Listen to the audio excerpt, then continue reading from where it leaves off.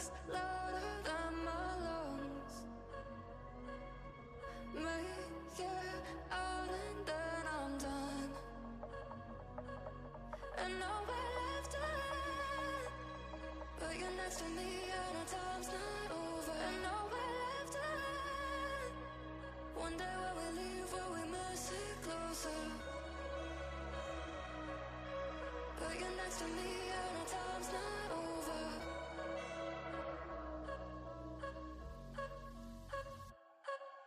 And now we're left alone.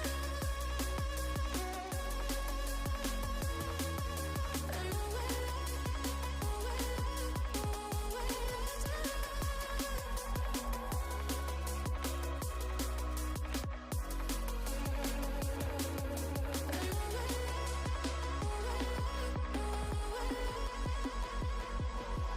Don't get caught up in the lie.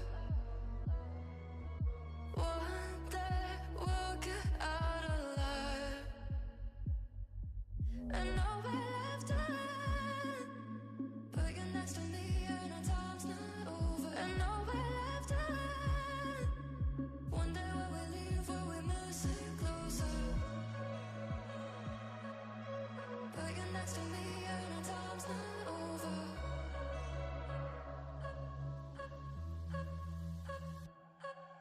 And now we're left alone. And now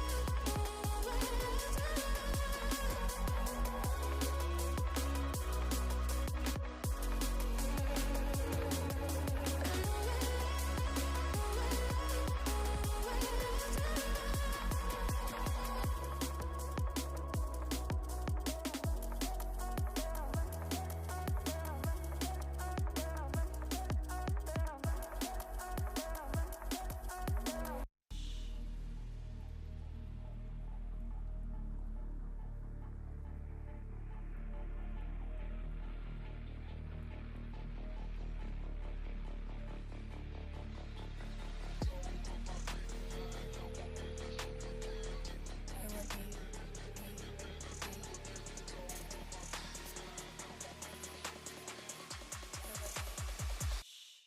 don't leave me.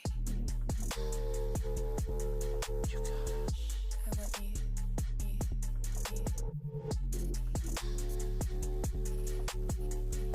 I want you. You got it.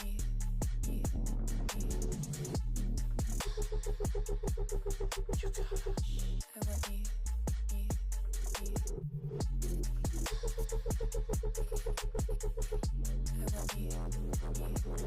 Don't leave me.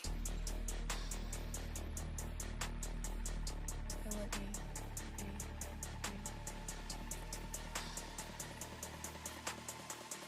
I want you. Open your eyes. I want you. I want you. I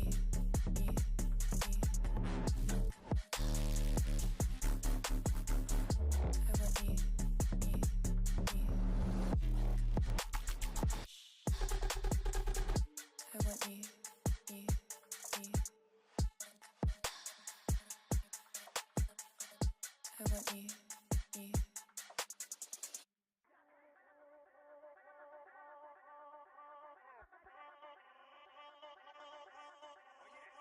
Pililim pim pim pililim pim pim pililim pim pim pililim pim pim pililim pim pim pililim pim pim pililim pim pim pililim ya. Pililim pim pim pililam pam pam, es una vaina pa' que tú muevas tu chapa y ya. Pililim pim pim pililam pam pam, es una vaina pa' que tú muevas tu chapa y ya. Una vaina pa' que tú muevas tu chapa y ya. Una vaina pa' que tú muevas tu chapa y ya. Una vaina pa' que tú muevas tu chapa y ya.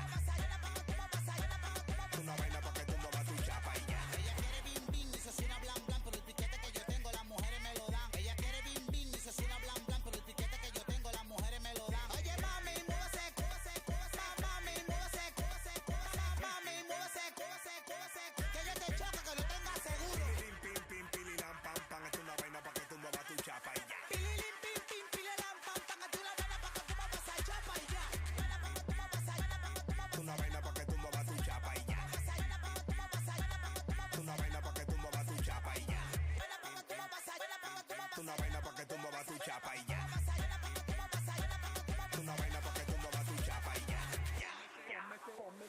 ese brinca, salta, dale más. Una vaina ratata, hoy nos vamos a curar. Esto es pa' que tú muevas tu chapilla. De ahí pa' allá, si tú quieres, no hagas maná. Pónmelo arriba. Muévete heavy, así como Shakira. Pónmelo arriba. Vamos a hacer un trío, llama a tu amiga. Pónmelo arriba. Vamos a hacer un trío, llama a tu amiga. Pim, pililam, pam, pam. Esto es una vaina pa' que tú muevas tu chapa y ya. Pililim, pim, pim, pilelam, pam, pam. Esto es una vaina pa' que tú muevas esa chapa y ya. Vaina pa' que tú muevas esa, vaina pa' que tú muevas esa. Una vaina pa' que tú muevas tu chapa y ya. Vaina pa' que tú muevas esa, vaina pa' que tú muevas esa. Una vaina pa' que tú muevas tu chapa y ya. Vaina pa' que tú muevas esa, vaina pa' que tú muevas esa. Una vaina pa' que tú muevas tu chapa y ya. Vaina pa' que tú muevas esa, vaina pa' que tú muevas esa. Una vaina pa' que tú muevas tu chapa y ya.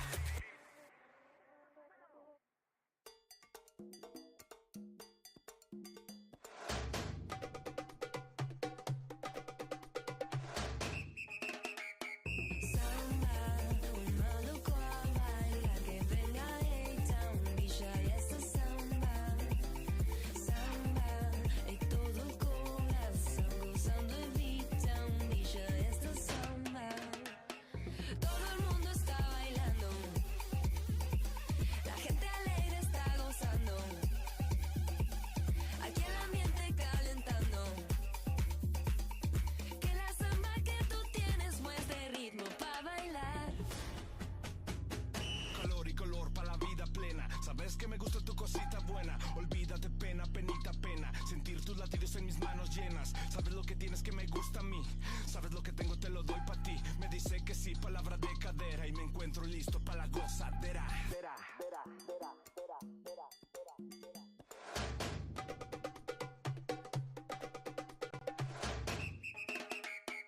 Samba, un maluco a bailar, que venga A-Town, Villa y esta samba. Samba, y todo el corazón gozando en V-Town, Villa y esta samba. Todo el mundo está bailando, la gente alegre está gozando, aquí el ambiente calentando. Que la samba que tú tienes muestre ritmo pa' bailar. Yo soy la inspiración de los jóvenes de ahora. Sueno pega en la calle, también en la emisora. Puedo pegar 10 discos, pero no cambio mi core. Y ustedes criticando las 24 horas. La para de la menor es la que está rapeando aquí. La para de la menor es la que está rapeando aquí. La para de la menor es la que está rapeando aquí. Soy el fundo de tu funda, me dice la tuquiti. La para de la menor es la que está rapeando aquí. La para de la menor es la que está rapeando aquí. La para de la menor es la que está rapeando aquí. Soy el fundo de tu funda, me dice la tuquiti. La para.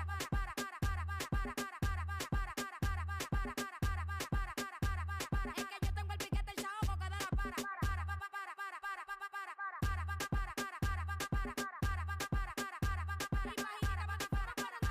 El flow de ustedes tan flojo que tan falta de cuchara. Paginita me difaman, pero no le para nada. Di un cruce en Villa Agrícola, paso por Villa Juana, piscina desacatada en el colmado de Doñana. Yo bounce, pues a mí la vibra la van a sentir. Me lo coloco en Jackie Chan y le pegué sientan el ki. La para de la menor es la que está rapeando aquí. Soy el fundo de tu funda, me dice la tuquiti. El hueso, qué piquete. La para de la menor es la que está rapeando aquí. La para de la menor es la que está rapeando aquí. La para de la menor es la que está rapeando aquí. Soy el fundo de tu funda, me dice la tuquiti. La para de la menor es la que está rapeando aquí. La para de la menor es la que está rapeando aquí. La para de la menor es la que está rapeando aquí. Soy el fundo de tu funda, me dice la tuquiti. Es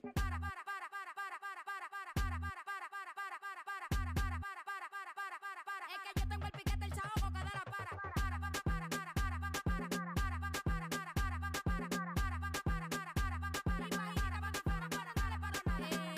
Yo soy la tú, Kitty.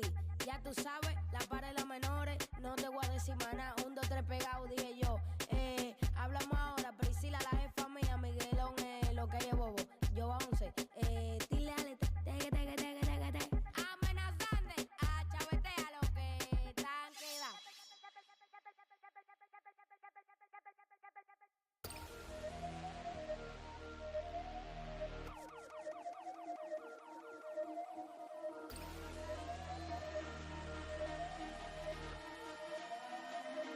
Quero ver você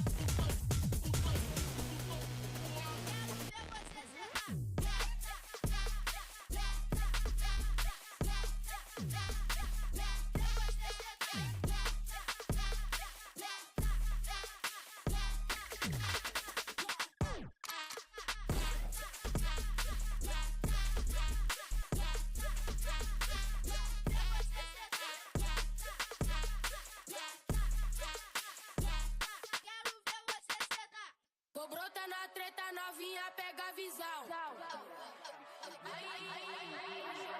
Luz de minuto, vou te levar ao céu. Bota na treta, novinha, pega a visão. Putas mania, vou chegar boladão. Menos de minuto, vou te levar ao céu. Vou te catucar e fazer o wada-wow.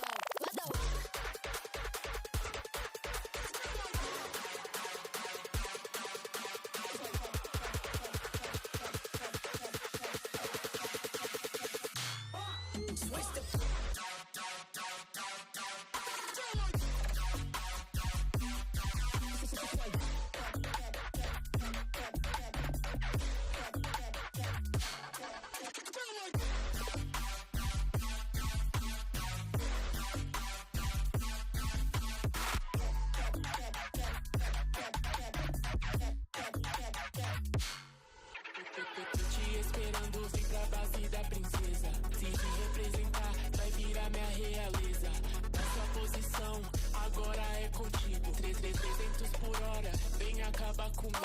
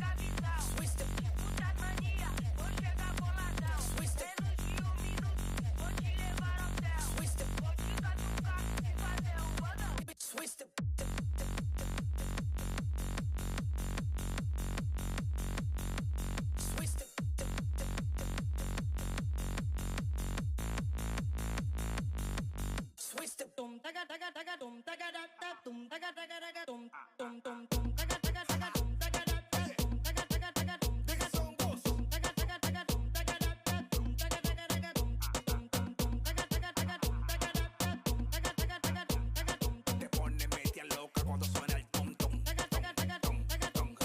Mueve lo sexy que es la actitud. Nadie me sube la nota, solamente tú. Hoy se prende la calle, te estoy dando luz. Sube lo que sube lo que sube. This stream contains fast flashing images that may affect viewers who are susceptible to photosensitive epilepsy or other photosensitivities. Viewer discretion is advised.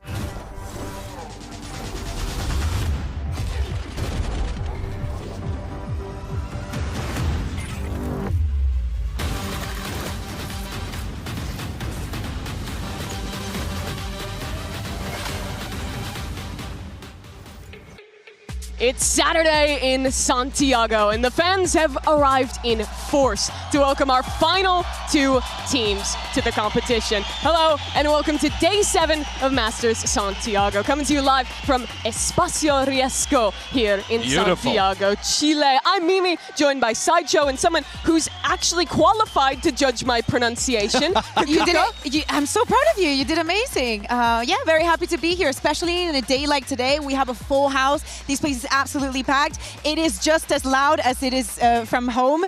Dude, so it's amazing to see. Today should be the loudest as well. I think this is the most people that we've had in here. I'm not looking forward to that. I can barely hear my thoughts. No, it's going to be exciting. There's tons of people out here. 2 new teams entering our playoffs. And, well, that playoff landscape, it's already started to shake out a bit. We watched our opening games of this stage yesterday. Any impressions from that, Bea? Why me, Mimi? Yeah, I mean, I'm happy that Nonchim had the performance that they did. Of course, on the other side, we saw a Gentlemates that inspired a lot of people in EMEA. And the fact that they made it here is, you know, happy to see that. And for HyperX, it's another day in the park for me. Yeah, it's great to see, actually, though, that those first seeds did not collapse under the weight of expectations. Even though Furia lost, I would not say they choked. Well, 2 more first seeds are coming in today. We start things off with a BBL playing against the reigning world champs NRG. Before, All Gamers, China's brand new #1 seeded team, gets to show themselves on the global stage against G2. 2. BBL, Josh, I know a team that you were pretty excited to I'm get big to on watch. BBL. I am big on BBL. I think this first game is going to be possibly the best game that we've had so far here in Santiago. I think we can all agree on that one. Yeah. Yes. Banger. Absolute banger. Absolutely explosive. It's also good to see 2 completely new orgs, as you were saying, about for BBL, who already had kind of like a good year last year, but with this new roster, with everything that they had planned for such a long time. Filling out a crossword puzzle. Strong's just trying to keep his mind activated. He is, yeah. He looks Sounds locked like in that. too. Yeah, people in the EMEA are very smart. Maybe. Well, Strong, very knowledgeable, evidently in the coaching booth. Bea, I know you want to test our knowledge. You've been studying up on Santiago, and you've made us a quiz, yes? Yes, I will put this on our producer, Alberto, but I'll put it onto that. And yes, it is time for a quiz. Mimi, I know that you are big on fun and having fun. I love fun. I'm very quizzical. Yeah, exactly. So let's see if also, people watching from home can answer these questions correctly.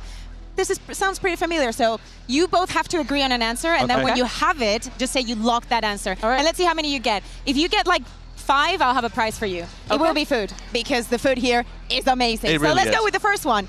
Who has the most kills at Masters Santiago so far? Our Initial thought, options. Martine. Okay. Oh, we have options. Okay. We have options. Yes, that's what multiple choice. So we have Trent, Yeah. Has been playing fantastically. Kiko, Okay. Had a C, solid group set. Martine, Mimi's favorite, and D, Izu. Okay, well, I'm thinking my initial answer would be to go with you in Martine, except that he only played 2 matches, didn't It's he, true. during the Swiss stage? Whereas Trent had crazy performance. He played 3 games. You could look at Kiko as well, who's had to do the same. But Trent also hasn't played his playoff game yet. Yeah. I mean, neither's Kiko, but I mean, Martine has. Dude, I don't know.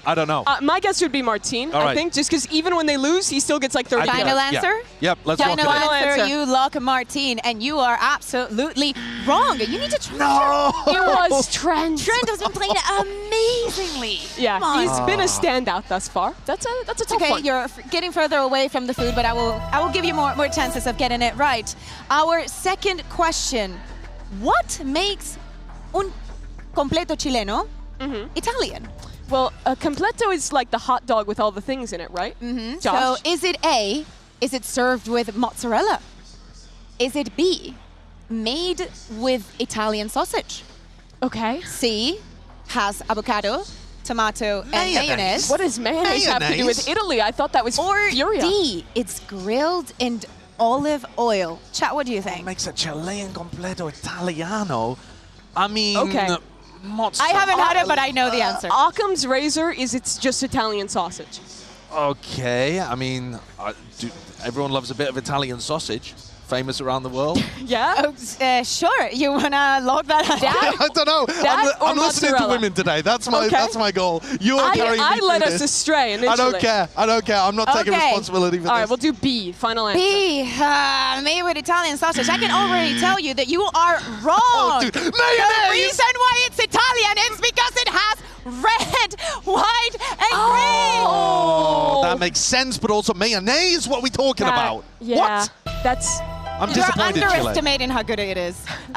Anyway, guys, you're doing terribly. We're horrid. Yes, thank you, Bea. Listen, I expected this from Josh, not from you, man. Can you throw me like one train question? Okay, no, I Something for pity? Okay. I think you will get this one. Okay. Because our next question is, who is the most played agent at Masters Santiago so far? Okay, I Is it A? do know this one. Yoru. Yeah. Is it B, Neon? Neon, okay. Is it C, Omen? Is it D, Viper? Okay. Yoru is the instinctual answer, but there are quite a few teams on quite a few maps who don't play him. I think NRG doesn't at all. OMEN, there's too much variety of like teams playing Astra or not playing double smokes, and Neon switches with Wit. I think Viper is probably the answer. I know for sure it was Viper in the Swiss stage. Now, whether that's changed based on the first round of playoffs, I'm not sure, but I know it was Viper for Swiss. I would go Viper here. Final answer, Viper. We Final finally have one we're answer confident is Lock it in. Viper. And you guys are correct. Yes, We it finally is did one. Viper. Yes! You know, 1 out of 3. I guess I'll get you a pisco. You know. Okay. It is something. That was our last opportunity. Yeah, that Josh, was our last opportunity. We No got more a fun for you. big win. We suck. One big win. We suck and we know nothing, Mimi. We know something. 33%, that's still an F minus. Someone who might get a better grade on, I guess, being out in the crowd would be Valina. We'll hand it over to her. She's on the floor. Hi guys, I'm here with Cantor, our hype man that you see in that stage every day shouting, but he has the opportunity now to shout inside that cabin where you can select your team, right? Which team are you gonna scream for today? I don't know what's gonna happen there, but I think I'm screaming for G2. I like it. Just say America's in the house, right? Okay, should we see? How loud is your scream? Yeah, for sure, let's go. Okay, let's go.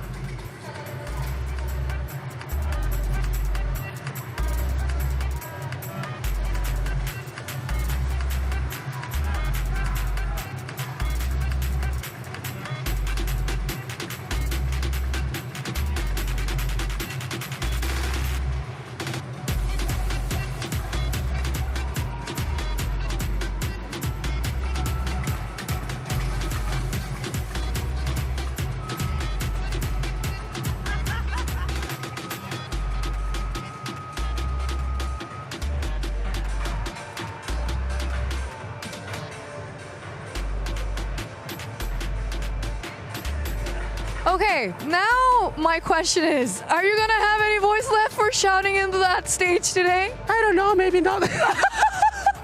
Well, I'm good, yeah. okay, well, you screamed really loud. Yeah, it was good. Yeah, it was perfect. Well, that's it for us. Back to you. Well, he spent it all in the booth. Which one of you is stepping up and taking the reins? It's not going to be me, I can tell you that much. I don't have what it takes to be able to get this Spanish-speaking crowd going. It's got to be you. Okay, I'll we'll do send it. you out Why there. not? Yeah, I think you've got what it takes. Yeah? Listen, I think I'm actually going to go, and I will let you know You how should. the I think score you that should. I I get, think because I they'd think I love can it. break that thing. Dan did it yesterday and had them going crazy. There was one time that I actually broke the sound barrier, and it was The when Bunker. sound barrier? Listen. And you know when it was? Bunker had a 4K clutch on Icebox. I remember it was like in 2021. The sound. She thinks she's a Concorde. Okay. Listen. Today, we're putting the spotlight on BBL and NRG in our Mastercard fan poll. We want to know which you think is scarier, an unstoppable premier team or the reigning world champions. You can scan the QR code and cast your vote. And while you're there, you can get involved with the conversation by using the hashtags VCT and Masters Santiago to maybe have your post featured on the broadcast. Who would you be voting for, Josh? Dude, I mean, my Preds are still perfect at this point, and I'm putting everything on BBL today. Okay. Yes. I'm going for it. I'm punting Why? on it, but I'm not confident at all. What is it? How big is the edge? Like Tiny. A Is it- tiny it's like a little ball edge. is law A game? 1% edge. Okay, Yeah. that's no, small. I think this is so tough to call. Okay, I respect that. Well, today, BBL, they're going to be entering the competition, not just for their first time here, but for their debut on the global stage overall. This is a #1 seed from their region, who not a few years ago were still competing in Premier. Yeah.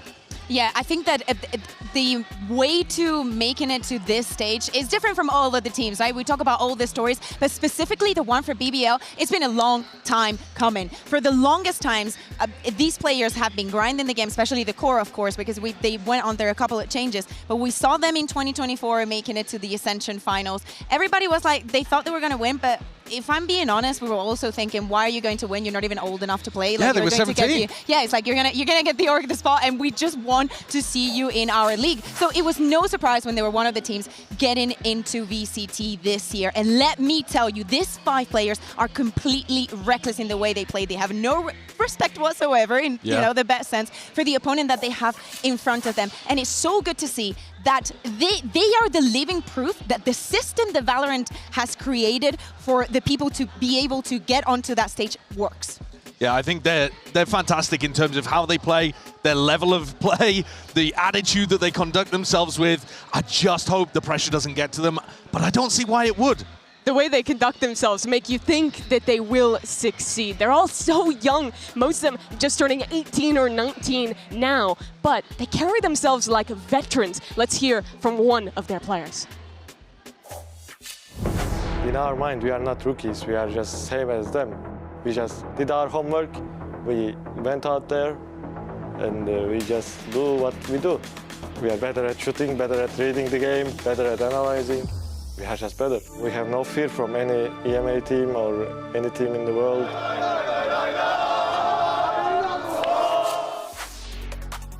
The concern with young teams like this is always that they'll take their first big loss in an international tournament and crumble from then on out. Are you afraid of that with BBL, Josh? I'm afraid of it because it would be such a disaster if it did happen, but I think the chances of it occurring are actually really low. The way that they conduct themselves, the attitude that they have into the games, I think it's just more likely that they go out there and have an extreme desire to win, to bring the game to NRG, and I think that's the kind of attitude you actually want them to have if they're going to have success out here. And the game that they bring to the table, Bea, is so unique. I know you wanted to introduce us to their style. Yes. You wanted me to speak a little bit about the macro, and I understand it. There's been so many changes into the game, but BBL still play pretty conventional things, but adding in the double duelist. So I wanted to take a look at Breeze because I think that it's a map that is likely to happen today. You know, NRG play it, BBL also like it, and I wanted to explain more or less how BBL faces this round. This is a bonus round for them against Fnatic, this just no-name team that we have in EMEA. Don't worry. Anyway, as I said, the way that they are playing has two keys for me. One is you're going to see a lot of Cypher. And I will get into that in a minute, but for this one, I want to focus in the other very important part, which is their double duelist. They're going to be playing Lovers Rock and Larocque together many, many times. And something that I think we're going to see a lot is the dry picking. Oh, yeah.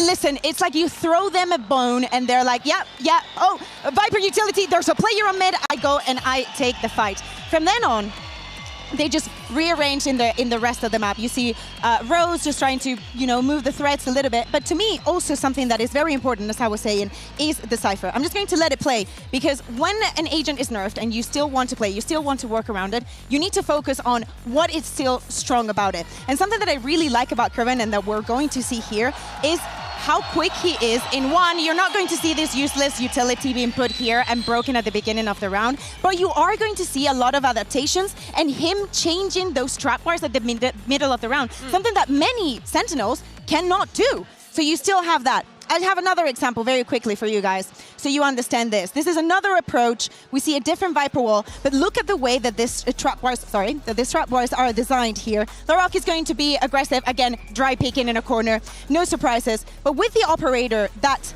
Lovers Rock has for this round, which we're also going to be seeing a lot, there's another layer to this. The trap wires are already gone. There's one that is guarding from the pushes coming on from mid, and then there's the second layer of Cypher, which are those cages. Having that kind of utility means that not only Lovers Rock can also leave, as we just saw with the TP, but if Krevin goes back onto the side, they always have that surprise factor. So yeah, that is what we can expect from BBL, and a lot of aggression. I'm glad that you highlighted those dry peaks as well, because I think that's what makes the idea of them underperforming or overperforming on stage so important. When you have two duelists like Lovers Rock and Larocque, especially with Larocque, he is going to be taking dry fights and just matching up pound for pound with people. He is going to be looking to try to take fights against them, and depending on whether or not he wins those engagements, it's going to make a massive difference to their success. What makes these two different than the rest of the double duelist duos on the field? Well, partly it's those dry fights that Larocque is looking to take. He's not playing as much Neon, he's looking to actually challenge you. But then on the attack side, the way that Rose calls often puts them as inserts around the map, and he's not afraid to call some really bizarre stuff too, where they're double execing into sites at the same time. We saw a really interesting example of that on Abyss during kickoff. I think he's creative, and because they're not worried about, how they interpret the game, because they've never lost before, really. They're just happy to throw stuff at the wall and see if it works. Look at that first blood success, 65%. That's not crazy. only he's an absolute menace with the operator, as we're speaking about the big names that they have already gone up against, because we can speak about regional strengths and whatnot. What teams did they play to get here? Vitality, Fnatic. It was not an easy job for them, but they squared up to all of those teams. They showed, as I said, no respect for the names that they saw on the other side.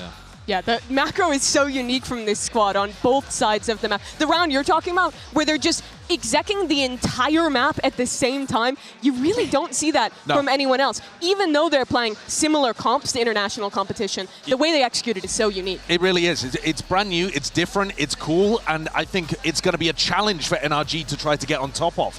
Yes, they'll be able to watch the games and see it, but I'm hoping BBL have spent a little bit of time off here, adding extra stuff into their game, more theory, more ideas, and are coming out with the raw firepower as well. The man responsible for putting those new ideas in practice and managing this unique BBL team is IGL Rose. He's standing by with Jen. Here with Rose of BBL. Good morning, Rose. Good morning. Now, you have a huge task ahead of you going up against the world champions of last year. So what is your plan for going up against a team with so much experience and a team that's finding a lot of success doing something off meta as well? Like, if you know us, it doesn't matter for us. That's why, like, we will do it the same way like we did it in EMEA against Fnatic and Vitality. They were how can I say, I don't know. They were playing Valorant with a lot of experience also. And like we won against them, we will do it the same way. All right, I'll be looking forward to it. Thank you. And it's easy to doubt that, hearing it from a rookie team. But Bea, given the context that they've made that same style of showing up to Premier, and then Challengers, and then Ascension, and then EMEA, and it just kept working. Yes. It's tough to doubt that they can do it against global competition as well. I also think, and just going back to the composition and the having a lot of Cypher, which we expect to see, maybe they've been, you know, cooking something and we're going to see something different. I doubt it, because they're sticking to their guns. All of these ideas just seem external to them. The idea that you are a world champion, that you have a lot of experience, they don't care. Like, they know exactly what they want to do inside of the server. It doesn't matter what changes around them. Yeah, well, another team that has maintained their style even as the meta shifted is NRG, our one squad who's rejected Double Duelist in this tournament. The world champions came out into this event with a clean win against Liquid to qualify, but a loss earlier on to HyperX. Josh, if you're rating them compared to the team that won Champions in Paris, how close is their level? It's difficult to say, actually. I think in terms of their micro, it's fantastic. In terms of the way that they're approaching the game, they also look in immense form. My only doubt with NRG is that they're going to so often, again and again and again in this tournament, have to face up against other teams that feel like they are the ones in control of the tempo and are putting aggression onto NRG. I think when you're playing anti-meta styles like this, it's very difficult to go on a full tournament run. And I think BBL are going to be another one of those teams that's like a hurdle in their path, playing the double duelist style very, very effectively. I also do think that one of the best things of NRG are the EMEA pieces that they have, you know, obviously. She found a way, folks. Yes, I always will. But I think that the preparation that they have in some of these matches is completely out of this world. But that sometimes... You're talking about that coaching I'm talking duo about from EMEA, right? Strong, of course I am. And what I wanted to say is that when I was watching HyperX versus them, I think that because of the short time that they had to prep and everything, and I feel like they wanted to adjust too much and they forgot about like trying to play that vice counter comp. Yes, and just focus too much on like what can we do to shut them down instead of what can we do to win this, you know? It's like playing not to lose, and I think probably that's what put them in that position. And then it came the match against Liquid, and it just happened. That was also against the EMEA, but it's okay. Yeah, I think this game against BBL, they do have to be aware of some of the threats that BBL are throwing out there, as in, you got to be ready for them to be dry swinging you. The thing is, though, if you miss the shot, it doesn't matter. You can be focused entirely on, you know exactly where LaRock is peeking you from. If you miss, if your aim isn't as good, you are going to be forced to take those dry fights, and BBL have opportunities. Luckily, NRG is a team with high confidence, and one of those players is the MVP of Champions Paris. Brock, he's outside with Jen. Jen here with Brock of NRG. Hello, Brock. Now, you're going up against an Ascension team today, and I think you know very well how scary a fearless and a hungry team can be. So what do you think you need to look out for, and is there anything you guys can take advantage of? Yeah, I think they're going to come in like taking a lot of fights, so I think if we're ready for that and we like know that's going to happen, I think we'll be just fine. So yeah. Are you ready for the fight? Yeah, I'm ready. Okay.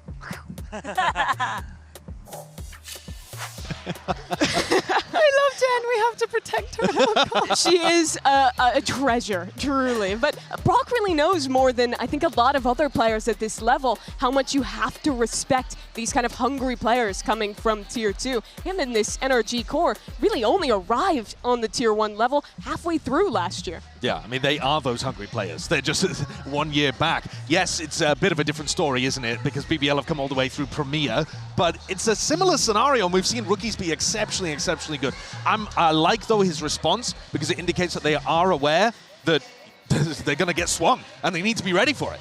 Someone who will always be ready for those fights is Kiko. I know you're a big fan of this guy, Bea. Guys, you don't want me to talk about EMEA, but you just all you do is talk about the EMEA. I want you pieces. to talk about Kiko, because he's looked so sick this tournament thus far. Even rolling back the years, getting to watch that Jet. Yeah, I think that we all know at this point that Kiko is an incredibly valuable player that can play on the duelist, that can be on the controller.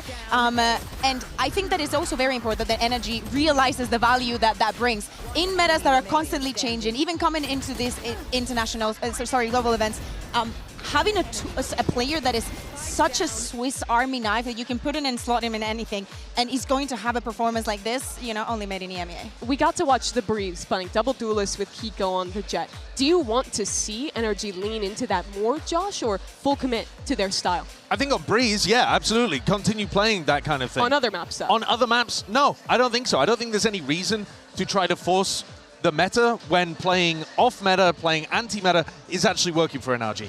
If you were asking this question 2 months ago or something, then I'd be saying, yeah, run Kiko double duelist all over the place. But right now in the middle of a tournament, it's not time to change up your entire style when it's working. Yeah, he's looked good on the controller role as well. Truly a flexible player. And after his incredible performance against Liquid, we spoke with Kiko about how he's finding life away from home in this HyperX player moment. Ever since I joined NRG in November, it's been difficult, I would say. Just a lot of new things. I moved to LA, playing in a different region with people I don't know. Yeah, I mean, everything's changed for me. But, it's a new experience, new everything, Like, I'm enjoying it. Meeting new people, talking to new people, being in a different region, playing different players, different meta. Everything's just refreshing. NRG all in. This time, you're unaware. And now on a live, she knocks it down. Kiko burying Liquid. It is poetic. The thing I missed from EMEA is that, I already knew a lot of people there. I knew most of the players from most of the teams. I don't play much ranked, so it's hard to get to know everyone. But, I like to try new things, I would say. I have a new challenge. Let's move on to the results of our Mastercard fan poll. Earlier, we asked you to tell us who you think would win between BBL and NRG. The results are in, and 58% of the field goes NRG. I think that's actually super reasonable. Yeah. I think the smart money at the moment would even be on NRG because they've shown that they're in incredible form. Look like the second best team coming out of Swiss. And you don't, even though the top seeds did perform pretty well yesterday, you actually don't know for sure that BBL are going to play to their level today. Yeah, exactly. And that reigning world champions still keeping up their form, making it to events. We see this up and down performances all the time in Valorant, and I think the energy has been incredibly consistent. But at the same time, I don't think this would be an enormous upset either. Okay. I don't think if BBL won, it would be like, oh my God, how did this possibly happen? I think it is more towards a coin flip in my head. We're looking ahead to the map veto. Bea, is there any direction you want to see BBL take here? I mean, I'm down to see some surprises from their side. To me is, are they going to, first of all, are they going to choose to be Team A or Team B? Because both of the teams do not like the bind. Are you trying to, playing some mind games? Have you prepared something specifically just for this? Have you realized something? Like, do you want to go to that Breeze, like I'm saying here? Or do you think that NRG is going to be too prepared for that? I am honestly open for anything but Haven. I'm so sick of Haven. Can we stop playing Haven? Can we stop?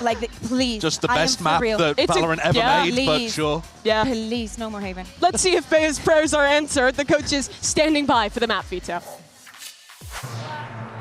Okay, so this is the map selection for BBL against NRG. Because BBL is the better seeded team, start choosing to be Team A or Team B. We picked Team A. Team A? Yes. So NRG is Team B, BBL is Team A. BBL starts banning a map. Ban Bind. Bind, ban for NRG. Ban Haven. Haven. Okay, a map pick for BBL. We picked Pearl. Pearl, side on Pearl for NRG. Attack. Attack, a map pick for NRG. Abyss. Abyss, side on Abyss for BBL. Attack on Abyss. Attack, okay, last set of bans, starting with BBL, you have Breeze, Corrode or Split.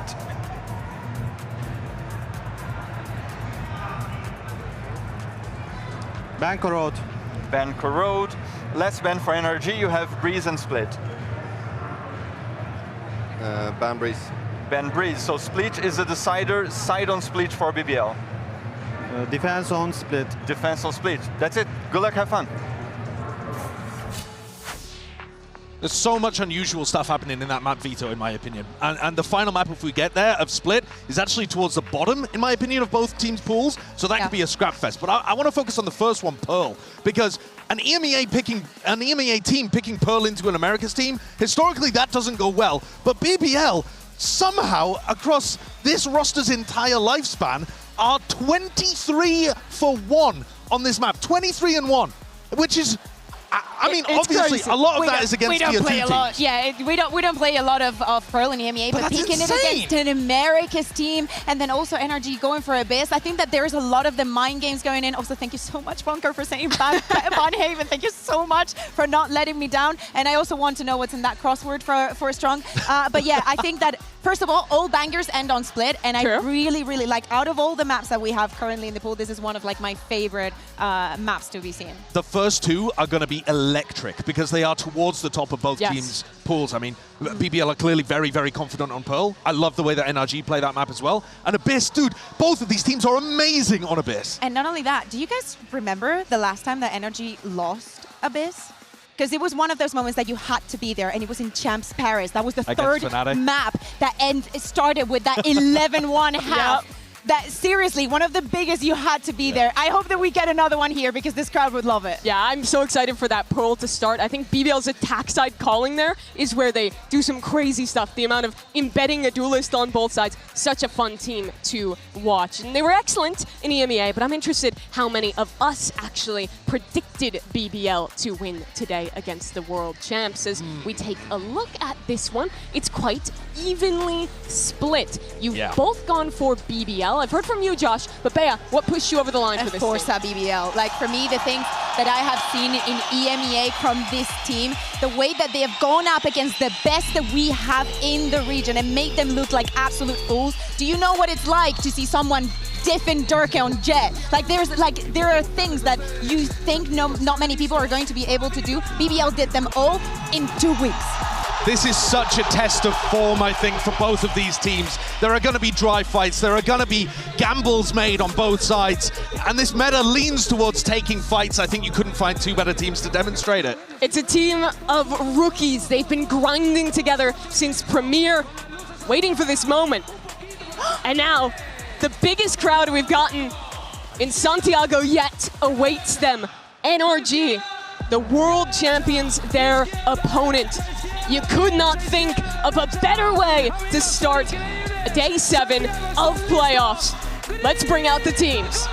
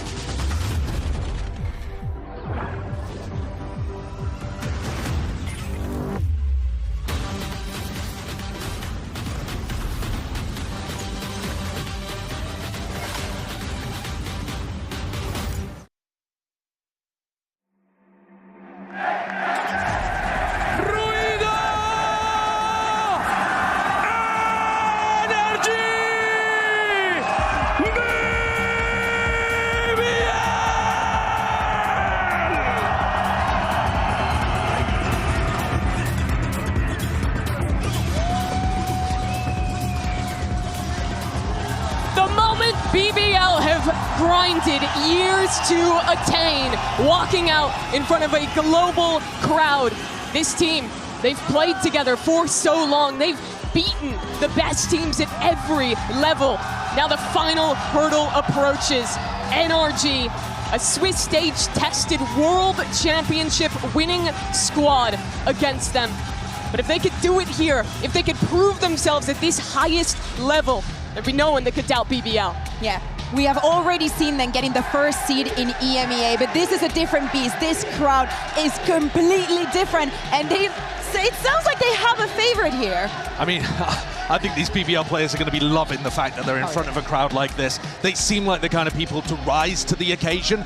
I think if you are going to have any doubts about BBL's performances, I think in that finals that they played against General Mates, Creven looked a little shaky and Rose's calling dropped a little. So take a look maybe at those areas, but I think in terms of the fragging, they should still be good to go up against NRG. Yeah, Rose said the first 2 maps of that BO5, he felt like he wasn't himself, had to rely on his team to pick him up instead. They did it, 1 in 5 maps and made it here to Santiago. But still difficult against a team like NRG. Let's focus in on Pearl. What are we expecting for BBL starting on this defensive side? I mean, for them, as I was saying, and I was using Breeze as an example, is something that we're going to keep seeing. A lot of work in the map, a lot of the duelist push-ins, and a lot of those kind of micro plays that I honestly think NRG are going to be prepared for. I'm looking and I'm thinking about the Tejo on the other side. I'm looking at any kind of tool that NRG could have to not only gather that information, but separate those two and prevent the trade from happening. Yeah, I think that's the key, isn't it? They use a double drone composition. Yeah. They're going to find it much more difficult, Lovers Rock, I think, in particular, to get posted up on good lines with the Yoru. NRG's protocols are fantastic in that spot. I think part of it is, can they disrespect drone utility? Are they feeling confident to go for that extra little peek, staying in position for 1 or 2 seconds longer, playing with the very edges of what's capable? Taking those risks is what brought them here. I want to focus on the matchup of leadership here. Obviously, it's an experienced team against one of all rookies, but it really stands out with Ethan. He's been calling at a top level for years. The only player to have won 2 champs trophies against Rose on his very first stage of this size. We heard in the interview that Rose sounds like he doesn't care. Like for him, every single opponent is the same. But I think that Ethan, especially the moments where the game gets more tense and it's more difficult, as for example, Champs, that last map, he always steps up. I really trust him to be a worthy opponent. They will definitely have prepped for BBL. They know the style of BBL, but at the same time, it's actually because NRG have gone through the Swiss, BBL have had way more opportunity than NRG to change up what they're doing, to come up with new theory. I'm not necessarily saying compositional changes, but new tactics, new ways of approaching important rounds like pistol, bonus, rounds with big ultimates. They're gonna throw out stuff that NRG haven't seen before. I want to see big conditioning. Like, to me, also one of the important things now that we say that BBL started on the defense, we spoke about Lovers Rock, we need to speak about the operator. Working that economy to making that happen as soon as possible has to be one of the winning conditions for them. And with the amount that Lovers Rock picks up the Outlaw, NRG can't get away with their shenanigans with the light armor very often. I think that's going to be something that they've got to adjust, because otherwise they're going to be sitting ducks there with the only 125 HP. They've gone unpunished playing with that half armor for so long. Certainly the team that would want to bring it out. The Rock and Lovers Rock, though, that duo really takes over, and I think they are the biggest highlight of the differences in styles. This is a BBL that personifies the double duelist, and to no surprise, you see LaRock and Lovers Rock locking in the Yoru Neon to start. I just want to reiterate that historically, America's teams have been way better on Pearl. It is not a map that EMEA loves to play, but BBL, somehow this roster, 23-1 all-time on Pearl. A lot of that against Tier 2 teams in EMEA, because this is and was a Tier 2 roster that went through Premier, went through Ascension, but that is still an exceptionally impressive record, and they're looking to try to bring that to the Tier 1 level. And that also decided to stick together. All of these players had offers from the best teams in the world to join their squad, because they all knew the firepower and the hunger that they would bring to their teams. On the other side, we're speaking about the sub and power. I also want to talk about Mata, like his performance, he's, you know, the way that he can ace, the way that he can find that inflection round for the game happens a lot of the times. And of course, when we're speaking about the double duelist, he needs to step up his game. Figuring out where Mata's going to be pathing on these attack side executes is one of the big win conditions for BBL's anchors in Loiter and Creven. If they can get inside of smokes that Mata's pathing towards, they can try to chop off the head of the snake early for NRG. NRG is the team that instituted 3 rookies last year, turned it around to a championship win in Paris. Now BBL in front of their biggest crowd yet, a massive opportunity. We head into Pearl with Uber and Wyatt. Thank you very much, Mimi. Mada, Brock, and Scuba in 2025 at Champions were the rookies at their first global, and they went all the way to become world champions. They know exactly how BBL feels coming out of Premier, Ascension, an unbeaten run through EMEA kickoff. Now it's time for them to face the music, just as their opponents did. This NRG team midway through a journey to become the first Champions winner to successfully defend their title at the next global event, but they are surrounded by pitfalls, one of them being this young Turkish outfit, BBL, all players coming up from Ascension who, despite when you look at their comp, feel pretty within the confines of the meta running that Yoru Neon, are way outside of it in terms of the ideas they present. I'm telling you, if you got rid of the HUD elements right now, if you didn't know what the teams were, what the players were, you'd be able to know this is BBL versus NRG straight away. All right, Santiago into the pistol we go. NRG with their distinctive double initiator look. The Yoru on this map, as was mentioned earlier, crucial for denying those op lines, but first things first is the pistol. Already testing the A side as a stealth drone comes through. Rose with a recon ready to go. Cyber Cage, Marta skirting around the outside of it and steps in. It's Rose to fall first. What a crack onto the rock, stuck in the corner. Now NRG steamrolling over BBL, showing some of that signature momentum midway through the round. And Loita's a long way from the action. As fast as BBL got to that site, they all went down, just attempting to anchor all in the back, but it just wasn't enough. NRG do a great job getting into the site, hitting the gas, but then just slowing things down. And Mata, despite diving into such a scary situation, is able to come up with a multi-kill. Confident, playing forward. Mata so crucial in the run so far for NRG, and Brock's the one that caps off the pistol. Already, what we've seen from Mata there, I think is a testament to where he's been at as a player in this tournament as the one solo duelist, right? Everyone is leaned into this double duelist meta, so when you watch him on these entries, he has to play with a lot of class in terms of the pacing that he's working with, and there's another moment of that. He's not finding himself overextended, he's playing around the util that surrounds him to cut off some of those angles, isolate fights, waits for the rest of the team to catch up. He's just been so fantastic in those situations. About to step up when called upon. Back-to-back aces last time we saw him on Pearl here in Santiago. And so NRG take their time. Note that they've given that plaza control up enough that Rose would step in and be picked away. And the Rock with that. Shorty pushes it up over towards Link, not going to be relevant in the moment. As NRG just patiently work their way safely through Art to split into this A side. Should be able to clean up this round. Maybe Mata with the Ghost there, hoping to take some further duels, just get closer to the convergent paths. Nice kill from Krevin, but traded very quick by Ethan. Pace here for NRG now as they realize they hit the weak side. The gamble doesn't pay off for BBL. They never really get value out of LaRock. Obviously, he sat with a shorty. Not well apportioned for having to work into A main. Listen, it's only round 2, but Mata is looking sharp so far. Hasn't really needed to fire all that many bullets to get the 3 kills that he has on the board, Mitch. So Ethan to step up now. Loida, of course, just trying to imply a tap of the spike, but in reality, BBL will hoping to get some exits. And only Kiko falls. And NRG with a pretty healthy bonus, all things considered. And now as we head into the real buy rounds, definitely want to call upon a point that Josh was making on the desk, as for the fact that Lover's Rock is the #1 outlaw op abuser globally right now. That's his bread and butter as a player.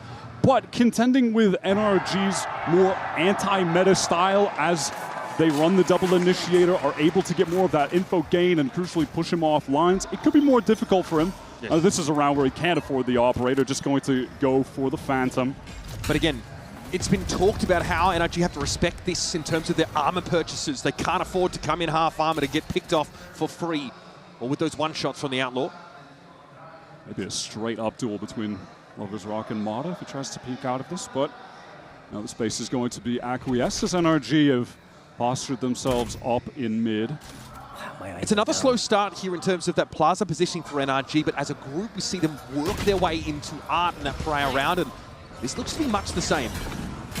Now look at this. BBL, though, they're pretty fast on this rotate. They've got 4 players on this side as Lovers Rock opens things up with that spam through A main. He's going to go re-clear it now. Everybody here obviously sat inside that smoke. Here is Rose, doesn't want to overextend. Marta actually got into Art from the A side, and now he's ready to pave the way onto the site. Deathless so far, but Lovers Rock puts that to an end real quick. Tries to flash himself on the corner, but instead it's a gate crash on out. Now NRG thinking about a pivot.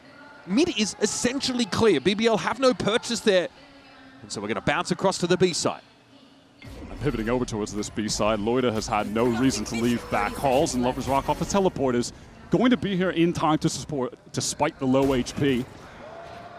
And out of the picture already, LaRock able to get value. Lovers Rock tries from upper, it's going to be down to Kiko now. Spike is not to hand, it's been left on the wrong side of connector, and that smoke, and with time being as low as it is, Kiko may opt just to see if he can keep a cap on this economy from BBL.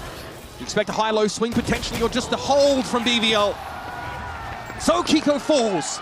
BBL with their first round of Santiago. Well done there from Loida, who was just relaxed back halls for basically the entirety of that round, ready for the pivot back late. That spam kill was massively influential on the round. The player coming through A main off that split. All of a sudden, you don't have the recon or the drone coming through there. And NRG, after losing Brock, just found themselves congested in Art. We saw the dive across the A site by Marta to try and help them, but there was no one to pinch onto in the end. Time for a fast A fight here from NRG. Can definitely do that around the Tejo, but Lovers Rock doesn't want to give things dangerous. Dangerous! Lovers Rock couldn't even gate crash out. BBL, just as they try and break their way into the game properly, give up the Goru early. Mindful, of course, of some of these Cypher trips on the site. Marta's going to be able to dive in here, though, to Secret.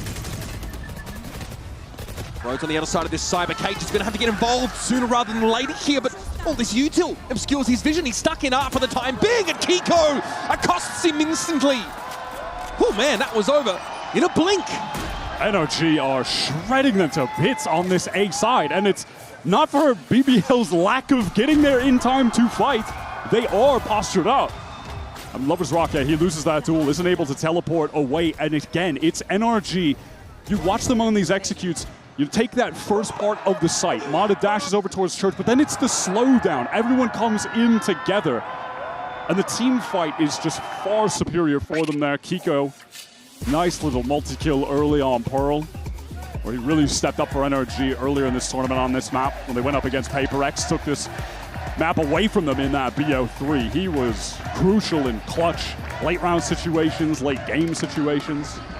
You know, a Coinbase win condition here, and I think for BBL, the discussion is about how much emphasis they want to put on the front A side, the A main fight early, and also their Art presence, because it seems like with the Cypher on that site, they've been leaving it a lot more loosely held and struggling to get back in. Yeah, it feels like over on that A side, if you're going to fight, fight. Don't just leave this loose end of Lovers Rock isolated, trying to figure out what's happening, especially against this NRG comp that's going to have really overwhelming util to take that space. I think you really need to all-out commit or just try to get a bit of that util out from NRG and then back away, play more for site control. It's easy to get caught out by this double initiator util. They've got to be wary of that, BBL. We haven't seen from BBL on these A hits anyone able to post up close on the choke, like tuck next to the smoke on that right side from the defender's perspective, something like that, right? They have completely lost that front part of the site every time, maybe losing a player earlier in the round too. And then just fighting from backside, they don't have the space to make that work comfortably. Moments away here for round number 5. Still, of course, in this timeout phase. Maybe just a slight tech issue needs to be ironed out here, audio-wise. Love the throwback to Som there. It's funny. Mata and Scuba kind of say that they, together, felt like they had to step into Som's shoes. I think one of the things that was noted often about NRG is that, in general, this team is pretty stable and sometimes even verging on low energy. Som was the engine room in that regard. It was positive for NRG that they weren't a team that sort of rose and fell on that raw momentum. They had ways to bring themselves back into the game, but Mata and Scuba still feel like they've had to come in and inject a little bit of that energy. Yeah, in Scuba's own words, Som was the emotional leader of this team, and though everything in the server has clearly been working with Kiko. He's been fantastic, I think, especially at this tournament. We just spoke to him being a bit of a different personality, a more quiet guy. That Brock was also a quiet guy, and now he's had to change his own personality from being how he felt as one of the quiet voices on the team to now having to rally for them when necessary.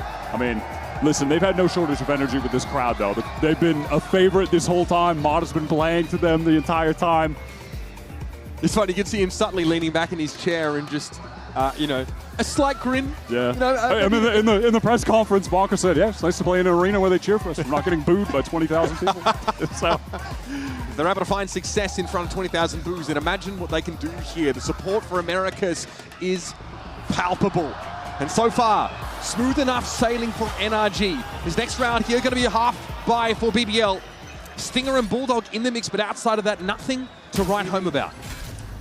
By the way, just of note, 5 rounds into a BBL game, and we haven't seen Lovers Rock with a scoped weapon. No outlaw, no That's crazy. Might be a sort of a sense that it's not the best use of credits against this comp with NRG's double initiator. We will be seeing it in the future, though. Krevin still has 4K in the bank, so imagine that's going to be coming up the next round as BBL pivot over towards this B side. NRG definitely make their presence known, but to ultimately just have Ethan controlling the space on A to pivot back. We're 1 all away from Armageddon, which could be pretty crucial, especially to, you know, pummel halls or work that back A site. It's a handy little piece of util to have up your sleeve for these side hits.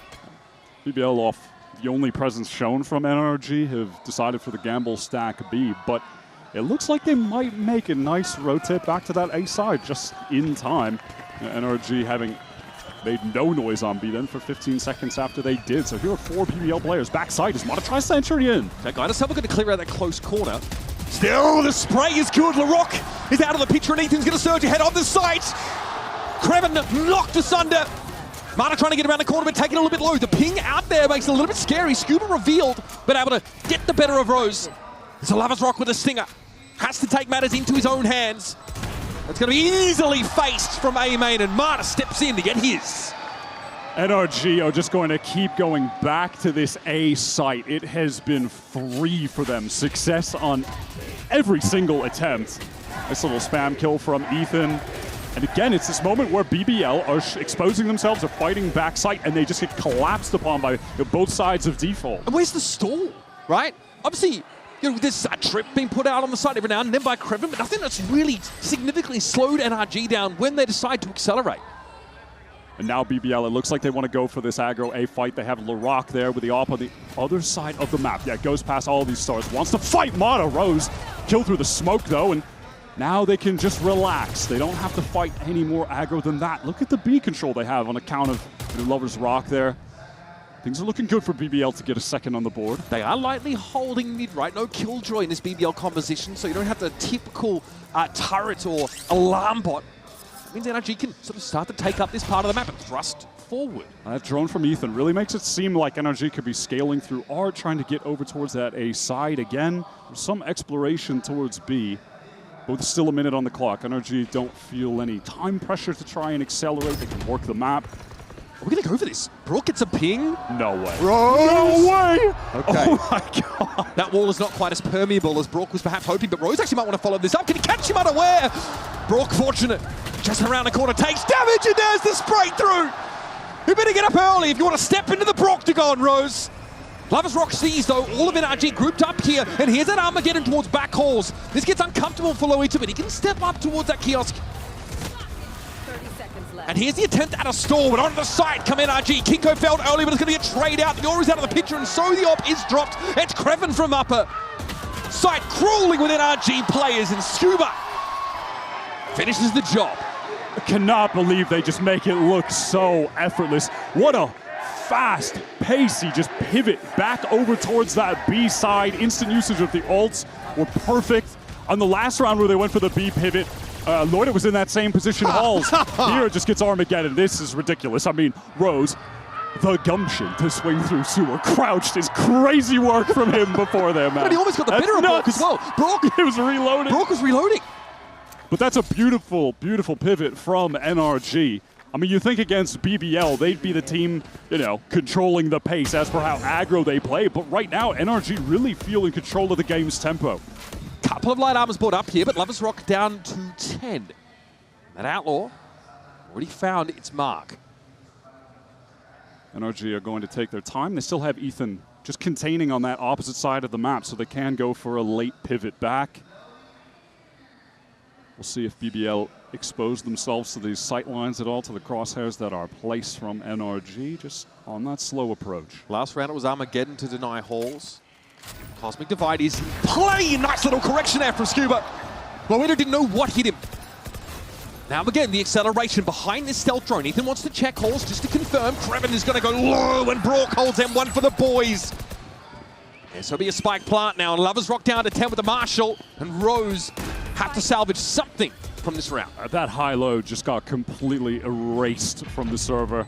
Kiko with another kill would be able to get the ultimate into this next round, so see if he goes hunting a bit. The money is definitely good enough. Cheeky. Yep, and there it is. Little impromptu high-low, I respect it. Kiko is tapped up. Lovers Rock is cooked, folks. And this is starting to get out of hand for BBL. Flawless round, and that economy for NRG is getting extremely robust, Wyatt. On top of that, the ult economy now. You had Mata getting that last kill close to the paths. Kiko gets the lockdown on account of that one kill. Well played, boys. Alley-oop. BBL are going to be forced into the timeout now. Things have really gotten out of hand early. The second timeout. Look, a team that's obviously new to the stage, but the way they speak about being here, it's maxed out confidence. These guys take every single opportunity to aura farm possible. BBL knows that that is their weapon, that is their advantage, and they have to abuse it maliciously from start to finish. I respect it. They understand what their role is in the wider story of Masters Santiago. But again, we've seen this happen multiple times where top seeds come in. Of course, with our Coinbase win condition, it's worth discussing where you go here for BBL. They do not want to be that top seed team that comes in shell-shocked early and doesn't find a way to recover. Yes, they've got a bit of rope still in this series. Something has to happen here. And opt for Lovers Rock. So again, we're going to be seeing what should be a quintessential BBL defense side round, but how do they navigate the drone of both Sova and the Tejo here? And then NRG's propensity, Wyatt, to play carefully and then accelerate in an instant, hit that site, and make it impossible to hold on to. NRG have been utterly dominant in the map control game this entire half up until this point. Aside from the one round where BBL fought A main early with Larock, they had the op all the way up B, and then they still ended up losing. They just forgoed control of so much of that mid space. That was the round with the crazy Brocco and all that stuff, right? But it looks like they want to go back to the A fight here. Look at this Astro Util. It's everywhere. Straight away, Mata goes in for a bit of info over the top. In fact, Kiko lingers on Nova Pulse. Could have been an issue, but there's Rose taken out. But Arta's Fury. Larock feels a little bit stranded right now. Out at sea. And eventually capsized. That 1-for-1 is just not going to be enough. Now the NRG try to continue this pace. Yeah, that Cosmic Divide is going to cut the site in two so they can get into the front safely. Kreven has that, little cubby to be able to try and spam a planter from Crazy from Lovers Rock. Cut out the bag. They're all about the shorty play. Kreven caught out as well. Looks like that was likely spammed. Yep, into that dugout corner. Wow, they're definitely not expecting the peak from top defaults coming through the wall. That's crazy. Spike is loose in fairness. Not planted yet. Still a bit for NRG to work with, though, and of course, Brock is at large with that Odin. It's lockdown time from a safe position. Kiko's able to set this up. Lovers Rock opportunity in this 2 versus 3 to just stamp his name on the server. Start to show people globally why he's been such a star in EMEA. He's back into the side very quickly, though. That Nebula will be recalled. Lovers Rock wants an angle on Brock, and that's a crucial shot to be missing. Thought about the shorty play, but again, constantly canvassed by Discontrol. Util is this A site in the post block. Look at this 3-pronged crossfire setup that NRG have now. Players on BBL weak. Wow, what a shot. Are you joking? Still, though, how can they win this? The crossfire just looks so good. Maybe with that divide, cutting it off. Here's Kiko on the site, ready to fight for it. Loida is able to find his third, and it's up to Scuba now. There is a star on the site, but Scuba has to fight for it, and I think he knows. Here's the grab well. Lovers Rock gets it to half. Scuba's not done yet. Oh, through the wall, it's going to be dangerous here. Loida gets the defuse, and Scuba is on the outside looking in. A crazy attempt from Scuba. Unlikely hero for BBL is Loida on that round. Lovers Rock couldn't connect the shots, but Loida with that tap onto Brock in main was stunning. How on earth do they win that out? Cosmic Divide placed at the perfect time after as well. That was a matter of seconds. BBL are certainly not out of the woods, though. It's a tactical round loss from NRG, perhaps, where they reset hit the an loss ult out, bonus? kill everyone, and the loss bonus is reset. Yeah, BBL are in serious danger still. Yeah, and no ability for that scope weapon here for BBL. Masters Rock's been without it for many of these critical rounds. They've had to give up lots of this B long. You see the crossover here by Loida. Spotted out though by the stealth drone, and Scuba instantly slaps him. Oh no, the rest of the team are trying to get here in time to anchor though. Okay, Mata's going to fight for Halls here. Guided Salvo gives him a bit of space, but he's going to have to brawl things out. It's two players hoping to double face him, but here comes the cavalry. Kreven's already found two. Rourke's having to play off the side here, but a lot of very low health targets, and Scuba is in. That's Rose already dealt with, and Lovers Rock is really playing off this. Down to 11. Hoping to try and break this crossfire some way, but Scuba is ready. Just like that, NRG are back to winning ways. BBL just look completely out of sorts on their map pick here. That jump up from Loida, he crosses to be able to get into a crossfire with one of the rotators to the site, but then jumps up, tries to get aggro, goes down, maybe felt like there was going to be pressure. Yeah, just an awkward situation, and then again, you see from NRG, they get into the site, they take the space, and then Mata waits, and then a second player comes to him, they double up, then they fight backhauls, then they overwhelm those anchors together. This is what you mentioned about having to play the single duelist in this anti-meta comp. He cannot afford to overextend like that. And he just never does. There's so much weight on his shoulders, and yet he's been carrying it this entire event. I mean, at the moment, Mata is absolutely in the MVP bracelet hunt. NRG on this round, though, going up against pistols only. All of them through art for free. Kreven might be stranded here on the A main side of things. Seems to be accepting of the fact. Lovers Rock's going to be spotted out instantly as Rose now is speculating with his Hunter's Fury and sees not a whole lot of anything. A lot of NRG have called a cancel on this playthrough art. Massive commitment. Just off the drone, tries to get a kill, but ultimately cannot even find a tag. They're going to pump fake back to A main now. And as they do that, BBL are just being drawn away from the site, hoping for a bit of a B gamble setup. NRG's just slow tempo throughout this round is going to allow them a very free plant on A, and almost certainly a round win. Yeah, look how deep here NRG are able to get. 30 seconds left. Into dugout goes Mata. All your cringe post-plant util being set up. Mollies, you got the missiles, the stars. Brock has shock darts and Odin spam. Okay, but Kreven has a Sheriff and a kill, so that's one way to start it. Mata pretty far forward there. Still, we have, yes, this whole circus of utility to make use of now. It's time for LaRock to attempt to ride the lightning. Special delivery would have been an issue, though. And that post-plant util now just being used. No one really tapping it for the time being. But again, BBL know there's no real chance for them to get this defuse. They want to fight. They want to get something out of this round, extract some value. But here comes Brock, straight through the corner of the wall. Scuba and Kiko clean up the mess. They made you believe for a second, but only a second, Mitch. They get that first opening kill, but NRG just have way too much util, way better guns. The Odin spam from main, they're just going to get shredded. And on top of all that, a round where they used the Neon ult and the Hunter's Fury. Yep. Huge investment. Scuba's died once, 12 assists, 13 kills. He's in their head. Just have simply not found their footing on the global stage right now. Lovers Rock is back to the AWP. And finally he's able to put something on the board with it. That's Mata down. Loida those in trouble, and that's the Astra down already. The stall potential for BBL's drastically now reduced. But NRG want to play it slow anyway. Scuba left as the insert inside his Nebula. Will he try and sell something here? He gets ahead of it, spotted out! That is ridiculous! There might be an option here for NRG to pivot back. Or at least sell this further to BBL. They're buying every inch of it. Oh my God! For Scuba, the guy is absolutely unstoppable. And he may well have done enough. 3 players up for NRG, all over to the A side of the map. This Cypher util is present. Still are looking for deeply entrenched post-plant positions as the attackers. the flick for the first kill is just disgusting. But BBL, they're here in time. Lovers Rock with a great shot to give it the odds. Conventional drift here for Lovers Rock. Kreven wants to play through his cyber cages. Now he knows there's been a cross. He can hear it, and he had the drop on them. Now the 1 versus 1. No plant yet. Ethan quickly trying to get over towards the B side. Lovers Rock hedging his bets with a gate crash in that same direction. 25 seconds left in the round.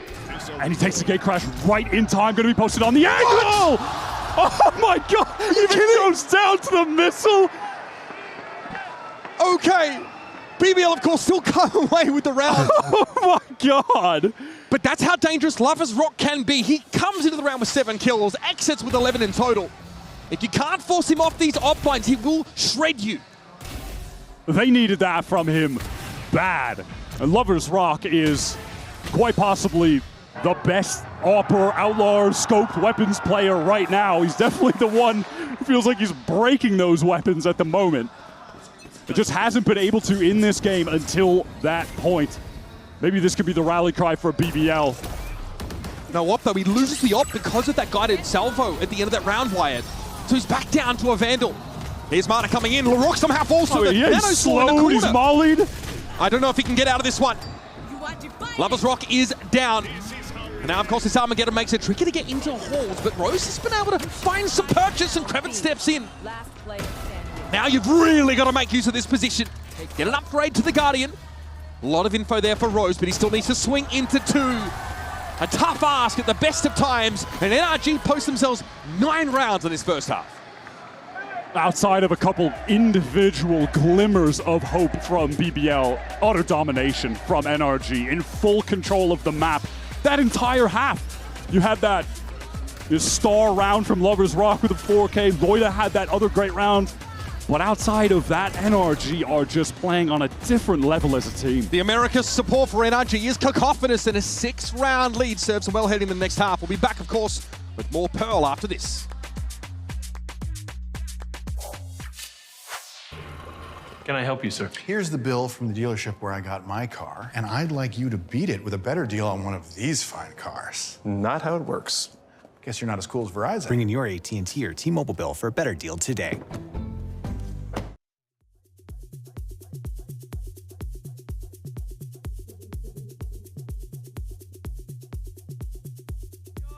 Vali, todos tuyos.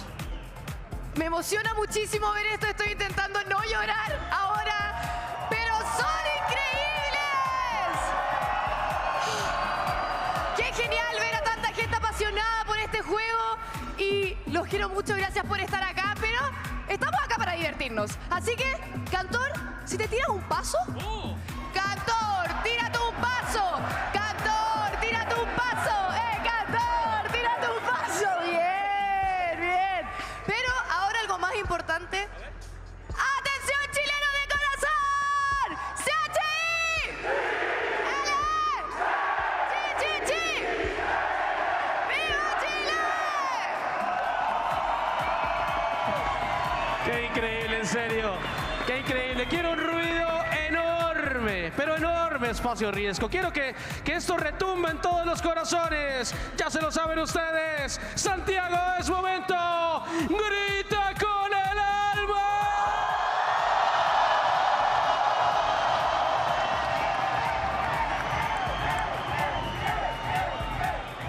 I'm just going to say it, you have to be here. Seeing it like that from your screen, I just don't think it does it justice. The rumble in this place is something else, such that even the cold, dead hearts of these NRG players are being warmed by it. Smiles on their faces, and so they should be, with a 6-round lead heading into the second half. But this is BBL. This is EMEA's #1 seed finally taken to the stage, and nobody is remotely as confident, aggressive, and decisive as they are. We can see that showcased if they can get off to a start on this attack side. I want to see if they can storm back into this half and capture the tempo of the game that NRG were in full control of when they were playing attack. Always taking A main, pushing through the links, Art. They were everywhere on the map. They'll fight you in every answers. Yeah. But what we've seen from BBL on their attack sides, they like to play a lot of 3-1-1s. They like to push aggressively to take space in lanes solo. Always leave options for Rose to call fast pivots back across the map. Look at this heavy B-Link presence right now. Oh, this timing. Kreven's on the wiser. He might overswing into this if he's not careful. Tap down, saturated, still gets ahead for his trouble. Yeah, that's not bad. 1-for-1 in the hinder, and that's going to allow the rest of BBL to just know they can take this A site for free, but Kiko. And there's plenty of stall here. That Astro U2 comes in, as well as a guided salvo. Kiko's having time bought for him for the rest of NRG to arrive. BBL want to keep fighting for more. I mean, that recon kind of indicated it, but no, they back to the site. A timing here for NRG, perhaps out of Flower. Yes, Loiter's going to be caught. Ethan across to the side now. What? Nasty work with the frenzy. That wasn't even close. Despite BBL getting that site so easily, the lack of trade onto Kiko, who was just back secret, gets that 2-tap. It was a little awkward with LaRock caught in the open, didn't have the gun out, and it's just not followed up on. And from there, it's in that transitional period where BBL are trying to get their post plant set up, activated. Demata just storms in, gets that free kill backside, and they crumble from there. I feel like this map is just good as done. Now, okay, Outlaw in the hands of Lovers Rock. Look at the armor. Look at the armor. A BBL classic. They love to throw the Outlaw to Lovers Rock after a pistol round loss. And NRG aren't doing the half armor second round anymore, though they know better. Full armor bought up by NRG. No one-shots for Lovers Rock. They know their opponents. Bonkar has watched the VODs. Mata just forced back a little bit by the util, or on the other hand, just doesn't really want to commit too much. There's no reason to. Also, expecting he might get shot by an Outlaw, even though he has a full armor. You don't want to take 140. You don't want to take a headshot either. That one goes just a little bit wide. Tough reaction shot to hit, and that does confirm NRG's suspicions. Yeah, they've heard the Outlaw sing out. They know full well. This town ain't big enough for the two of these teams, and BBL knows it. BBL do not have a lot to get into this site. They're going to be able to smoke off a couple of the chokes. There's That's not much more really it. There's not much more stall util left, though. Scuba's out of touch away from that relay bolt! And Scuba's sat in the corner waiting for him. That is a cheaply lost player here for BBL. And now Scuba can reposition. Here's his all through the cyber cage. He knows it's coming for him, so he falls back around the corner. One after another, he accosts them. And now Brock's going to be able to step up, of course, with the Ares to hand. And Lovers Rock spotted out in the corner. Gate crashed away. Spike plant interrupted. And this Outlaw is looking sad, full on, and alone. BBL are just not able to scale together backside to fight Scuba there effectively. Look at the distance that was between LaRock and that second player who was trying to follow up. Yeah, look how he works this cyber cage. He uses it against BBL. Yeah, there's just no one there to assist. So Scuba has all the time in the world to be able to find that follow-up kill. From there, the rest of the team are there in time. That's just so contrasted to the pace that we saw NRG playing at when they went for their executes and how Mata never got overextended. Here's a bonus for NRG featuring the recovered Outlaw from the prior round. And they'll slow down and deny any chance of an A main fight from BBL, who are still looking for their 4th round on this map. Kreven with just that Sheriff on account of throwing the Outlaw to Lovers Rock on that prior round. BBL looking to gather up for a pretty straightforward B execute here. Just leaving Kreven that loose end in mid. Gonna fall back here. An opportunity presented itself there for Mata. Shot missed and refracted away. The patience of Kiko again being rewarded. This is ugly for Mata. It's about to be overwhelmed. Gets a shot in the rock though, drops in one. What a hinder that is. 3 players, or maybe 2 in a clone. I don't know, man. They can't get in regardless. And look at Scuba's waiting inside the site. He's ready to throw down, and there is nothing BBL could do to stop them. Rose with 2. It's an honorable contribution, but it's not remotely enough. And that is a bonus round conversion for NRG, who find themselves all of a sudden on map point. Just torn apart on that execute. The saturate from Mata was so insane. Kreven gets caught by Kiko in the link, so then all the attention is just focused forward at that point. And with that slow, the rest of NRG rotate in. They're just torn to pieces. Again, Scuba is at a very casual 18-3-13. It's the 13 that does it for me. It's the if you could have a triple-double in Valorant, it feels like that's it. His 31 kill involvements. What? It's been 16 rounds. Mata here slightly varied position as compared to the previous round, but it appears he still wants to fight. Spike is at the top of B long for the time being. I think Rose is content, though, to head elsewhere, but look at this map control taken. Look at NRG moving up on this line of scrimmage. In B-Link, in Art, in A-Main, they're all entrenched.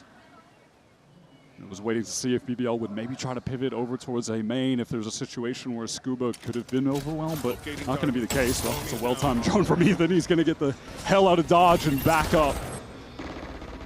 Alarm bot buys a little bit of time, but Ethan's unfortunate moment with util in hand means he's got to give that space up and now give BBL a crack at the side. Scooby here, not concerned about making noise, apparently. He just gets cut down by the stinger. No, he's just caught between two players. He has to get proactive in some kind of way. BBL with a rare advantage situation to try and capture a round. BBL know they're on a clock now. That trap wire was destroyed. They're aware of the flank. Loiter lit up very, very low. Rock should be able to finish him off here with this shocky. And so he does. That's the Astra out of the picture, and here comes Kiko! The Rock not ready for him. Kreven gives as good as he gets inside Art, but BBL are bleeding players. He's waiting for a push. He's at Hunter's Fury now in response to the tap. Ethan knows he needs to get started with this sooner rather than later. Third bolt comes out, but Kreven deals with him, and Kiko won't have the time for a defuse. Finally, some signs of life from BBL. Not over just yet. That Hunter's Fury really paying dividends with the clock delay in that 2 versus 2. Earlier in the round, it was their ability to find Scuba in main. He gets droned out. And then the pinch onto him, he has really no chances of getting anything accomplished. That was a very important moment. And from there, listen, it got scrappy, but BBL with that man advantage they got and late ultimates, they're able to get this one across the finish line. Narrowly, narrowly, Mitch, but they do it. NRG's got to pay the piper in this round. Just some Sheriffs and Brock's Bucky brought to bear. Still pushed up pretty heavily in towards that A main area, but didn't get themselves a fight. It's Mata, unarmored, and only with the Sheriff here to hold B solo. Out in the open, just going to refract back to Link. Full 5-on-5 retake. But BBL absolutely should be winning this out. Positioned all across the site. Ethan has one missile. LaRock could use a pick-me-up right now. It has been a brutal campaign for him on Pearl. Lovers Rock tucks in the corner now. Actually, Gate crashes on out. Brock wants a bit of info. So here's the recon. Kiko's on the Kreven, and already Brock onto the site, but a little too far away to get full value out of the Bucky. The Rock, though, chunked down to half. A little bit of swing. Scuba responding. Damage through the corner, and there's the dash from Mata, but he is stopped in his tracks. It's all on Scuba now, and that Sheriff sings out. He's got 2 opponents to get past. Cheeky little tap on Loita. But BBL get their 2nd in a row this half. They're making you sweat every round win they're getting. It's just not coming clean. But they get it over the finish line again. Narrowly again. We are still so far, though, from a result that would be convincing for BBL fans. Yeah, we just have not seen a round win that was just a distinct BBL dominant win. Nothing that's been emblematic of their style either. Yeah, it just hasn't happened yet. So the individuals. Maybe round 18. Maybe we'll see it. Maybe the formation of a comeback attempt will continue. Standard recall star goes down. Drone to send Mata back, and this dimensional drift is going to get ripped by Lover's Rock. Okay, heavy old investment though. BBL have no choice but to absolutely go for it. Lover's Rock here maybe trying to play off some of this Astra util, and yes, stunned up. Mata was an easy target. And Scooby didn't know what hit him. What a lovely combo. Lover's Rock thought he might have been in some danger there. Kiko actually going to place this lockdown in the 3-on-4. That's going to rout BBL. They have to get far away from the site. You have Kreven late coming down the link. Lover's Rock here, of course, will be able to pull out. That is the lockdown done and dusted. Brock already wants a position up inside that fast lane. It's at least out Ethan to get a trade. Kiko on the tap. Of course, he knows he's got to contend with this Astra util. Watch out for Link. Kiko's ready for it. Extra sensory perception from the Brit, but now we'll have to throw in a 1v2. Loita cashes the check. Gets BBL one step closer. Now that, I think, was the best round we've seen from BBL so far. Those ultimates, the divide, the drift used in tandem, and the information that Lover's Rock gets on the player's position, you could see that ping, so the stun comes down from Loita. Nice little 2K. Lover's Rock caught in that Same stun.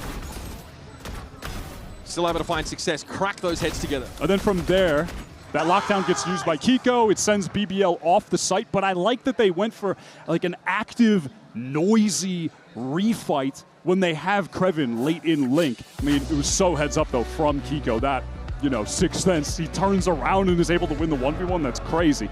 But it was still a good decision regardless. I think they played that out nicely. And you can say that NRG may be coasting off their early successes from that first half and a pistol win in the second, now have to reckon with the potential. Now BBL could fight their way back into this game.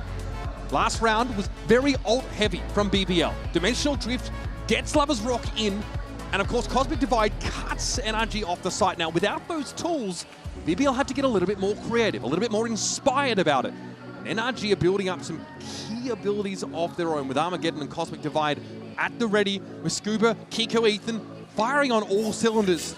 Only one round is what they need to get out of Pearl with a dub. I think if you're a BBL fan, you could start to feel a little bit hopeful. I mean, even if they just string together a few more rounds, but they can't make the comeback happen because, look, let's face it, it's going to be extremely tough to do that. But maybe this is a situation where they're getting more comfortable on the stage, and that can carry over for later in this series. That is a lot of half armor for NRG Wyatt. Yeah, up against the Lover's Rock Outlaw, that is some danger. Can they shut down those Outlaw angles? Prevent themselves from having to challenge them, so disadvantaged as they are. Real strong A-main presence, and they're lingering here, Wyatt, as well. Look at the investment for NRG. In the meantime, BBL have two players working through Art, but Mana just shuts down Rose on that try swing. Oh, I don't know how you're going to get out of this, LaRock. One more tap, and it'll be Dog's dinner. And Scuba deals with him. Mana, okay.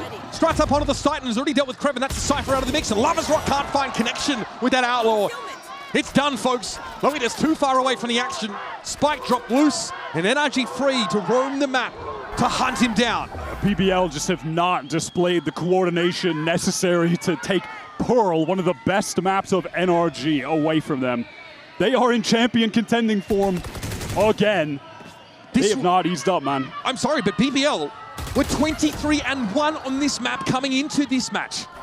A lot of confidence that this team could continue to deliver as they did domestically, but I wouldn't say this is putting your best foot forward out of the gates, Wyatt.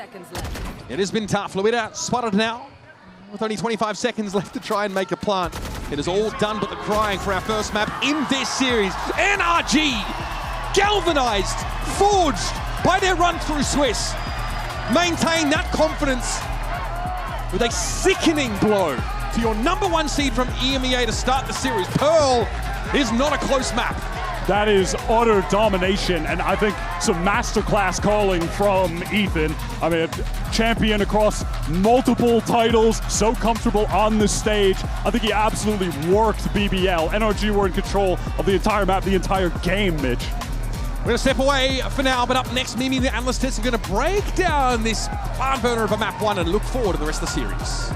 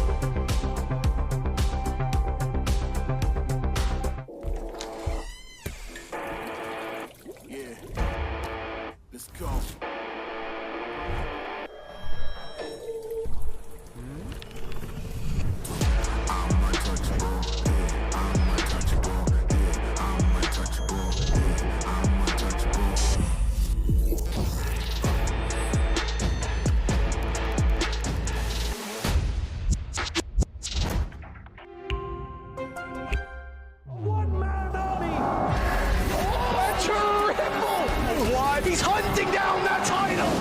The time to write the next chapter in the esports history books is finally here. and they folded in his hands yet again.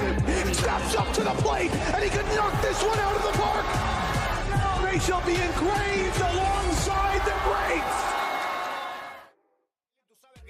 Que estoy la es mentira. Full de los bolsillos para darte lo que tú pidas. Ya están dándole a la tusi. Va con un vuelo de ida. Ponla pa' subirle ese chapa. Me gustan pila y tú sabes que yo soy puto y que estoy la es mentira. Full de los bolsillos para darte lo que tú pidas. Ya están dándole a la tusi. Va con un vuelo de ida. Ponla pa' subirla, ponla pa' subirla, ponla pa' subirla, ponla pa' subirla, ponla pa' subirla, ponla pa' subirla, ponla pa' subirla, ponla pa' subirla, ponla pa' subirla, ponla pa' subirla, ponla pa' subirla. Súbela toda que me va a alterar la nota. Nada más di que no tú sonas, que esa patilla explota. Me gustan los culones y tú la tienes grandota. Ahora hay que ver si como lo mueve choca. Ando con eso y pago cash, siempre con 100.000 encima. Trae a tu coro, dale mami si te anima. Que voy a estar haciendo tiempo con los tigres en la esquina. Tú me tiras y te recojo como lo canta el caminan. Afina, yo el mejor postor en la escena. Yo sé que tú nada más le entregas el que te patrocina. Pero tranquila, tranquila, tranquila. Que tú tanto yo te pongo hasta propina. Pero tranquila, tranquila, tranquila. Que tú tanto yo te pongo hasta propina. Ponla pa' subirla, ponla pa' subirla, ponla pa' subirla, I get it, you don't wanna see me. I get it, you don't wanna see me. Nowadays I don't really wanna be me. It's safe to say I've been bleeding. I see your face when I'm sleeping. I've typed 100 texts before deleting, but I get it, you don't wanna see me. No, I totally get it. You don't wanna see me, but I really, really, really, really, really, really need you. Fuck. I really, really, really, really, really, really need you. But it's okay, it's just another day. Walking through the town and I'm hearing your name. It's like, but it's okay, it's just another day. By the way, I just drove by your place. Lights in my face, I don't wanna taste. I just wanna go back to that place. Lights they hit my face, and I see your face. I need to escape, it's way too late. Ponla pa' subirle esa chapa, me gustan pila y tú sabes que yo soy puto y que estoy la es mentira. Full de los bolsillos para darte lo que tú pidas. Ya están dándole a la tusi. Va con un vuelo de ida. Ponla pa' subirle esa chapa, me gustan pila y tú sabes que yo soy puto y que estoy la es mentira. Full de los bolsillos para darte lo que tú pidas. Ya están dándole a la tusi. Va con un vuelo de ida. Ponla pa' subirla, ponla pa' subirla, ponla pa' subirla, ponla pa' subirla. Jen here with Coach Bunker of NRG. Now, Coach, you guys have played against all different double duelists from all the other regions so far. Of course, you're showing a lot of your stuff, but at the same time, it seems like it's helping you guys refine your game plan. Do you feel like that's the case? And do you also feel like you guys are fully adaptable to any type of double duelist? Yeah, I mean, it has definitely helped playing into a lot of different double duelist comps, and we're just adding into our protocols and adding into all of our lists of what to do and what not to do against specific comps. So it just helps us and it makes our game plan even deeper. So much depth. Thank you. A deep game plan for NRG nets them a win on map 1. A completely dominant start to this series against BBL. Welcome back. Let's hop right into talking about this one, because the name of the game, Bea, in that first half was how prepared NRG looked with this double drone comp. I spoke about the preparation and also that I was looking a lot at Ethan and the amount of times that we saw Lover's Rock impossible to get out of certain situations, just being suppressed, and them actually understanding very well how to deal with it. There were so many moments early on here where this A main fight ended up going backwards. I mean, they made a nice adaptation. Here, Rose required to use a recon, gets caught. LaRock pushing forwards to try to salvage something out of it. But this was happening on the B side of the map too. Loiter went for a really weird jump up peek here, which, you know, I think that's going to catch teams off guard sometimes. That has worked in EMEA, I have to tell you, that has worked in EMEA. I'm sure it does. This round, though, bothers me so much. LaRock gets caught by the hinder. You hear a Tejo drone coming towards you. You have to escape at this point, and yet they get caught by a massive util dump. And I think rounds like this showcase that it is not just, oh, there's nothing you can do against this composition. They're actually fundamentally misplaying how you're supposed to go up against a double drone comp like this. Do you think that this is a miss in how they prepped for this match, or do you think it's them crumbling under the pressure? What do you attribute these failures to? I think it's a little bit of both. Like, LaRock was not finding any success, and I think that maybe if they would have get a couple of rounds going and maybe get a lot of momentum, would have seen something different. But to me, there has to be something fundamentally wrong if you decide to go for this part where you are so comfortable. NRG doesn't change anything, and you cannot adapt to the literal first base of what that comp does. I think also, though, you've got to bear in mind that they will never have scrimmed against a team that plays this kind of stuff, right? So with NRG being the only team that plays anti-meta right now, if you haven't been scrimming against them, you have not been getting good practice against double drone anywhere else. Looking ahead, though, we're going into another map after this. It'll be double drone against a BBL double duelist. But what do you want to see change for them to get value out of these two duelists without them getting caught the way they were on map 1? I need them to bait a little bit. I need that, I think that that last round on B-Long, I think it was a very good example. You need to bait a little bit and get out. You need to let them waste and use some punctuality. We'll see if those learnings are ready for map 2. But another success point for NRG in map 1. And throughout this whole tournament, Josh, has been how good their team fighting is. I know you wanted to highlight it. Yeah, prep and team fighting. So let's have a look at the Verizon high-speed moment in the match here. So I'm going to take you through round 6 in this telestrator. First thing is based on prep, right? They know that Rose is going to be holding this situation, so look at the ante that Brock cooks up. He's going to go for this attempt with the drone, see if he can grab a tag onto somebody, and then you get this kind of weird fight happening over here where Rose is attempting to get punished. But this is pre-prep on a round where if they win this, it knocks the economy down at BBL, so it's the perfect time to bring out a set play that's going to apply pressure. Once Rose goes down, now the high-speed moment happens. Lover's Rock is determined to use his ultimate to figure out where things are ending. And I want to freeze around here. Look at the amount of pressure on Loiter in this situation. Massive tail hole coming back through halls. And Loiter pops his anchor smoke, and he's got a question now. Does he swing out the front of it to try to play off his Yoru, or does he avoid the tail wall and then run back into halls? And I think this is where they missed some of these moments. Because to me, the very obvious decision, when you look at it in the benefit of hindsight and from our perspective, is that with these players posted up like this, I'm just going to zoom in on the minimap for you as well. With these players posted up, the Yoru is taking contact, Loiter has to swing out of his smoke here, and the Neon has to commit to the fight as well. This should be a high-tempo flood off Lover's Rock's contact. And instead, you get Loiter going back through halls, Lover's Rock completely abandoned in the middle of the site, and a small attempt here from LaRock, but he's basically inside a smoke. He does not hard commit to it. So the tempo is actually being all controlled by NRG. They have the better team fighting. They're the ones that are willing to go for it in these scrappy moments.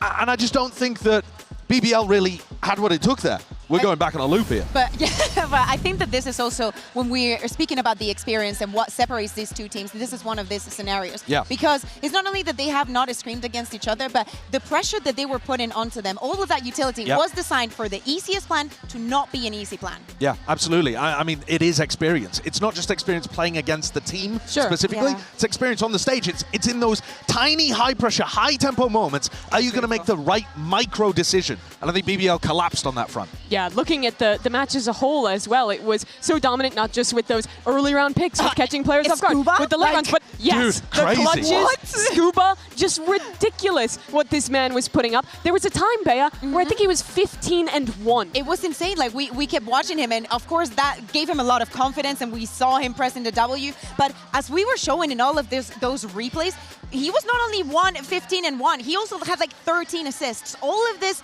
early round commitments, all of the stars, all of the polls, all of the conditioning of how they were going to go up against BBL went through Scuba. But you just can't be losing games, giving away 13 first kills if you're BBL. It was masterfully constructed from NRG. They look amazing right now. But I can't be seeing a path to victory for BBL if LaRock is at the bottom of the scoreboard. If they're getting caught out like that, if the first kills are so heavily in favor of NRG, they need to turn this ship around fast if BBL want a chance in this game. Because I think this map should have been a lot closer than it was, and NRG ran away with it. They look on a different level. Is this the #1 seed curse hitting? Is this the rookie team showing up and choking in front of a crowd? I honestly think that one of the keys also for NRG, and I think they also understood it when we're speaking about electric young players and the way they present themselves on stage, you have to stop them right on the tracks. And is the being aggressive, I don't think they all of what we're saying about BBL not being scared about who they're going up against, NRG treated them as if they should, as if they are not on the same level, as if they are going to win from the moment that they get out. All of this plays, they let them no moment to breathe. Yeah. They did, and now they have a tough task ahead of them. Turn it around in time for map 2. We'll have to see what their coach has to say as he prepares. Jen here with Coach Key of BBL now. BBL seemed a bit underwater in the beginning, started to come online towards the end of map 1. Do you feel like it was a matter of warming up to the stage for the players? Yeah, this stage is good. Crowd is amazing. We try to find ourselves. We're a little bit confused, but we will figure out at the second map for sure. What about the solutions to the double drones from NRG? Double? Double drones. Yeah, we know that they are playing double initiator. That was so hard to defend it. They will do the same on the second map. We prepared and we will find a solution. Thank you so much and best of luck. Josh, what do you think that solution might be as we're ready for Abyss? I don't know. If they weren't ready for it in Pearl, I doubt they're going to be ready for it on Abyss. I think that's the big problem. I think it is on an individual player level. I don't think there's anything about the macro that I would want to be attuned too much, but they've got to be... There's one thing knowing they're going to drone you. There's another thing having built out the protocols for how do I exactly reposition in this spot? What's the best way of playing around this? How do I not get caught by this util? Sure. And my eyes just go to LaRock because he got absolutely bodied. If you had never watched BBL before, you'd be like, what is this guy doing on the team? Yeah. He's one of the best players in the EMEA. If he looks to try to take even gunfights, he should be in an amazing position, and yet the KD was disgustingly bad. I want you to look back on your experience watching this team in EMEA. Do you remember a game where they took a loss like this and had to bounce back, or has it just been domination the whole time? Is this a new experience for BBL? Yeah, I think that this level of like, we have the better composition, we have all the tools to put you in this position is something that they're not used to. And I do agree, but I want to see if they actually are going to be baiting out things, are going to put any kind of pressure onto NRG. Now they're starting, with them starting on the attack, I want to see a little bit of spice. I think the defense side was just a massive problem for them. They couldn't find the right opportunities to fight. But on the attack side, they actually were starting to put together something. And if they can get their feet underneath them and feel more confident by putting together some nice execs, some decent calls from Rose, punishes on Mada on the pushes, maybe then they'll have the confidence and the frame of mind, the clarity to start dealing with the defense side. But they need a lot of rounds here. Still, despite it being an attack-sided map, NRG, one of the best defensive-sided teams here. This is a strength for them still. And honestly, I don't think, even though we saw some rounds getting there for BBL towards the end, I do not think that there was a point where NRG did not feel in control of the tools that they had and how they were affecting BBL. I think that for the beginning of the game, just take a little bit more easy. But honestly, with how aggressive BBL like to be from the defense, I'd like to see NRG do the same. Yeah, my eyes just again go to LaRock. I think that guy's got so much weight on his shoulders. He's one of the players that I had the most confidence in performing at this kind of level because he's got that attitude, he's got that swag. He's been performing in big games before, but dropping only 3 kills on map 1. Attack side here, he's got to turn it around. This team dominated throughout EMEA on their run-up before that. Unusual territory for these rookies. Can they recover from the free fall in time to avoid the lower bracket? Or the world champs continue? We find out as we enter Abyss with Wyatt and Uber. It doesn't get easier from here for BBL. First, their 23-1 Pearl is absolutely smashed to pieces. They now 23-2, obviously, as NRG take them to task there. We go to Abyss now on our second map of the series. NRG undefeated this year on that map. I will see why there's a lot of promising signs from what we saw from BBL on this very map. I do love how they can work kind of all of the parts of the map so effectively, but they are going up against a team who seems to have the read on them. On paper, coming into this map, you would think it's a banger, given what we've seen from BBL in their kickoff run. But you can't help but feel like your mind is changing after seeing map 1. And one of the reasons for that is that a key piece of the team, LaRock, was not online. He needs to activate on attack here. He's a critical piece of BBL's strategy for this Abyss map. He will so often be sent into sites as this solo duelist to sell that they're hitting that site. They will leave him alone, fully entrenched, like deep on B, deep on A, and pivot elsewhere. He's really got to come to life, or I feel like the entirety of BBL's idea of how to succeed on Abyss could crumble. BBL, of course, will start on the attack side here. And we'll be seeing often the use of Lover's Rock here to work some of those solo angles. Drum some activity up on the other side of the map, but now it's time for an activation behind this drone onto B for BBL. You're going to see Scuba anchoring this site a lot. Pretty much always has the Viper wall placed here. So much stall util. This has really got BBL milling about in the open for now, and Ethan can continue to slow this down. There was no acceleration after the first kill, though.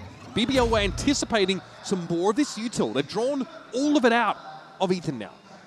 Are they going to draw Mata into a peek? Will he be baited? The timing. His timing is crazy. He doesn't see anything, though. Sees anything.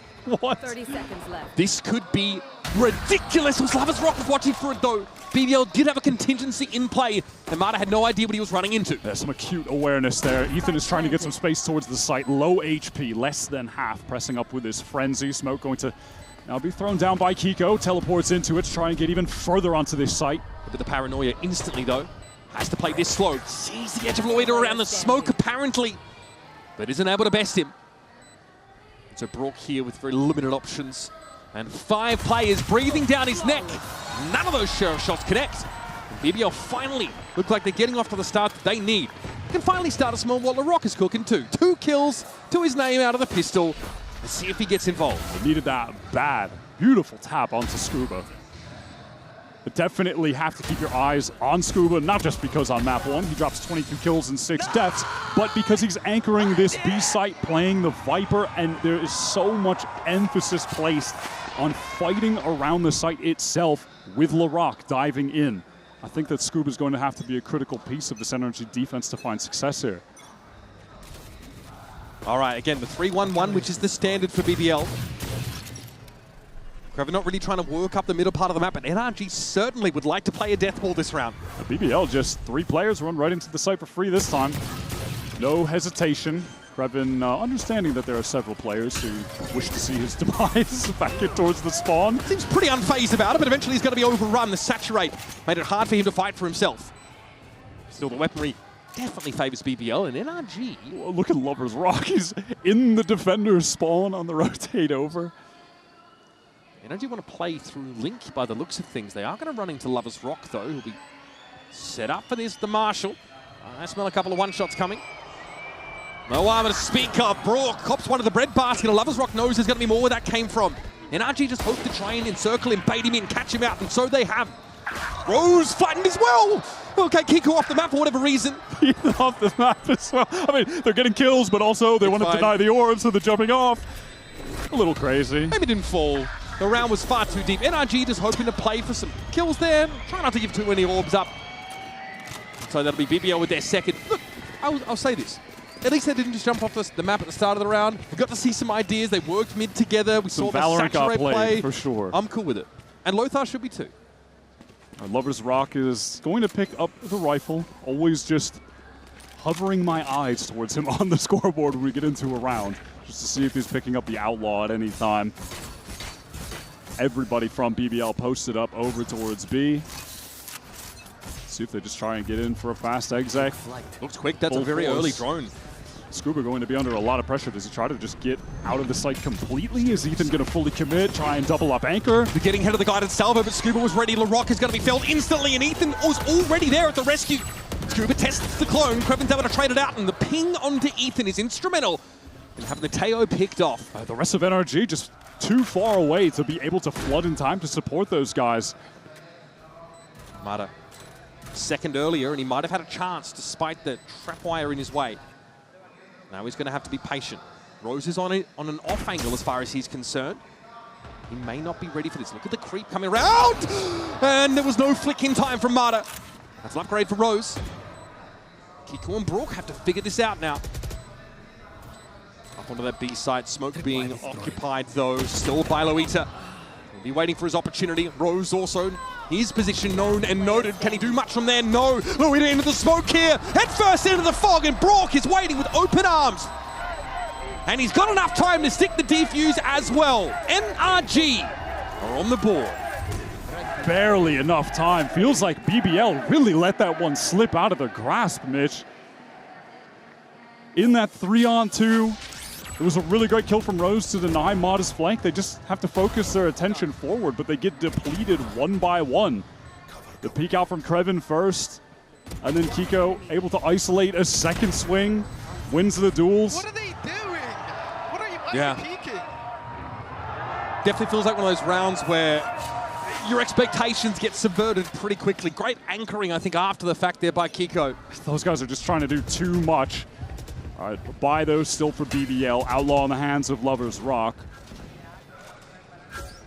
Mada getting pinged up, but has no fear. Okay, LaRock, yep, he's able to connect that saturate. LaRock unaffected, though, by the one from Mada, and so he's fundamentally advantaged And in that maybe head-to-head. he should have played that a little bit more cautiously, and will be regretting so as he has maybe a minute and a half to think about it. Luida backing off over on this B side. Knows that there's some pressure coming his way. Look at the rest of the mini-map. Like, Krevin is all the way back A. They're trying to work through main. The spike is still in spawn. It's kind of some madness, but the timings are being found. Brock knows he has to make a play. Look for a timing here because they've lost control of the map entirely. Okay, man. Lover's Rock is straight up the top of mid. Deny any cross back for NRG, and it seems that they're aware of this as well. You're going to see a lot of this from BBL, and I was worried that if they were not playing at their max confidence, players like Krevin wouldn't have been attempting to find a timing like he did in this round to get all the way on that deep flank. They will just often run this 3-1-1, or this one it was a 1-2-2, and just leave a player, not leave him, I mean, he will just take as much space as possible if he's left alone. They will not show fear in that way, and then they'll control so much of the map, and Rose will be able to call really nice fast pivots off the back of the space being taken by the players. I was worried, though, that if they got knocked by that first map, if the confidence was low, they wouldn't be playing their style in that way, but it seems like they're not going to ease up. It's a great round from Krevin. I think one map is an acceptable time frame to regain that composure and that prowess that you had domestically. Still plenty of series to be played here. But it all starts at this engagement where Mada's in a bit of a risky spot. He's actually hit by a saturate.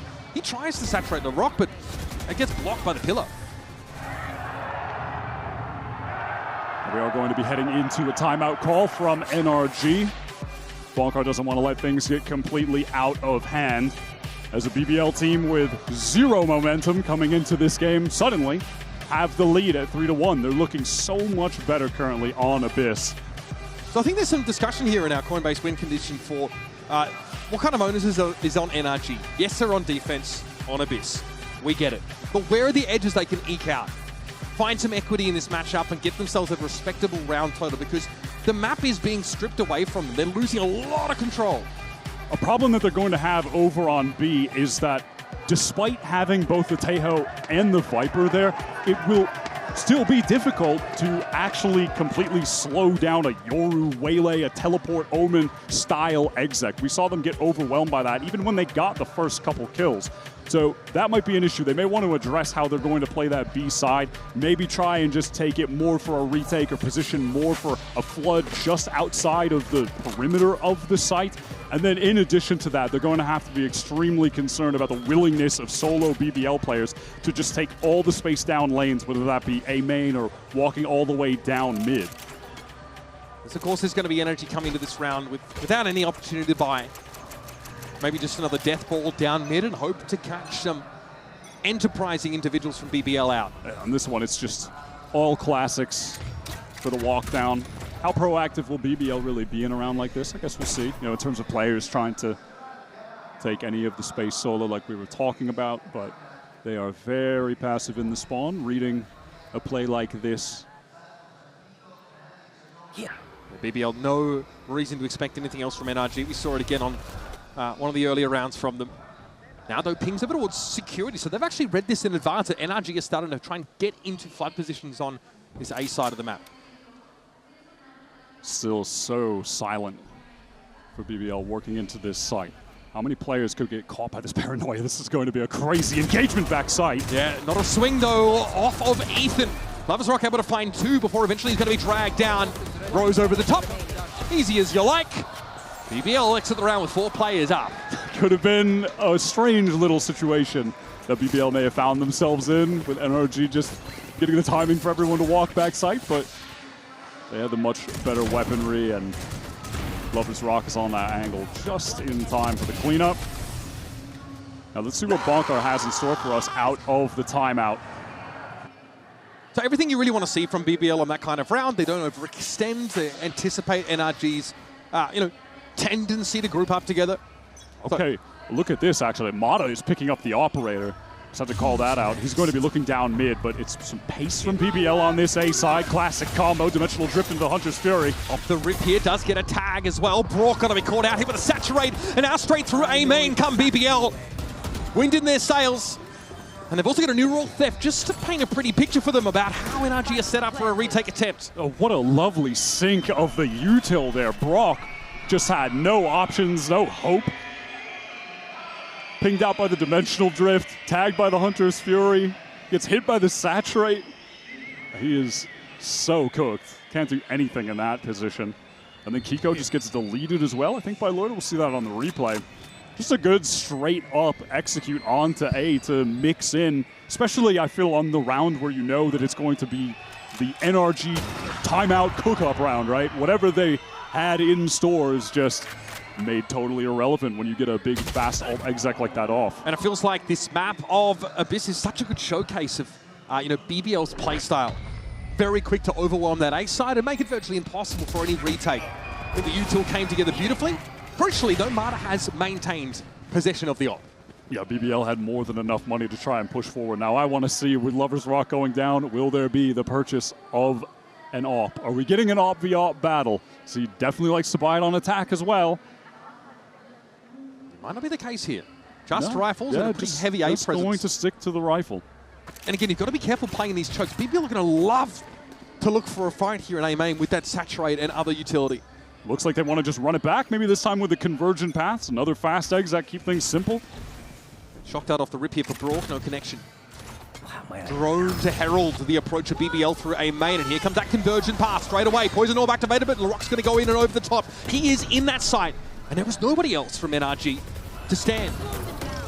Saturate around the corner, catches on Mata, and he could not get out. Kiko also can only look on. How does he get involved here? Flash on in, Lover's Rock at least is able to find the trade, and NRG are down 2-3, make it 2. Scuba means an ill-timed demise. Rock trying to escape through mid. Oh my god! Hit him with a spin move. That's crazy work, but I think BBL have realized that the way that NRG have their setup on this map, where they've got both the Tejo and Scuba playing the Viper on the B side, means the A side is light for delay. They're not going to get bogged down in the choke by any means. They can just execute right on in. At best, NRG can throw a shock dart or two and then just give the side up. But that push into security there behind the saturate from Larocque was huge. Right, they basically just have to play that site for retake. And BBL's decision to go for a more proactive approach after getting this site gets them that man advantage.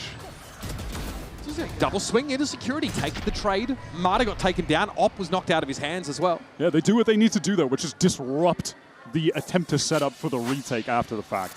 You can't allow NRG to play what they're playing for, what their intention is in that situation. Well, we are back to the 3-1-1 though for BBL. They're not just going to try to keep ramming their heads into the A side, and definitely not when Scuba throws the pit over on that side of the map. As good a round as any for it now. It means Larocque is going to have to content himself with it in this B side. There's no follow-up for that saturate though. No second player in that. So much of the map is lost to them in terms of the mid. So BBL have rotation options now to get into tower. Scuba's got to be sweating. He knows that he could get pinched playing in that pit. He gets out of it, and Brock goes down heaven. Brock all of a sudden, player. Now that Viper's pit doesn't mean anything. It doesn't do anything. Yeah, in fact, it's gone. Scuba's surrounded. Trapped in the site. Doesn't want to fall back behind that smoke, but has no other choice. So by hook or by crook, BBL have taken this A site control. And now again, NRG have to answer the question. Maybe if Ethan can get one kill, that Armageddon will be active. This flank duel is so important. That's not enough. Mata quiet so far in this map. And now all the BBL attention can just be focused forward. Not a lot of tools for NRG to get back in. Half-hearted as it may have been, that paranoia sets up for a kill opportunity. But the other angle was eventually retaken by Larocque, and Ethan's got nothing to see from here. Fire in the veins, finally, for BBL. And this is a very solid attack side. You might say bare minimum after the way that first map went, but it's going to be enough It's safe to say that they have stabilized on the global stage. They found their footing after NRG's domination on their pick Pearl. This has been such a solid attack half. Those fast execs on the last 2 rounds on that lightly held A site were really nice. And then on this round, that early B pressure with the dash in from LaRock, and then the return into the A split after Krevin works all the way up mid. They just encircle Scuba and crunch onto him. That was an excellent attacking round. I mean, genuinely beautiful calling. And NRG's defense side comp has all the stopping power of a fart in a field. It just dissipates. There's not a whole lot for them to stall out BBL, to actually disrupt them on these hits, to really stand in their way. And then when it comes to retaking Wyatt, without adequate information, without the util left to gain that information of the sites, it seems like they struggle to get any purchase in these rounds in the post plant. In terms of the kills, also, just have to acknowledge right now that LaRock has completely turned it around. For finishing 3 for 17, is now 10 and 3 on the Waylay. LaRock is a player on this team that can absolutely just take over. The way that they have him play his piece in the strategy, the approach to the game that they have, will often just leave him solo, will leave him extended on his own. But when he's firing, he can just completely take over. Like we saw that in the run against Fnatic, where he just absolutely crushed them.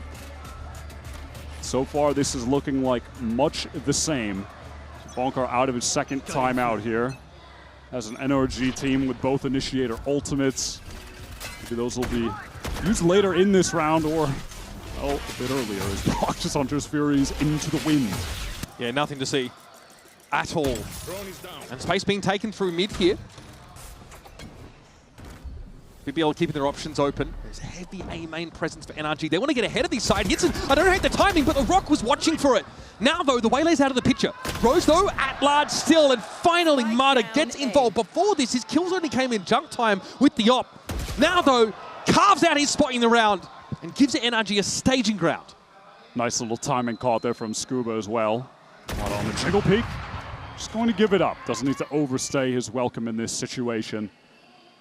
All the pressure will be on this BBL duo to do something to crack open the round in the 2 versus 4. You can look at the minimap. NRG there just on their way, dashing through mid to get here in time. It does appear that NRG have realized that retaking is not really an option for them. Decided that playing aggressively over towards A main is the better of the 2 options. 30 seconds left. Now it's a high-low setup that LuvsRock has to swing into. Deftly handled by NRG. Finally just stopping the momentum of BBL. And the crowd is loving it. Just with this nice fight into A main. It's nothing crazy. It's not a wild util combo. They just press up as a duo, take the timing off the drone, fight, win the duels out. But that's the thing, I think from NRG's perspective, when you're looking at A main, oftentimes you are going to be fighting against a light BBL presence there. I mean, hearing from Strong, he said that he feared playing BBL most of all, NRG assistant coach, because of their fundamentals and mechanics. And those moments that NRG won, those are the ones where BBL Look at this crazy play, the double cage. So Loida is all the way into heaven. Ah, the famed Turkish default. Yep, love this one. Gets a catch in mid. This is madness. Okay, also the spike is in spawn, but Loida could teleport to pick it up, but no, it's just going to teleport to the B side. Like, I thought maybe there'd be some wild play with that later, and now Bot is trying to peek in, but it's called. I mean, this is just. I can see the mini-map and my brain is hurting, so yeah. God knows what it feels like to be on that energy right now. Challenges the exact same double-faced angle that Mata did, but this is kind of what we've seen from BBL on a couple rounds, and it feels like it's orchestrated, but they push up and take all 3 lanes of the map and then settle on B pretty decisively. Ethan Carr trying to retreat as well. Only Brock on the run. And that is what makes BBL such a cool team, though. It's like you watch them and kind of at face value, it feels hyper individualistic. And don't get me wrong, Lovers Rock, LaRock, they will take their individual moments of just feeling the flow of the game and trying to make a big impact play happen, 100%. But that the individuality is like a highlight of the strategic approach to the game that Rose and Coach Key have. But unlike X, the aggression we just saw from BBL feels a bit more structured, It does feel like it's a bit more premeditated about how they surge up the map. It's not as intuitive maybe as we see from PRX, but it reminds me of that in the same way. And then just throw this variation in on a couple of these attack side rounds. They just greedily take the map and win fights, and LaRock is such an important part of that. Being able to just solo take kills and win them. NRG are now in danger of their economy being broken for this final round. Ethan still with the Armageddon. As BBL are just, again, spread across this map. Working mid slowly, a little bit of presence B main. It's got to be really telling that there's no heavy A main presence from NRG on this round. Look at Mata, he's all the way down B, so you can already see the rotate from NRG towards this A side. And, you know, in difference to the last rounds where there were BBL executes on a lightly held site, there can be Taeho util to stall them out in this choke.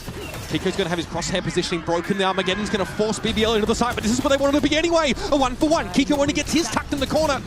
Now the guided salvos have to be respected. NRG flood in from security, but a conversion pass catches on at just the right time, and LaRock is going to benefit from it. Dive into the smoke. Shorty connects. And down to Scuba go NRG. He wants to get in, get it over with perhaps. Either way, it's not pretty. BBL chalk up their 9th. What an explosive execute from BBL. LaRock so dominant getting into that site. 14 for 4 right now. That immediate dash in, breaks the crosshair. Kiko doesn't know where to look. And then backside off the convergent paths. So well played. 14-4 is LaRock right now. And that was with NRG getting there in time. That was with them having their stall util there in time. Still doesn't matter. BBL are just that hard hitting right now. NRG want to mix things up, walking down this B side. I mean, lucky neither outlaw shot connected, I'll be real. Playing a dangerous game, but they need to close the gap to get some value out of these stingers. Or this stinger, rather. Scuba's pinged out now. This is looking ugly. LaRock and Lovers work the angle together.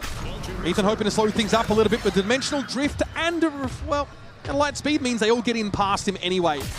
Lovers Rock will fight this. Surely not quite good enough. No way, we're going for that. That's a little bit bold. Against a stinger player? Say. Yes. Kiko now on the flank, low HP, and dealt with by Loida. Ethan's out of util, can only fight, maybe work his way into this smoke, gets an upgrade, that gives away his position. BBL are really trying to take the time here, just bait out some of the peaks. What a beautiful recon. Brock sets it up beautifully from upper. And now there's a chance. In the 2v2, LaRock recovers the spike. Needs to get across though, and Brock is going to see this. He knows that the Waylay hasn't crossed to coast yet. Ethan has a window to catch LaRock out. It's just so uncomfortable for this BBL duo. Working the angles though pretty diligently, and there's Brock helping him clean up the mess. It's LaRock taken low behind the boxes. The spam was good, but Ethan's better. And NRG get themselves at least 3. Oh my, I mean, hard fought 3, but I really like the way that Ethan and Brock were playing that scenario.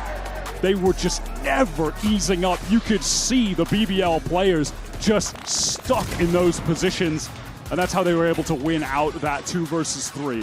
Well done, but BBL on that half, they were pretty damn good, Mitch. Yeah, difficult first half for NRG, but now they've got a chance to show what they're made of as we head to the second half of Abyss after these messages.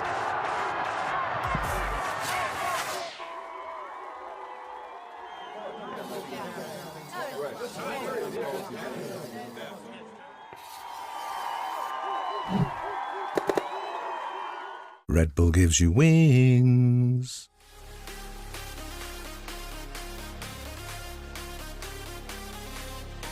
Queremos escucharlos. ¿Dónde están los fans de BBL?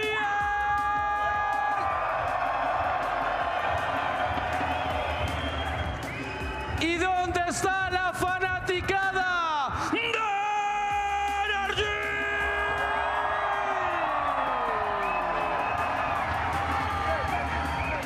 Muy bien. Rapidito. Va a ganar BBL.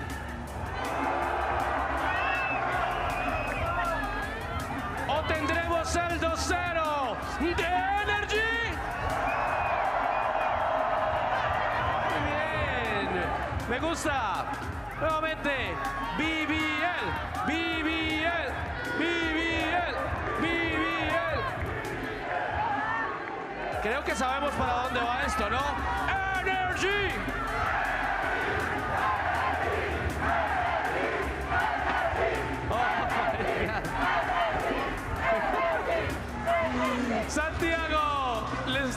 dejando por ahí algunos plushies para que aprovechen también. La estamos pasando increíble.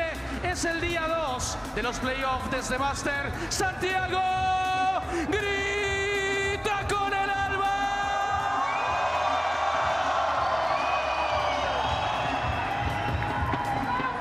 Yeah, they're treating us well out here, folks. Don't you worry. And up until Santiago, the best Turkish result globally was VALORANT Esports with a 5th to 6th place finish at Shanghai in 2024. So not only did BBL have a chance to make this royal road from Premier to Ascension to Kickoff to Masters, but also put themselves on the map as a region, as this Turkish squad. And so far, man, they're looking good. They're looking swaggy out there on that attack side. NRG have a chance to speak for themselves now, but it's been rough. Look at LaRock's stats, actual inverse of map 1, and we're not even done with this second map just yet. He completely took over the game here. Now NRG just playing at a fast pace. Quick little open onto this A side, and we're set up for a full 5-on-5 retake. BBL have pushed down the flanks though, so there's going to be a lot of pressure coming in that A main side that NRG will have to deal with. NRG getting active already back in towards A main though. They want to hold this angle. Yeah, imagine BBL are going to be ready for it now, especially with the dart connecting. Wide swing from Lovers Rock gives him the space to bring Scuba down. But Mata will be lying in wait as well. Both Kreven and Lovers Rock are one-shots for him. Still not able to get there, man. It's just a raw gun skill from BBL. Gives him that second pistol. They are looking like they want to run away with it. NRG were completely aware that BBL were just going to push down the opposite side of the map and flank them heavy. They had the read on the situation, but lost out the duels in main. And then at the same time, because they put all of their focus on dealing with the flank effort, Ethan was isolated on site. He was fighting a little 1v2 minigame, and he got the first kill, but then Loida trades him out. That signature quiet confidence for NRG does not appear to be present. On this map at least. Losing the pistol, of course, when you go to the attack side after a rough first half is never a good thing. NRG are forcing up right now. That is a sign of some deep desperation, but you can't really blame them. BBL are not making it look like this is their map pick, nor their undefeated map. Certainly is must win over the top and back out. Goes Mata. Loves Rock over the edge with the gate crash back towards Spawn. Might be able to pace NRG as they pull out of A entirely. Now Mata on such low HP without the tools in the Waylays kit to actually open up space. They're going to have to try to make their way into this B site. Pretty dry on util. And Lovers Rock posted up with the Outlaw close. Very close, perhaps too close. Ethan, like a bat out of hell, descends on him. LaRock, though, with a much more safe angle, is at least be able to take a trade. Oh my god, Surely. Rose just full commit. Ethan is isolated, no one could trade in time. Kiko is trying to play it slow, but Rose is just able to escape. It's too slow. Spike recovered. This round that NRG forced into buying full armor or whatever weapons they could afford is starting to run out of steam. And if they pivot back to A, BBL are pretty ready. Yeah, they have to deal with multiple trips. And well, actually, while BBL were just stacked up there a moment ago, they've been drawn away back towards the B side. Okay, smoke towards tower. In we go. Trapwire dealt with by the shock dart, so Scuba gets into the site. He's going to get all the way back over towards that security. Kreven here can only speculate. He is getting hammered through the smoke. Yeah, he's just got to relax and wait for the rest of the team to get here. Scuba was hoping for an opportunity, a timing, and that window is now closed. NRG have no tools to fight forward. They could get wrecked by a timing out of security here, but quickly they assert control of tower. Now they've got a crossfire. Scuba has to play forward towards the spike though. Sees a glimpse of Kreven and deals with him. Still into the planner, he's got to go. It's a mess, but NRG come out. Black and blue, but finally with a round. It doesn't have to be pretty to work. And it certainly was not. I cannot believe they got away with the round win there. They had 0 util at the start of that 3v4 post plant. They just go triple up rope and Kiko gets a headshot with the Sheriff. No one dealt with. And the smoke on the spike, it kind of cuts off any angles from the players coming in from the back to shoot them while they're in heaven. They just jump on top of them, they get Goomba stomped. I don't know what's happening, man. I can't believe NRG win that out. Gotta hope it's not too late for them now. BBL down to Classic and a Sheriff for LaRock. And so you'd imagine this gets a little slower. Ethan expecting a, en masse push down mid a la NRG on their saves. It's just LaRock who's looking to inch forward for now. Missile deployed. Ethan just seeing if maybe that missile would force someone out into the open. Uh-oh. They have a sense someone could be there. Brock does have another shock dart, but not going to send it out. Patient. NRG really just trying to tease BBL out of formation. They've left LaRock alone in mid, so he will have a chance to push up, take some space. Yeah, but NRG are mindful of this. They know they've left the pocket in mid, so they're checking over towards rope. Camera taken out. LaRock's going to go for it, though. It's all about the timing for him on this little flank push. Drone here, Lovers Rock is going to be tested. How about a duck out of there quickly with Scuba? Don't know what happened there, don't want to know in fact. NRG have got other things to worry about. The fish to fry are here on the B side. The bullets behind them fly.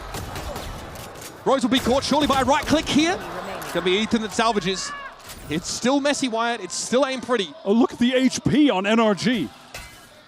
LaRock, though, got chunked down by the shock dart earlier. It may not matter. He's got the outlaw. Ethan's going to be a one-shot to him. There's going to be a plant. Ethan's recovered the spike. 24 health. And here comes LaRock, ready with a refract. Ethan might want to take a bit more of an aggressive position now. But eventually, LaRock has to step up and challenge. Headshot on Ethan, are you kidding? BBL up to 11. Shattering NRG just as they'd hoped to build back in. What did you say about the Scuba falling off the map? You don't want to know what happened? You know, I thought when NRG were winning the round, maybe we could get a funny little moment on the replay, Mitch. Don't really want to see it anymore either. That is an absolute disaster round. We're going to see it, I am quite sure. Yeah, decent start here. Yeah, they get the Molly missile. Oh, when he just walks forward and falls off. He just pressed W. That's all that happened. He didn't even mess up the jump. Happens to the best, as it seems.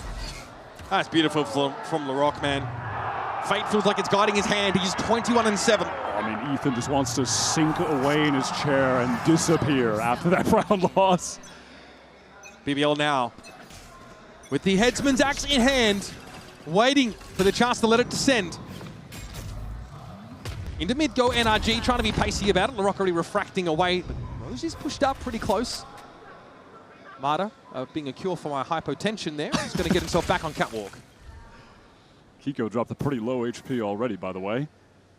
His Lover's Rock has taken pretty significant control of A main, where Scuba is just always throwing up this wall. It allows them to get the orb and play into the site, but Lover's Rock is just going to play around it, get a free kill, not be traded, not even need to teleport. Brock has a drone. Walk away. He's able to force, I mean, we talked about this in Pearl. This double initiator setup, you are supposed to be able to deny those angles from Lover's Rock. And it did on Pearl, absolutely. He's got a drone there, but I think NRG hope that the Viper wall is enough. I think it's one of the reasons as well that we just haven't seen Lover's Rock picking up the Outlaw and Op as much as normal, and he still has been doing it, but I'm used to seeing it in his hands every single round. But he has been doing a lot more rifling on account of NRG's approach to the game, the compositions that they're running. 30 seconds left. Time is ticking. NRG need to commit. Rose here. Correction, not quick enough, and Scuba's able to get the better of him. There's a chance to get into tower, but he thinks twice about it. In fact, he'll go A main with the rest of his team. Kreven dies in. Ugly. Marta's able to deal with it. Frantic moments of spray. Lover's Rock doesn't have the weapon for the situation at all. LaRock at least is able to trade, but it's him and Loiter. Spike plant will go down as LaRock walks into a crossfire. I'm pretty sure both of those players were hindered, but he just wanted to jump across to deny the plant. Now it's just Loiter, but dealt with by Scuba. Okay, once again, NRG, come back up for air. These are costly rounds. They have to keep forcing into them at this stage. Finally. I gotta see what happened there with LaRock jumping across. This was a huge kill for Scuba to get, by the way, that ISO 1v1 in mid. Yeah, he did get 2. And then Modest just sat in the corner tapping with Kiko. If he misses that shot, I think the round is done. LaRock gets in the smoke. Might have gotten the kill there. Anyhow. Finally, the bottom has fallen out of the boat of this BBL economy. They've gone for the full gamble stack on this A side. And it will appear NRG have seen mostly enough for now. Even Marta starting to peel away from that A side of the map. These rounds have come few and far between so far for NRG, but now they've got an opportunity to carve their way back into the match. Armageddon there for Ethan. Brook has a Hunter's Fury. Feels like the post plant here should be pretty favorable for the Americas number 3. We've seen NRG come back from far worse, being down on Abyss in the past. That's how their Champions run started. Very first map. Against an EMEA team. Well, quite memorable. Spike plant. BBL, of course, with the stack not having worked out, still have some weapons to hand. Yep, but Krevin was considering jumping off the map, but yeah, with the rifle, with the Bucky, yeah, why not? Let's go try to see if we can't shoot them. Again, it's going to be a pretty standard anchored setup here for NRG as they wait eventually for BBL to stand and deliver. Marta's position forward, far enough forward in fact that he's able to catch on and ignores the clone studiously. Unfortunately, his bullet accidentally tags it. Okay, this is a little dangerous. Laroc's able to jump across, crosshair positioning broken. Brook has to get back. The paranoia has forced NRG out of the sight. They've got to play from the fringes now, but they're not accounting for Rose, who's given his position away now. Okay, a little more costly, I feel, than NRG would have liked, but Rose will be taken to task. And they'll get their 6th. Listen, I know we're in the playoffs of Masters right now, but we're seeing some funny stuff in this game. I'm dying at Rose having the shorty, so he has to peek out with the shock dart for the long-range snipe. They get 4 kills, by the way. I mean, this is just, we're descending into madness a bit on this second half. Krevin went from trying to jump off the map over at 8 to getting 3 kills. Okay, we're back to some normal Valorant though here surely, as NRG have the full buy, BBL have the full buy, and NRG have a ton of ults to try and actually manifest a comeback here. Oh, Krevin so crucially, but maybe not expecting that number of NRG players on catwalk. Look at this push. He's been getting caught on this defensive side. Yeah, it's BBL all the way out of B, already trying to get over towards A main on the flank. Lover's Rock collecting the information and body blocking so the Hunter's Fury can come through. It's dangerous here. Again, trying to snarl NRG up within the purview of the Hunter's Fury. Kuba the only one tagged out by it, though, and Kiko, timing works against him. BBL able to steamroll him over towards that A main side. Okay, we're going to see the convergent paths used there up towards that security. Marta fighting for it. Lover's Rock, though, is able to get back in from security itself, though, and NRG are off the site for now. They are in a post plant. They do have the util. Oida are about to find it the hard way, but he gets it to half. Yeah, that's very significant. Scuba coming from the back. Look at the spam from LaRock, and they're just sticking the spike. No way! Amidst the smoke, they complete the defuse just as NRG were unloading all their util. Feels like they give up that A site so cheaply, and they spent heavily in that round. Convergent path from Marta. He was really trying to fight back in through Sport. LaRock, another sick opener, up to 26 for 9. What a bounce back after map 1. That is obscene. How do you go from 3 and 17 getting bodied on your own map pick to 26 for 9 against the world champion? On their arguably best map right now. I don't even know. Krevin gets himself a free neural theft. We'll see the second player coming, but Scooby gets the drop on him regardless. Low as he is, it's going to be a Viper spit inside tower. It's a new one. All right, Lover's Rock does go down, but Rose is there for the trade. And so the pit goes as quick as it came in. Still, A-side controlled is definitely there in spades for NRG. They've got 2 players in tower. Yeah, Loida just teleported all the way back towards the spawn, and now Rose in, yeah, a lot of danger. Big saturate. Convergent pathway used here. Look, he wants to try and end the game. There might be something here. Up from tower. He is. Hindrance catches on towards Brook. Lorita going to play it safe, but LaRock definitely won't. Over the top he goes, and out of nowhere, BBL produced the rabbit from the hat. And a commanding dictate issued to NRG. We will see you in map 3. I hardly know what to say about that second half, so I'm going to go back to the first, where BBL were just utterly dominant on that attack side, worked the map beautifully. I love the calling from Rose, and they just thrived in the madness of that second half, especially LaRock, who finishes with 7 first kills and a 27 for 9 KD ratio. 360 ACS. Santiago, catch your breath. It's time for a quick break. When we come back, Mimi and Co are going to get us ready for our third and final map.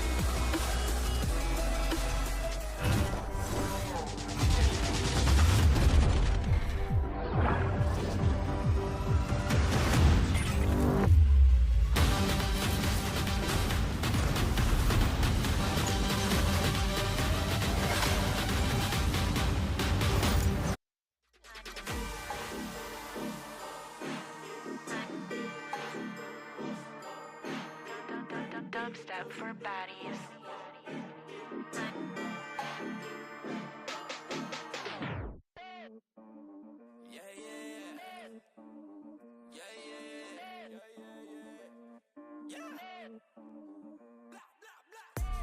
Estamos ready, we dripping en Gucci and Fendi, con modelo y botella de Henny. Estamos duros, la vaina está heavy. Todo el día, todos los días, bendecido, gracias a Dios, Ave María.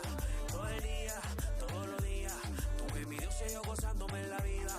Así que DJ, ponle la música pa' que ella se guíe y que la rumba no se acabe, dale sigue. Ponle la música pa' que ella se guíe y que... Now we flexing Schwarzenegger. Now we flexing. Now we flexing. Now we flexing Schwarzenegger.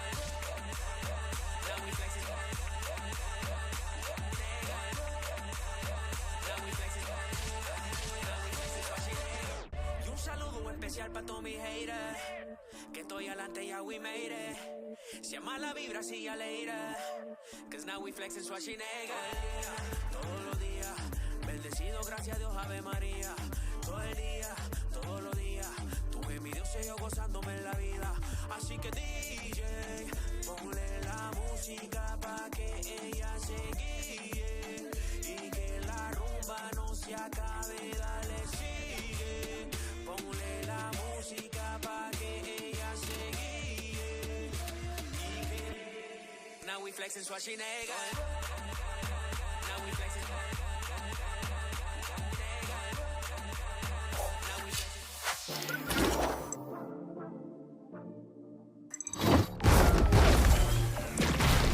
When we start sound designing an agent in VALORANT, we have to consider some key questions, like who the character is and what materials are associated with them. Every sound designer has a different process, but I like to start by developing a foundational sound, something that everything else builds off of. For Vito, we face two challenges. Vito's arm and abilities are made out of the same substance as Gecko's creatures. So how do we differentiate his sounds from Gecko's sounds? We decided to distinguish these by making Vito's goop sounds more crunchy and less fluid sounding than Gecko. One of the fun ways we added that crunch was by destroying a cabbage. The second challenge was, how do we communicate danger? We did this by thinking about Vito's abilities as ambush predators. Imagine you're in a movie, exploring a cave, and there's a giant spider lurking in the darkness, lying in wait. What would the music sound like at that moment? We landed on this aggressive synth, which ended up as a foundational sound for Vito.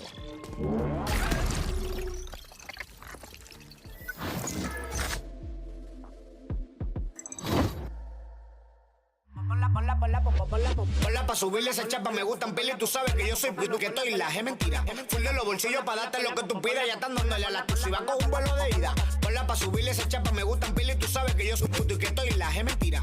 Full de los bolsillos pa' darte lo que tú pidas, ya están dándole a la tu si va con un vuelo de ida. Ponla pa' subirla, ponla pa' subirla, ponla pa' subirla, ponla.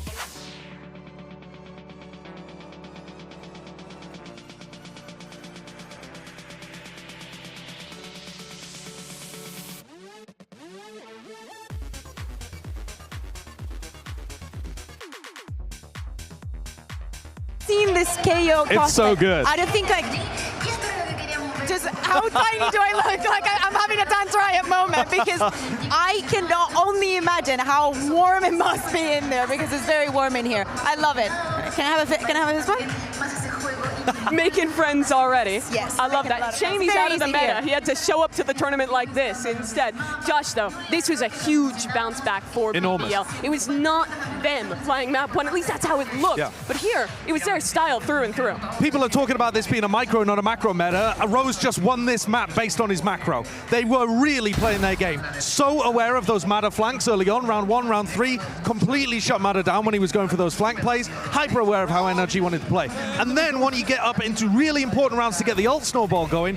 They're working Kreven's lurks through mid, inserting Lover's Rock really deep, really abusing that avenue through the middle of the map and playing the BBL style that we know and we love, where they're integrating fakes, comboing ults on the cycle rounds. It was beautiful to watch. We were thinking about is this BBL the one that is going to lose today? Are they going to, go into that, we lose, let's see how we bounce back? And maybe it was just one map because they were so much more calm and composed, especially having taken into account that NRG used both of their timeouts in the first half, trying to solve it, finding different solutions, and they were able to freeze and just wait for their reactions and still come out on top. Yeah, it wasn't just a bounce back in the macro, but for players individually as well. Map 1 was, I think, the worst game I've ever seen from LaRock. Personally, it was completely different. This game, though, unbelievable. He turns it around, drops 27 kills this map.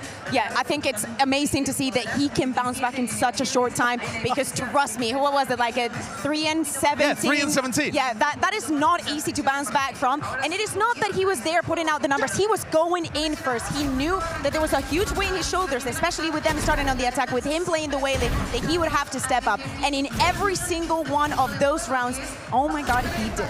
He's such a genuinely amazing player, and I'm so glad that he's come out and immediately bounced back like this, because it's so rough to see him perform so poorly map 1. Hopefully that means that he'll be able to find somewhere in the middle for map 3. You're not always going to get performances like map 2, but hopefully you also don't get him completely flopping. Yeah, maybe he will be a bit of a variance player, though, when it gets to the stage, because he does like those kind of high-risk, high-reward duels. Yeah, you saw the highlights, not just of him, but the other Rock brother, Lover's Rock. Those two on the entry looked incredible on this map. They were dismantling the NRG side anchors, which are normally so good on defense. Do you know the thing that I told you that when we were in the game, like they just needed like a couple of rounds to try and get the ball rolling, and BBL definitely found it.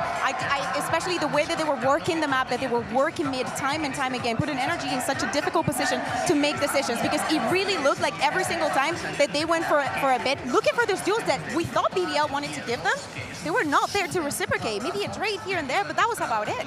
Looking at NRG's side now, they beat their opponent on their map pick, the Pearl. They just looked so good for BBL. But historically, Abyss has been towards the top of the NRG map. Well, they lose here dominantly, and now we look ahead towards Split. How are you feeling about the World Champs, looking at a series that is completely flipped on its head? I mean, to be honest with you, I think both of these teams don't look that great on Split. Combined, they are 1 and 3 this year on Split. So it's towards the bottom of both teams' map pool. I think for BBL, though, they've only shown it once. They've had a long time to change things up, whether that be the composition or their approach. So I actually think BBL might have an opportunity here to come out and surprise with an incredible map 3, but it should be sloppy and chaotic, and I also think that kind of favors the individuals on BBL rather than the structured protocol, perfect play of NRG. You're forgetting something, and is that what I remember that Split very vividly. And I remember that after that, I thought BBL are cooked. They cannot win map 5. And for a second, I forgot that is Martin's best map on Euro. They went up against the best Euro in our region, playing in his best map, and it was very, very difficult for them to bounce back from that. They did not find the space, and also we need to speak about all of the other pieces, like for example Kreven, for the first time not playing on the Cypher the time that he played that Split, and we expect them to be running that double controller, but I think Kreven's played amazingly today, and Split every single time that he was pushing through mid, I think he made a difference. Yeah, his lurks are so impactful on this Abyss. What are you looking to see from NRG on defense to deal with his lurks? Well, I mean, they run a composition that should allow them to grab a ton of information. So in comparison to Abyss, where you have to really be worried about those site pops, and you do tend to leave mid a little more open, on this map, I think you'll be looking to re-clear over towards ramp, re-clear towards mid, and you should be able to catch those lurk timings that tend to come through those two avenues. So I'm not as worried about like crazy lurks happening here from BBL.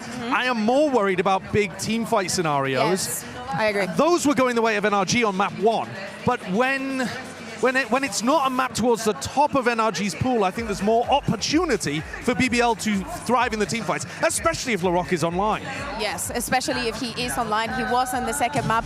I agree with that. Of course, mid being one of the most important parts of this map as we jump into the agent select. We see no surprises on the BBL side so far. Kevin has already locked in that Viper, and it looks like we're going to the double duelist. Although, never mind, it was a race before, wasn't it? Yeah. So both of the teams actually, I think, looking to make a couple of adjustments here too. The Vice for NRG. What do you make of that? We've seen a couple teams try and counter-pick her into double duelist teams. Is this a strong way to shut down LaRock and Lovers Rock? I mean, it definitely can be, but it also gives you less tools to be able to get in, right? Because you're not running the double initiator anymore. So I think more pressure on Mada, more necessity to look for information on the defense side. But this is, two teams making adjustments here to try to win an absolutely critical map 3 that neither of them are looking amazingly comfortable on in previous iterations. At the beginning of this match, I said I'm looking at Ethan, not only because of the deco on the first map, but especially in these situations, I think that he can make a difference. With him being the solo initiator, I think him and Mada are going to step up big game. I am, though, a fan of the Vice. I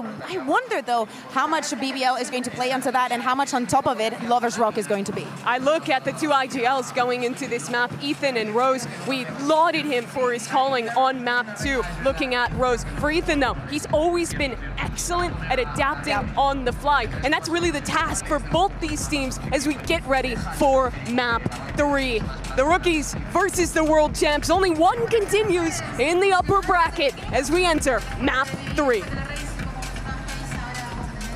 Even amongst young, hot-headed, trash-talking rookies, BBL are in a class of their own. They had plenty to say coming into Santiago. Coach Key says we're out to conquer the world. Lovers Rock says we're better shooters, we're better reading the game, we're better analysts, we are just better. And it'll be quite a story for these guys to make a royal run from Premier to beating the world champions in their first game here in Santiago. And if that last map is anything to go by, it's on the table. Those words felt real hollow until LaRock completely took over the server on Abyss. Stunning performance from him after just putting up 3 kills on Pearl. That is an unbelievable turnaround against the reigning world champions, no less. And as Josh said on the desk, we're off to a map that is uncomfortable for both sides. It's been involved in some crucial series for NRG in 2026, and it's been a map that they've lost against HyperX just the other day, G2 earlier this year as well. And while this Vice might have good stopping power on defense, Sideshow raised the question, how effectively are NRG going to be able to carve out space on the map and get into these sites?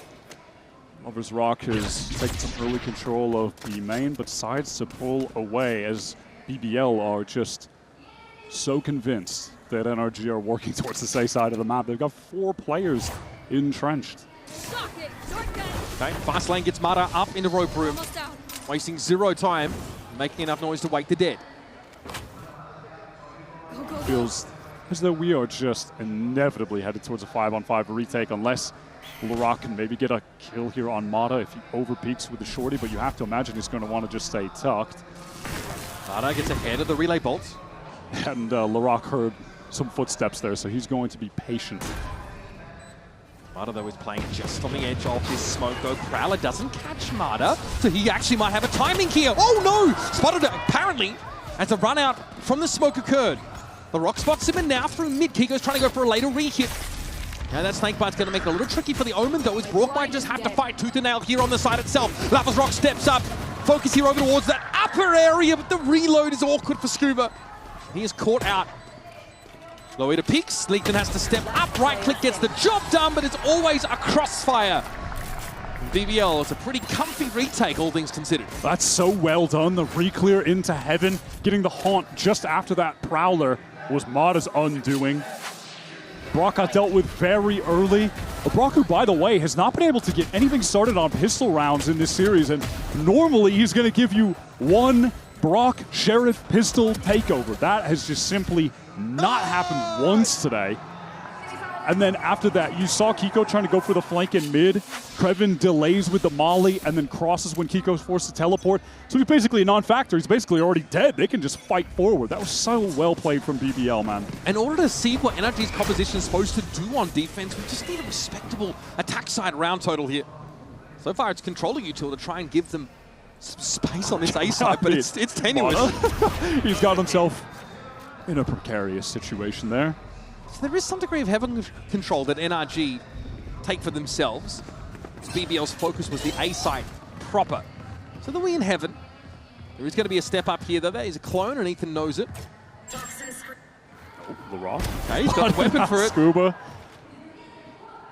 He's looking like a completely different player than what we saw in map number 1. To say it was a 180 might almost be selling it short, which is bizarre, I know. His job is to take over the game. He is that loose end in so many of these scenarios. And especially when it comes to Split, I want to see him to continue to play with that pace and aggression, particularly on defense. This Split map for BBL was the most one-sided L that they took 13-4, in that right? BO5 upper final against Gentlemates to qualify here. They bounced back after it, but it left a lot to be desired. And it raised questions about their map pool heading into this event. If they can turn it around on Split, though, I think their pool it's more well-rounded. It's definitely more fearsome when you're going up against them. But if they can't, NRG, despite mostly losing on this map this year, it's only been against top-level teams. And they've still had competent, close performances. They haven't been blowout losses. It was close against PRX the other day, right? So BBL still need to show some real quality play here. One thing BBL didn't do much in that Gentlemates game is take that B main control, but they're doing it straight away this round. They've had time to work on this map. And instantly, it's a TP forward for Loita. So that's being covered. That part of the map, well and truly under control. But A is where NRG's pitter-patter is being heard from. Ethan uses that dog up ramp. And as he does, I just want to remind everyone that this is NRG not playing a double initiator comp. So if we're ever going to see Lovers Rock really lean even more heavily into just being an outlaw op Yoru, it's going to be right now. Doesn't have to deal with any kind of drone pushing him off a sightline for the rest of this round. Yeah, a Viper Vice composition does pretty little to deny and it's not those even like sightlines. the Vice gives you the audio ping anymore, the flash to find out if maybe there's someone somewhere, right? So they're going to be lacking for info here, NRG. It's going to be up to Ethan, really, to try and keep Lovers Rock quiet. Kreven, huh? Oh, man. Caught the Razorviner realized he couldn't be up there on rafters. That was well read into by NRG, but Rose might try and find a timing here inside the smoke. He hears it all around him. It's a 1-for-1. Maravo's ready to fight for more. Into the side he goes, baits the shot out from Lovers Rock, and so he's off the line. No time to gate crash away. Lovers Rock 30 seconds. instantly taken to task by Scuba. That's a nice little catch from Loida, but can LaRock find a situation in which he can close the gap with this judge? Does have the fast lane, does have that relay bolt as well, so it's definitely possible. I mean, hell, those two players backside stacked up, they could both get stunned if it's placed in the right spot. If he fast lane crosses through elbow. Kiko knows he has to be quick, but LaRock is not running at breakneck speed quite yet. Traded out by Loita. Now, really, he just needs to see what he can find. He has one TP left, and he's able to take Mata down instantly. He knows where Brock is. This would be the moment for Brock to get something done. Play for time. Play it safe. It's planted out in the open. It's not favorable whatsoever for Loita. So he gives it a tap. Flash here. Holds it. Holds it.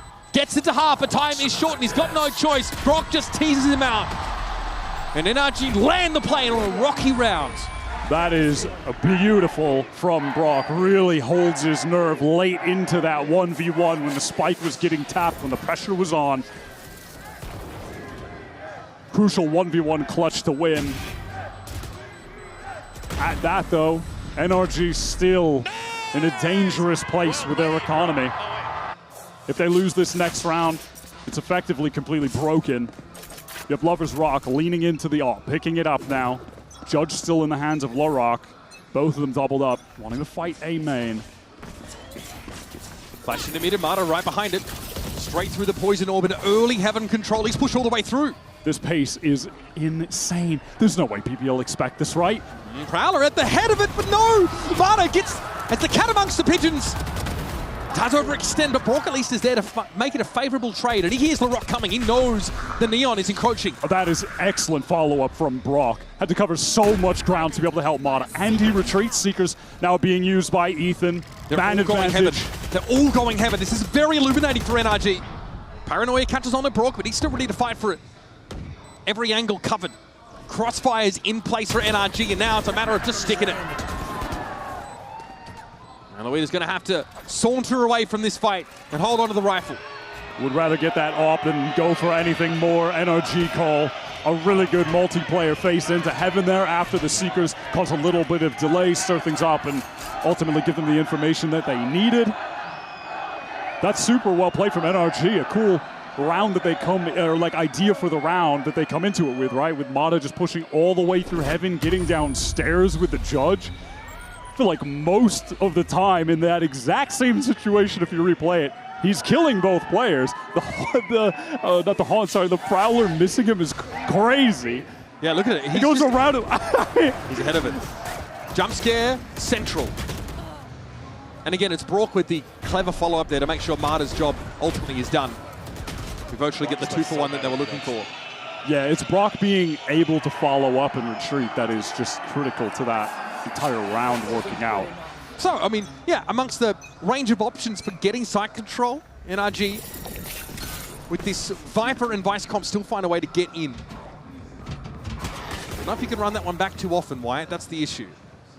So Trailblazer gets dodged out, and now Lovers Rock just wants to reclaim all of that space with the AWP, and even if he's just holding it, as the Prowler you could see on the minimap went through, the rest of the team on BBL, they can just put their emphasis elsewhere on the map. So we saw NRG show some early presence on B. It's going to be pretty standard on a lot of these rounds from Brock to see him just throw those thorns right down into main so they can try to take this space early. Yeah, again, BBL don't have the weaponry here to try and take B main control early. NRG are going to be able to get close. Relay Bolts here, potentially catching on to Loida. He's trying to get off the side, but here's Mata, ready to fight for it! Heads roll! And NRG in one fell swoop cut BBL down to size. And as Lovers Rock can only get a consolation kill before getting on out. NRG might do a little bit of hunting though. Yeah, Scuba is already going through sewers, so he could be in danger. He gave the rest of his team the right idea, controlling A main, just go stack on B, but they did not have the weaponry to hold off against NRG, just so aggro through the choke. Okay, another for Lovers Rock. No one else from NRG really proximate enough, I think, to test this now. Unless Ethan's hoping for something off the gate crash, Don't babe. do it. Don't take the TP. How many more guns? Walter White in the car. No, Lovers Rock, don't take it. Bit of Steve Carell screaming. I don't think Lovers Rock fancies any of that. No, he'll stay put here for the time being. And NRG will have to content themselves with 3 rifles carried out of the round and 3 rounds to their name. Again, another fast hit with BBL's lack of ability to set up in B. Listen, they had the right idea. They just didn't have the weaponry to be able to handle that. Now they'll have an actual buy going. But NRG are going to have an advantage in terms of the ult economy, and with that in mind, Coach Key over on BBL wants to get the timeout going, first one of the game. Does that look different if Mata's caught in the C's there? Just able to dodge ahead of it. Also, the spacing was pretty nasty. If Mata goes down there, I think NRG are actually out of steam. Crucial that he gets in and finds those 2 kills, and NRG quick on the uptake. Over the Coinbase win condition now, and BBL after winning the pistol and the anti-eco have been pretty quiet. NRG with a pace of play reminiscent of what we saw from BBL on Abyss. It seems as if our Turkish squad are on the back foot. We'll see right now if in this next round they try to fight to get one of the alt orbs, maybe try and get Rose close to the Nightfall, because they're going to be in a pretty precarious spot if NRG are able to get in using Mata's alt, or doesn't even need to use it necessarily, but they get themselves into a post-plant situation where they're not dropping players, Scuba gets the pit down. That's something that BBL will have to be concerned about. And if that does come to fruition, Lovers Rock would love to have a dimensional drift to get through the pit, try and ping players out for spam, something along those lines, right? We'll see what they have cooked up. Coach Key, I mean, also, in a sense, a rookie to this stage. Has spent years coaching some GC teams, then went to Challengers with this very core and has ascended right along with them. Can BBL get Lovers Rock set up, though, for success? That op feels like it's a key component of their success. And here's that ult from Mata just storming through heaven off that relay bolt. It's all about pace, but Rose shuts it down instantly. Raw stopping power. That's exactly what you need in a round like this. Kreven also wants to get involved. Not one to let the game get ahead of him, clearly. And already NRG down to 2 players, yes. They're in the site, conditionally anyway. Brock's the one with the spike, and he is very sequestered away from Kiko. That was some blistering speed from NRG that went straight into a brick wall. Pretty crazy that Rose was able to just deal with Mata what felt like quite easily in a chaotic situation. Just fighting him up close in that smoke. Brock spotted out by that Prowler now. Retreating with the spike towards site. BBL, they're just content. They don't need to do anything right now. Yeah, enjoy. Take the site. We'll play a retake 5-on-2. This is a very wishful Razorbind here. Kiko found 2. Brock. Yeah. Tough to extract yourself from such a situation. And it all starts with NRG pulling that overdrive and getting Mata up into heaven. Yeah, they did just want to go all pace, overdrive, spike down, pit. Let's keep it simple, guys. But Rose sidesteps the bolt and just decapitates Mata. We talked about this at the start of the round. There's just nothing to cover up that sight line from screen. You're going to get punished for that against BBL. There's some variations on that you can take up. As Lovers Rock with the op in hand. We're going to see it again this kind of round. And the same question is going to be asked of NRG. Do you have what it takes to make the Yoru a non-factor? NRG have been getting B main quite easily, just throwing down the early vines. Can Lovers rocket another shot? No, that's a pretty tough one to hit. Mata through that molly. In some danger, but crosses back. Sight! Good recovery. And I love the TP across there from the Omen of Kiko. He is in position and ready, but the judge was not noted close to the B main door. And now into the dimensional drift. Lovers Rock passes that info back to Rose. BBL now put their nose out in front. Yeah, there was more of a tsunami than a flood, honestly, the way that BBL played that one out. The Nightfall initially, and then LaRock being able to play up close. First, Lovers Rock forces teleport away when he, misses that crazy op shot attempt. Then comes right back in with the dimensional drift. Feels like it's close when Loida goes for the teleport across. But no, the rest of the team are so fast to support. They show just zero caution whatsoever getting back in. Couldn't see. The judge pushed up close. Fast lane. Hid LaRock from the rest of NRG. Away we go here, round number 8. Very much a default flavor on this round. Kiko left with just a stinger into this one, by the way. Money not so great for NRG. In a post plant, you like NRG.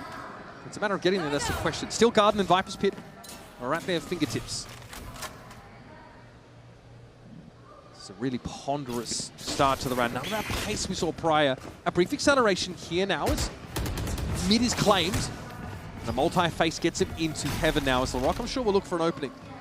But he's still on the judge here. NRG at the moment just very content to take some space up towards mid, draw out utility while the round is still fairly early. You can see the spike is all the way back there in market. It's going to be collected late. But they're just showing emphasis on, a bit of B heaven, a bit of Vents. Hey, we could be splitting into either site right now. Characteristically, though, again from BBL, no B main control outside of this posting from Lovers Rock. And he's got to respect that Steel Garden. He'll be able to keep his primary for the time being. That's great reaction, though, for Kreven. Kiko attempts to walk up, and it falls flat on its face. Shot missed, though. There's a chance here to get into the site for NRG. Lovers Rock, maybe flash around the corner, some shorty action, yes! Tears Mata's head clean off his shoulders. Spike loose on site, and LaRock now looks to post up on yet another corner. The op is still singing out, and time is getting very short. Scuba's pinged out by the haunt. Lovers Rock is every bit the sleep paralysis demon he was promised to be. These B-side holds from BBL are looking really fantastic these past couple rounds out of the timeout. Kiko, what feels like just a little bit early perhaps on that, not having anyone to swing out and trade for him. And then Lovers Rock, backside is just doing a great job fighting towards main, had Loida there as well, playing off him tucked in the corner. LaRock in so quick, has the overdrive popped. They are just not allowing NRG to actually get the spike down. Their mission has been to fight them so aggro just as they're getting out of the choke point, and it's so far working exactly as they'd hoped. So it's another timeout here, and so another Coinbase win condition. NRG start that round slow. There's a brief acceleration. They get that heaven control. But unfortunately, things fall apart when they can't really capitalize on the Steel Garden that would, in theory, get them into B properly. Force Lovers Rock off the angle. Yeah, it's one way to do it. It just gets them through B main. Doesn't actually cover anything backside. You'd rather a drone in that position, I think, for that purpose at least. Yeah, and it really just felt like, some of those timings were just not tight enough with Kiko fighting heaven, and then they're kind of rounding the corner of B main. It was just a little bit off kilter for NRG. We're going to need to stabilize out of this timeout. Money has not been good. Future buy is not going to be good. There's a lot of moving parts to NRG's composition. Pretty flashlight as well. Of course, they got the paranoia, but Kiko ends up walking into, like you mentioned, a player stationed behind that Viper wall. So it's a question of whether they go back to those fast hits, that burst speed here, but I think the unknown variable of the op in the mix now for Lovers Rock changes the calculus for the American squad. Will this be another fast-paced round like we saw on A prior? Will they get the spot on Lovers Rock? Mata wants to accelerate. Love to rest the op away from the star player of BBL, but, you know, chance to ingress in towards this heaven position until they force their way in, and it works out. Behind the guiding light flash, Ethan's able to find Kreven.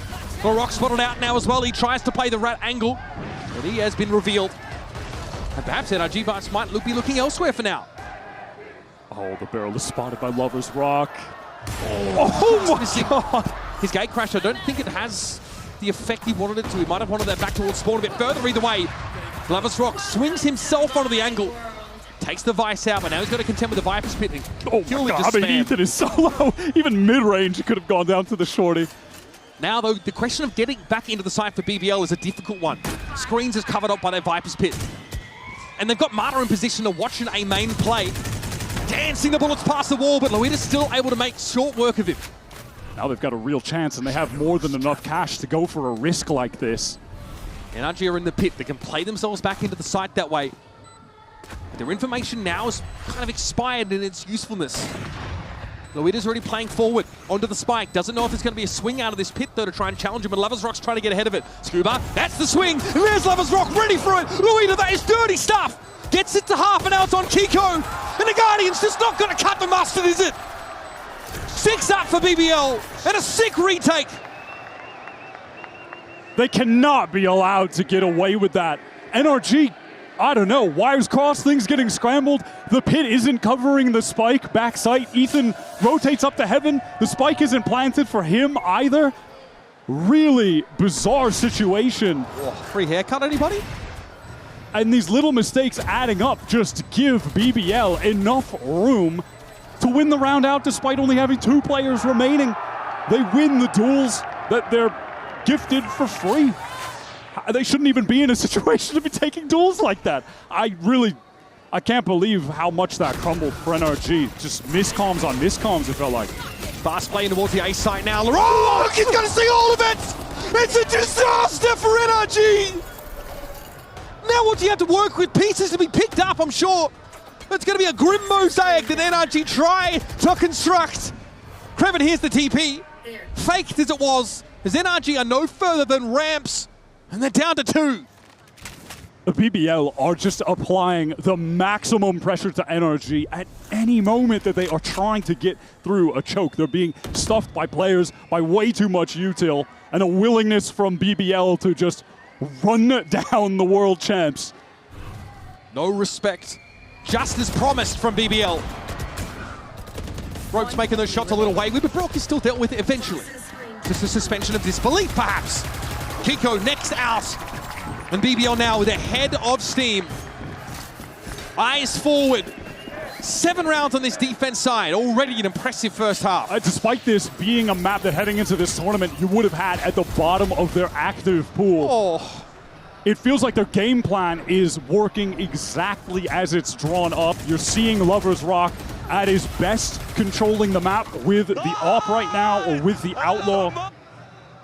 And then LaRock is just able to dominate them on the opposite sides of the map. They're playing so aggro, stuffing them in these chokes, fighting when NRG are trying to get out.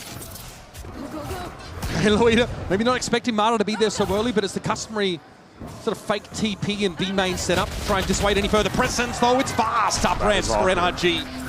Yeah, Rose is trying to get over there in time to find some kind of trade. Loita teleports behind him and spawns. Surely this has been hard! Loita! I heard that was against the law! And now down to 3 are NRG! The spike is on the ground. It needs to be recovered by NRG now. BBL just pounce on that. Yeah, I mean, he's that Trailblazer. Nothing to clear that space. NRG have lost his spike almost certainly. Brock with his stinger has to try and find a way to get it back. Decayed down, caught in the seas. And now BBL get to play with their food.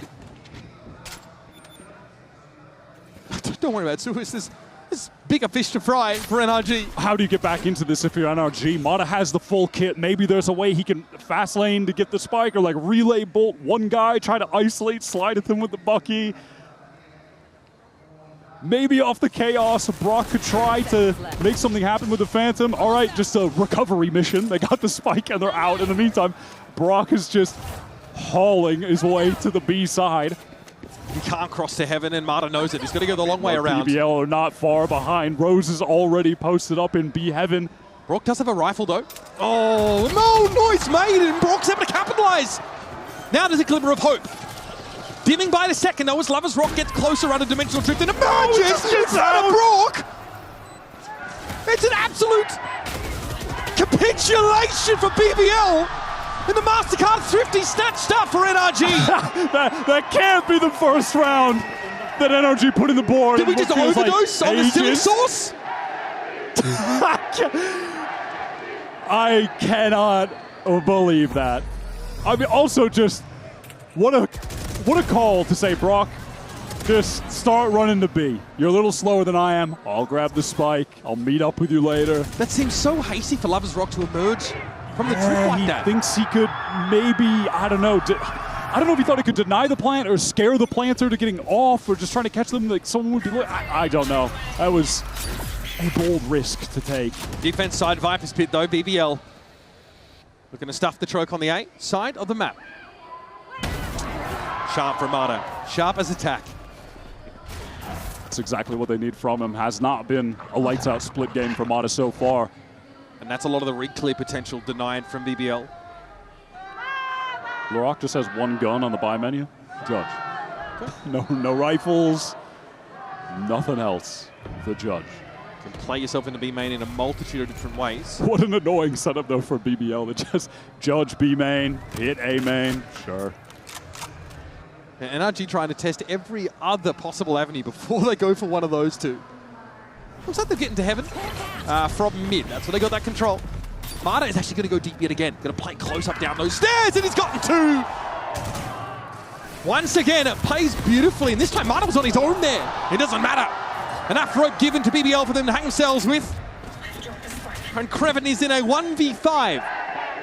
These are important rounds for NRG to find at the end of this first half. A light smile on the face of Brock after he wins that 1v1 while stunned against the Judge. we are in silly land, Mitch. Yeah. This has Mata, been the Olympic luge champion. been a wild last couple rounds. Okay. We're getting a nice little banger third map. They'll like to see that. Now, BBL, they had some great adjustments from round 6 to 10, utter domination, and it felt like round 11 was one that NRG didn't necessarily deserve to win in the 2v3, but they somehow make this close in the end at a 7-5. Just a mental half of Valorant. Now we get a run back of the Mata solo play into spawn, and this time it works even better than it did before. Halftime, 7-5. Competitive start to split.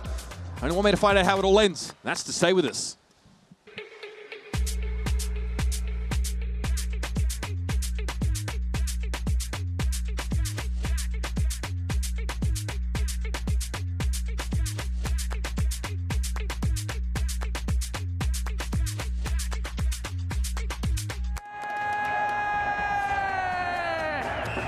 Vamos a bailar un poco.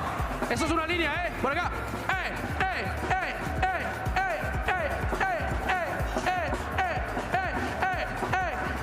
Únanse, únanse. Arriba, arriba, arriba, arriba. Únanse. Únanse. Todos.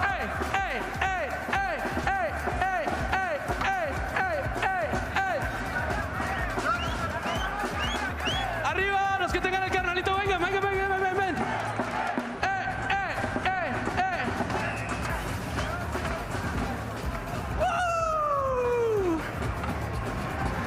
Traigan los carnalitos, los que tengan el carnalito vengan. Los que tengan el carnalito vengan acá, sin pena, sin pena, sin pena, vamos. ¡Ey, ey, ey, ey, ey, ey, ey, At one point in the first half, BBL had strung together 5 rounds in a row to make it 7-3. Then NRG looked lost, Wyatt, struggling to have that level of pace they need to get into the map, but all of a sudden, Lovers Rock's operator got added to the equation. They didn't seem to have an answer for that either. However, those last couple rounds of the half, that should give some hope for America's fans here as NRG cotton on to a couple of opportunities, but BBL looked like they get ahead of themselves. It felt like BBL were in that situation where you can't do anything wrong. You're just winning in every little micro area of the game. Every shot is connecting, and you start to make a couple silly mistakes because of that. That's what happened on those final 2 rounds, and it's resulted in NRG being within touching distance of catching up. So BBL are going to have to really stabilize to maintain this lead in the second half. And now they're going to play against that stopping power that NRG's composition boasts on defense. Fast lane, though, to play BBL in towards the A side of the map. Kiko respects it, sees low in with the TP top side, and knows the rock's already crossed, but everyone surrounds him. Good damage done, you can say that at least, but NRG are now pushed off the action. Ethan lucky to get away alive. The spam coming his way in that smoke at 15 HP energy. They just want to fight. Brock is in up top, but he can't connect the shots just yet. A lot of low health players, but Brock has got so much on his plate. I'm not sure if he brought his appetite for this one. BBL with 3 players, all below 31. They've got 59 health total. This is so winnable for Brock. A couple stray shots here and there. He's getting nothing from BBL. Look at the push up here from Creven inside the box. The bait jump out there for Rose. Down to 1 HP. It's not enough. BBL distribute the bare minimum of health amongst their teammates. And clown on Brock. Creven with the perfect timing to peek out, but that is just BBL playing as fast as you possibly can in the game of Valorant. Everyone W key pressed getting into the site. They just overwhelm these anchors. And as NRG try to get back in, Ethan was really unable to support in a meaningful way, just took so much damage. He's forced to retreat. BBL are in prime position to close out this series, their debut global series.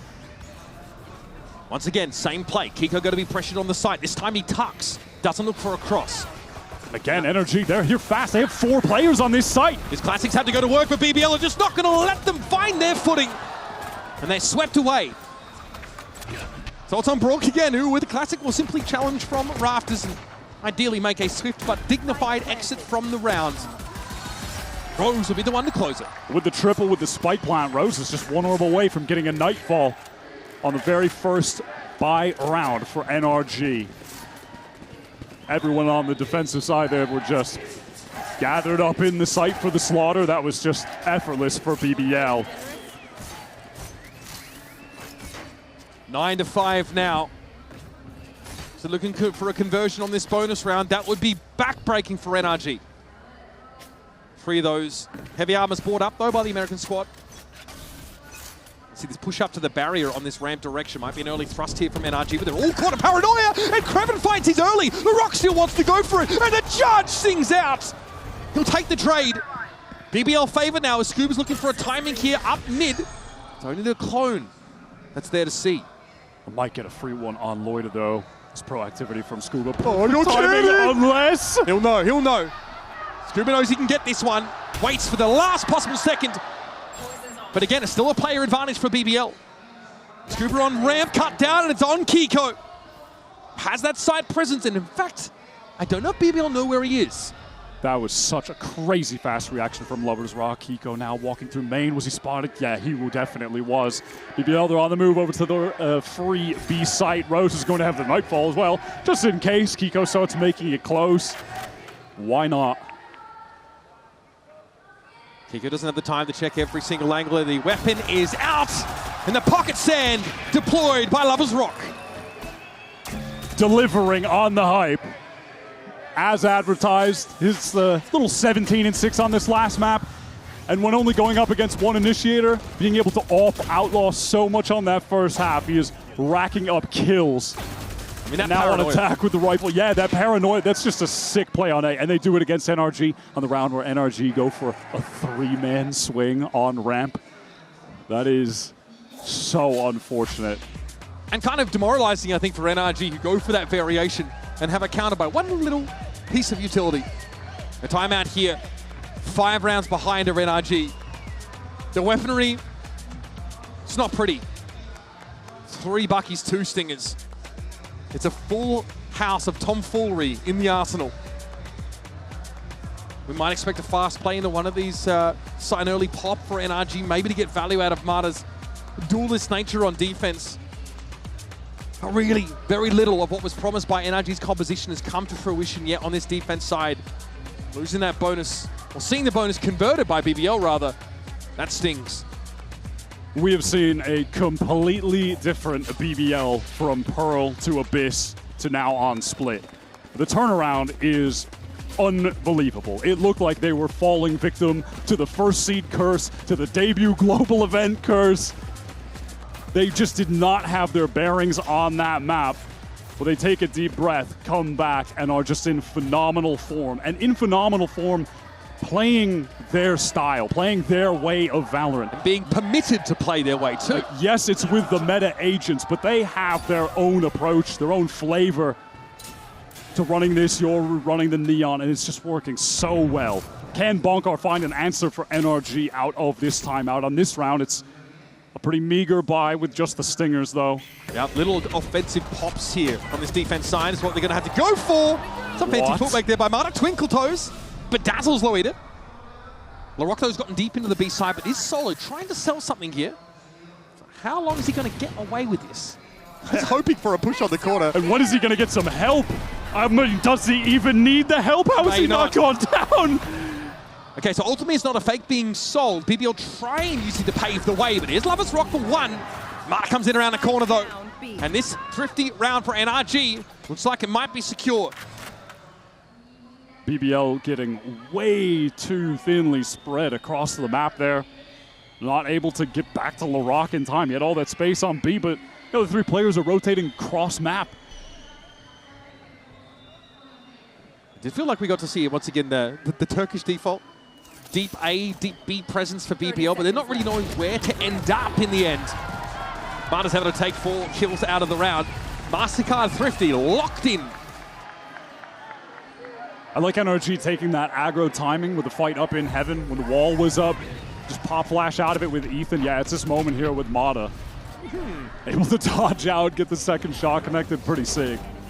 An insane round for Mata. Basically playing gun game here. Yeah, he's able to catch out Lovers Rock as he went for a play with the Outlaw. Important round for NRG, but it's too early to say if their head is above water yet. LaRock has found a new weapon on the buy menu. He has the rifle for this rush over into A. Mata needs to back up. That's a bit too much pressure. Okay, the judge ain't doing that. Judge isn't doing that, bro. Apropos of nothing, it's Ethan down through the smoke. Kiko, though, has been very dependable on this B side of the map. Great anchor, bought a lot of time, and there he just takes that kill in B main. NRG looking a little comfortable here, or at least easing into this defense side now. Nice slide in from Mata.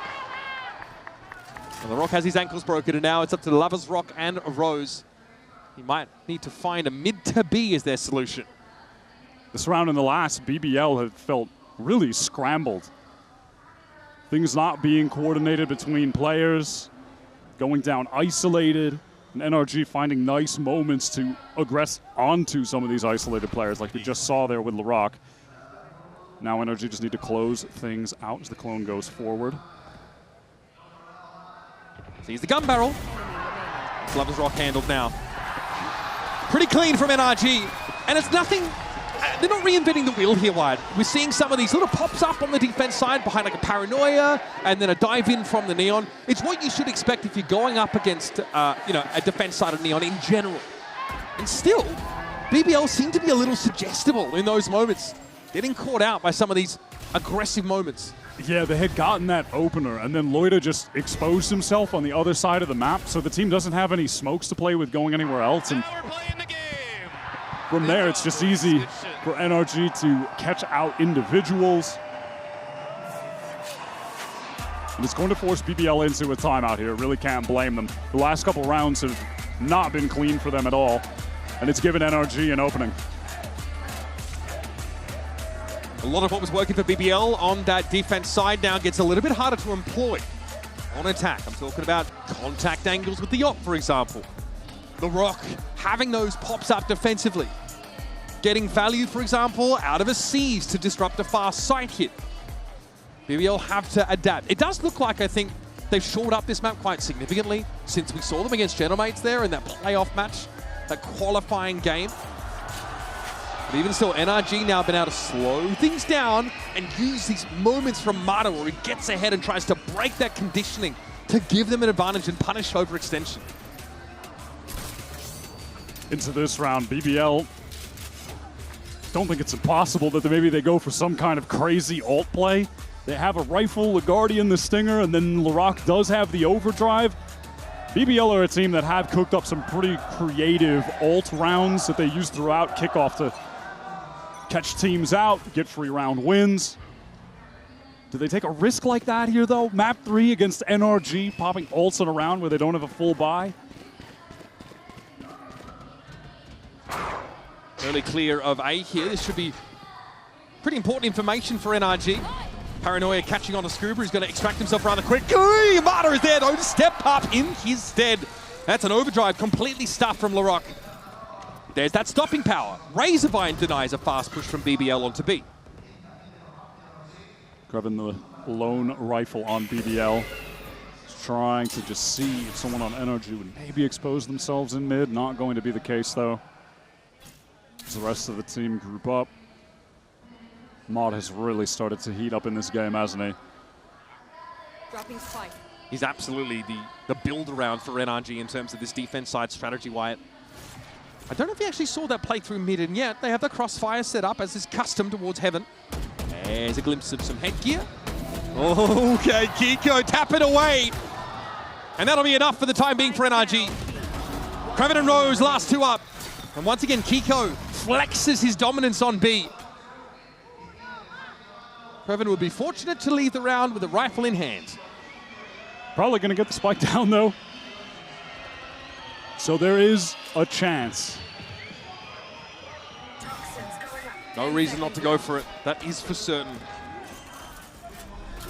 So now it's a question of where you fall back to on this A side of the map. NRG are going to have to make their way over. Razorvine does deny the early play back out towards main by Kraven, but he'll get where he needs to be. Oh, wanted to bait out that wall as well. I like it. Again, it's the dotting of I's and crossing of T's, the little things here for Kraven. Trying to pave his way for success in his 1 versus 3, but he'll have to take a pretty raw fight, and he sees 3 guns trained in his direction. And so the firing squad gets NRG back within 2 rounds. A fair attempt from Kraven. I like he baits out the util, goes back, puts himself in a position where he tries to isolate a fight to slowly even up the numbers. He was doing everything right, but ultimately that's just going to be such a tough situation for them to win. Stunner first shot from Mata. Again, just a really solid crossfire there. Kiko's been fantastic on defense. Overdrive committal just gets fully nullified. Now we're playing the game, to quote Ethan. Can't argue with that. 3 rounds in a row for NRG. And some pretty important ultimates here, especially if they want to funnel BBL in their choice of direction. They've got that Viper's Pit off rip. I'm out of here. It's faster from Larocque getting up towards A ramp. It's a bit mid. Yeah, instant broken, but does know that no one is too close up. So BBL fight and take some early space over towards A, and now the entire team is rotating over here. They just want to go for this straight up exec. They have to deal with Brock and some delay utility and that choke. Exactly. That Razorvine could be big, but Lover's Rock, of course, can circumvent all of it. There is Larocque falling, though. Ethan plays himself onto the side, checks that Razorvine spot, and then what an angle to find Lover's Rock on! They all step up, and the Mastermind knocks him down like dominoes. Bloina will be double swung. Ignoble exit from the round, and Ethan is on his feet. And a risk like that, just going for a fast exec against this Vice comp is absolutely punished. They don't get the info on Brock being there. They're completely stalled out. Oh. And you see the duelists just isolated there with Lover's Rock stuck all the way in. And that was just such a heads-up play from Ethan. So smart to drop down back into that corner. Not quite Lysol level aura farming from Ethan, but certainly starting to emanate some confidence. Captain gets his team back within a round. What's the fake jump there? Larocque though in hot pursuit. Brock going to try and cover Ethan's retreat, but it's just not enough. God. Larocque will not be denied. That is pretty outrageous. Does Brock try to get back in here? I mean, there's a slight angle with the molly not fully covering the choke. No, he doesn't fancy it. There's a risk of being triple swung here in the end, as the side is certainly under BBL's control for now. The screen's present for Brock as he crosses back over, and it looks like Mata wants that heaven control again. A look at this flank from Scuba, but it's just being read by Loida. This timing, can Gun Scuba barrel. win this out? Oh, he can! Can't afford to lose though. Scuba had a chance, an opportunity. There's the slide in from Mata, at least forces the gate crash, but that's back to the site. Lovers Rock can just play as an anchor now in its retake. And Loida doesn't have to do anything but live. He can just be a nuisance in the back line over towards A main. Now NRG have to descend into the Viper's pit. An unenviable position at the best of times, but they've got to go for it. Lovers Rock straight through the smoke, caught out. That's Kiko for 2, surely not more.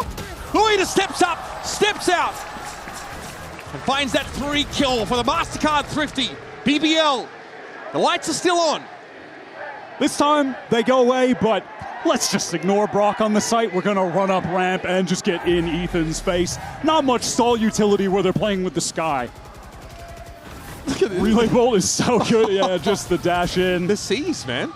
That fight was so important on the flank as well. If Scuba wins that out, all of a sudden they're the one backstabbing in. They don't have to worry about A main late. They can just get to the site, put all of their focus on fighting towards that pit. And the AWP is back in play. Wyatt Lovers Rocks gets himself the scope weapon.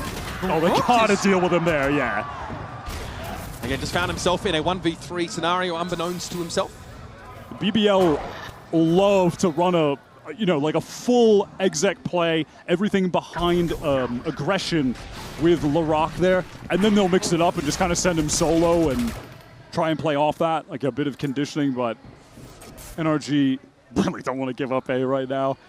They just fight it even more heavily. Pretty good map control here. Look at NRG, yeah, double face, and that's Kreven down. That's also the Viper wall gone, so very quickly NRG are going to realize there's no one else today, especially with these Seekers trained from the rest of BBL. Here's Brock from lower. Paranoia comes in from B main. That's disruptive indeed. Kiko's taken out by the op. Lovers Rock spotted as he drops down. Scuba waiting for a chance to get this crossfire going, but Luida could be a problem in the corner of the site, and he's not spotted out. 2 for the Omen. And Rose just saw the barrel. Mata backing towards stairs, though, makes a little bit of noise. Look at Ethan coming through main. This could be fortuitous timing. Ethan with a flash still to play with. Loida very low, as is Rose. Surely you don't fight yourself out of this one. No, Mata there from CT. It's Loida down. And Rose can only get back on rafters and have a bird's eye view of a situation that likely will spiral out of his control. 18 health. Mata plays close. Ethan with a double face. And NRG quickly respond back and keep it close. Still in the game. I love the way that they played towards A that time. I mean, they were not going to give LaRock an inch. They had 3 players just ready to fight here on ramp. The counter flash comes through. He's blinded up, dealt with, and then there was that mid-round timing that Mata and Ethan took to fight again in A main. And at that point, they just have more than enough numbers to handle BBL's pivot towards that B site. It's a tight round. You can see that look on Bokar's face. That TP forward into the back of sight by Loida could have been the undoing for NRG. And so the op was picked up by Lovers Rock. That's gone again. Dropped away. Back to the rifle. And Brock now has the Odin to play with.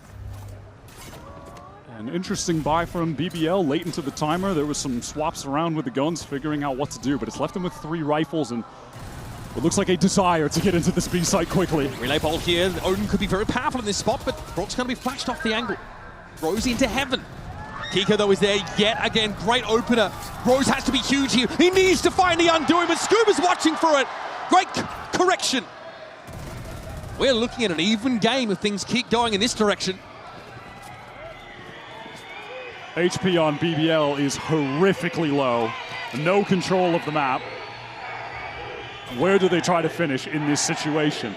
If for all they know, one player could be pushed all the way up into A main, holding that. They're going to try to go up mid, in towards B heaven, re-hit. That's a re-hit into 4 players. Surely there is no way they can wrangle this round back into their control. Ethan doesn't fancy it. Flashed out himself. Kreven's actually able to get ahead of this now, but surely Ethan's looking for it. Cool, calm, collected, king of composure! The king of the dead! Flawless round for NRG! And Ethan perched on a throne of skulls!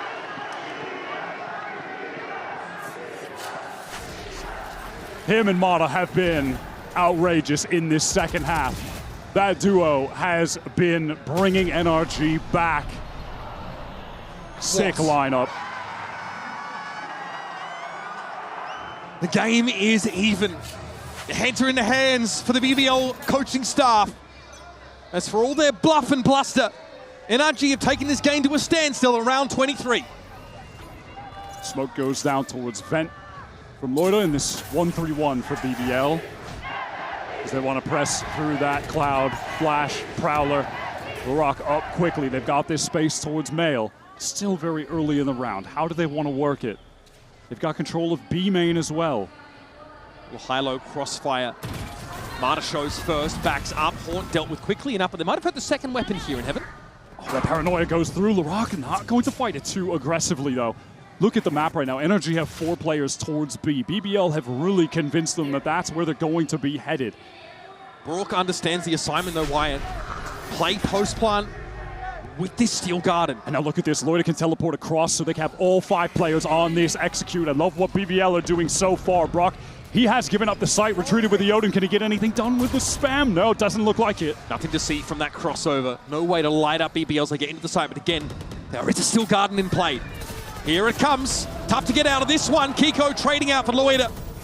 Now wants to get onto the site. Smokes off that main position, trying to force Lovers Rock off the angle, and he's taken down before the smoke blooms. Now onto the site we go. Risky and dangerous for BBL. They're grouped up together, hoping they can crossfire this, but one by one, they step up out into the line of sight of Brock, and he will have his fill. Match point for NRG.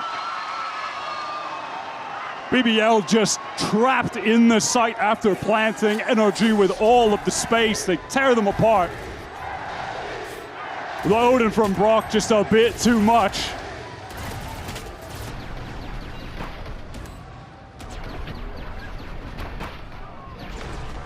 Again, Brock was patient, spent the whole round in screens, played off the Steel Garden. Huge retake. Plenty of animation here on the faces of NRG. It's been a slog of a game. A BBL now in an awkward spot of buying up what they can, and it is not much. Ultimates not really a factor in this round unless Lovers Rock can find a kill, find an orb. BBL are back into this 1-3-1. Can they take it to OT against the world champions? Haunt gets them into ropes. NRG happy to try and encircle them, maybe once again play themselves into Heaven for at least the trade. You can see the gate crash was just sent back all the way towards Market from Lovers Rock, so at any point could go back. Now Rose is here with the spike. I'm sweating just watching his point of view. He's alone for now. And LaRock has doubled back, and it looks like Lovers Rock wants to maybe play proactively, maybe make some noise and teleport back to the others. It's the same high-low setup here. It's dangerous. Relay bolt thrown out, but Lovers Rock finds success solo over on that A side of the map, but is he ready for Brock? He sees him. Yeah, gets the drift with that kill, gets the info on Brock, and now BBL are on the way towards that A side. Gets the space in elbow, leaves a dimensional drift. The rest of BBL, they get past that wall, it gets tripped. It doesn't matter. This is going to be a 4-on-3 for the game. Oh, through the smoke, Kreven. Doesn't know what him and Brock's far from done. This is exactly where he shines. Through the corners, the damage is gone. LaRock is riddled with bullets. Lovers Rock tries to stand up, and it's on Loida. 1v2 in the post-plant. Oh! Unbelievable! We're in ball 4 for Loida! Takes us to overtime! It's the stuff of dreams! Not even the greatest fantasy authors have the audacity to put that pen to paper! And yet here we are, Loida extends a lifeline to BBL! Oh my god, man! The speed on that second shot, the reaction time is insane.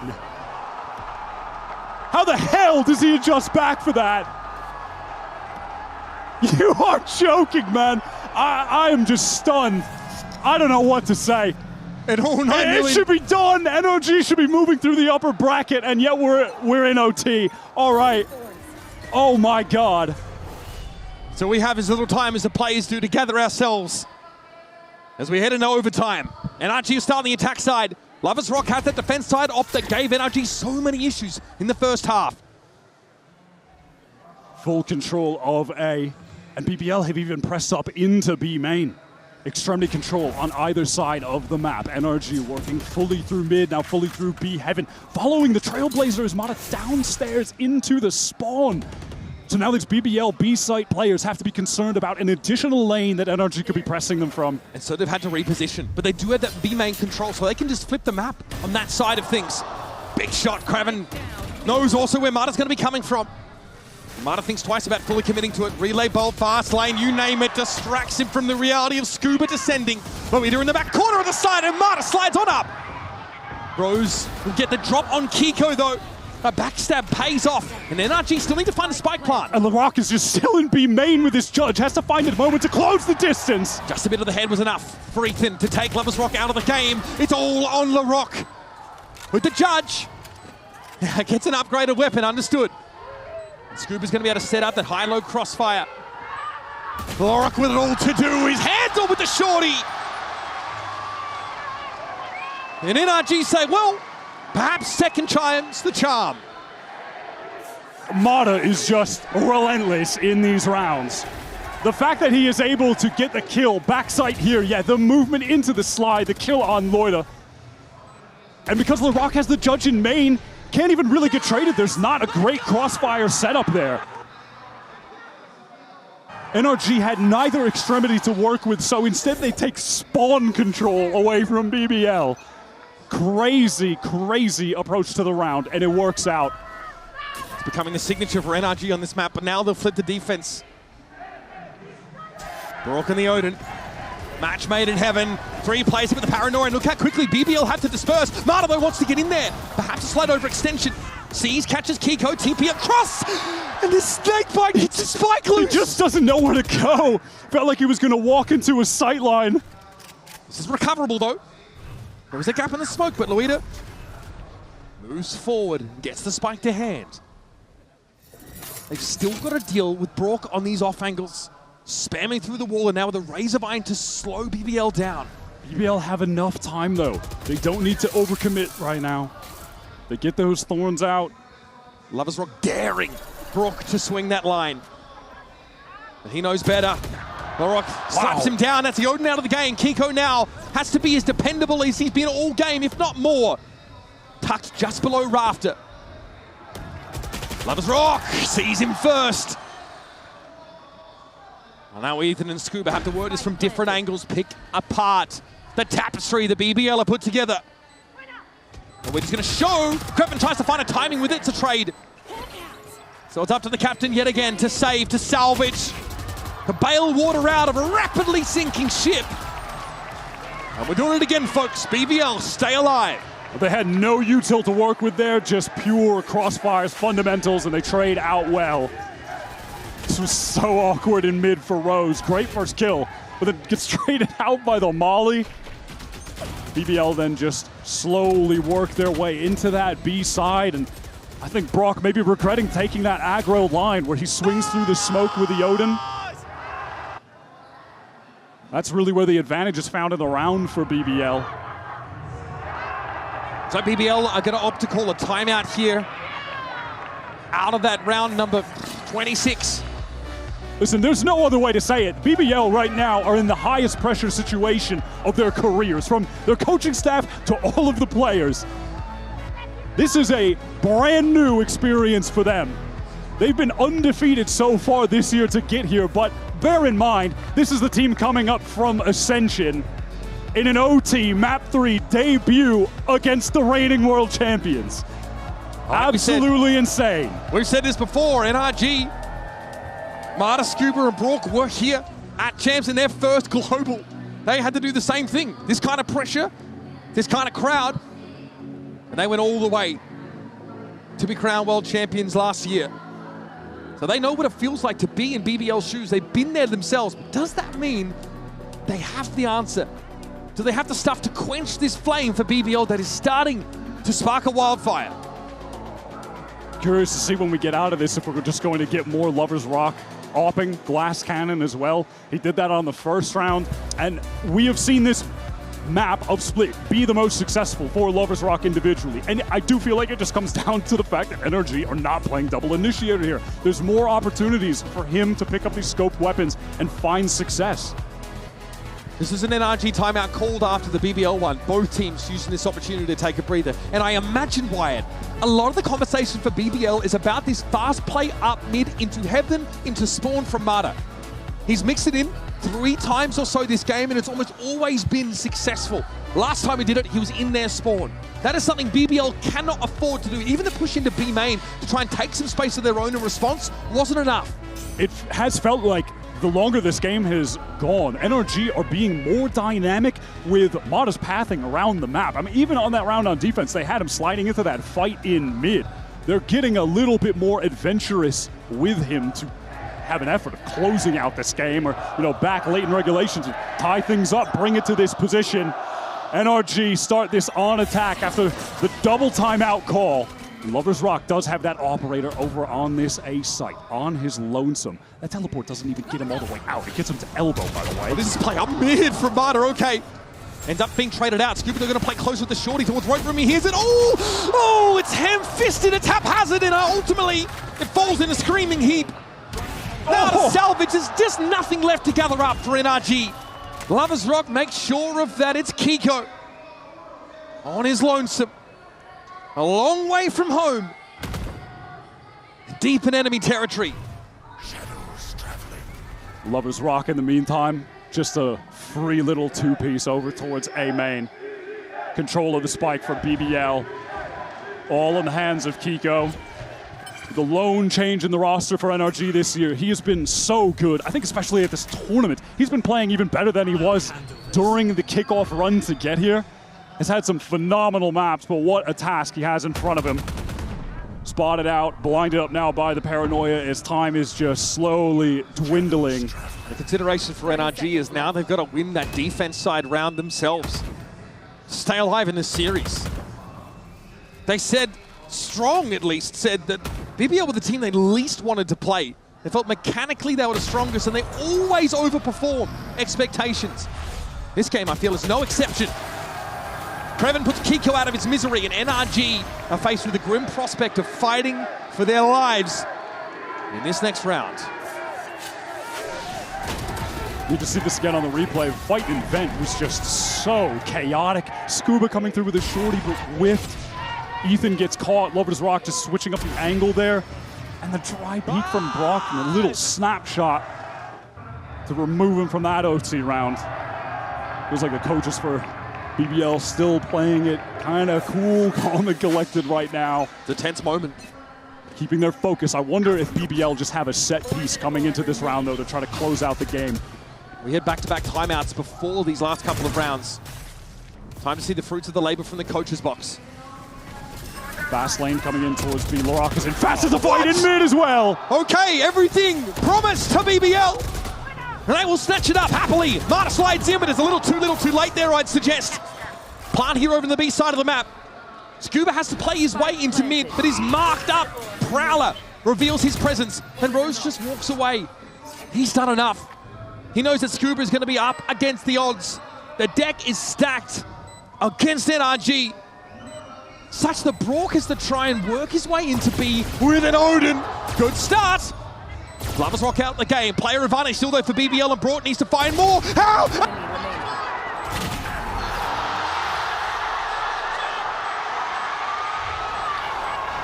There is just no way we're still going.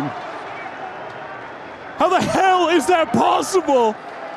It feels like BBL, their bandwidth's so taxed, they've got no mind for the fact that Brock is encroaching from behind. Catch him on the corner twice in quick succession. Just slowly through the smoke, Loida turns at the exact wrong moment. I cannot believe we are still going. 4-on-2 has been thrown away. I think that moment spoke entirely for itself. Let's run it back once more. Defense side off for Lovers Rock. Wow, Rose out in mid, just caught and dealt with straight away by Kiko. Oh my God, March just on the cross back. Bambi baits the shot. Of course, NRG already aware that LoversRock had been lurking on that A side of the map. He'd made it his own. On the BBL defense side round, Kreven gets the shoulder peek and gets a lot of info. There's a drift en masse across towards the B side by NRG. Smoke thrown down to B main now from BBL. NRG want to get into this site. Fast lane up, stun, counter from LaRock to keep them at bay, at least temporarily. More than temporarily. NRG, they just do not want to fully commit to that site. Apprehensive, and maybe for the best, because that apprehension has honestly just dragged BBL away from this site. They've left Loida on his own. Yeah, a little bit out in the open. The timing's not quite there though for NRG. Loida is going to be extended a stay of execution as he gets back towards spawn. Poison Orb in heaven will allow NRG to creep slowly into position. And Loida, I think, now realizes what has happened, that he's given up the site. So patiently he'll wait for BBL to join him now. Maybe a play into heaven. Either way, NRG of 5 players ready for the retake attempts. BBL gathering up now in heaven. Not a lot of utility to work with LaRock and try to create some space by getting in with this fast lane, but that's about it. On top of everything, NRG, 2 guys going back through mid on this late wrap to close out the round with the spike planted for them. Feels damn near impossible for BBL to try and win this out. Kiko low, got topped up in a pinch there by Ethan. Here comes Brock, a timing for Kiko doesn't quite pay out the way it was supposed to, but it's Ethan locking it down from the corner. And after Kreven on his own, will be spotted and dispatched by Brock. NRG get that attack side win they were looking for. And now match point is theirs. A really beautifully played post plant from NRG.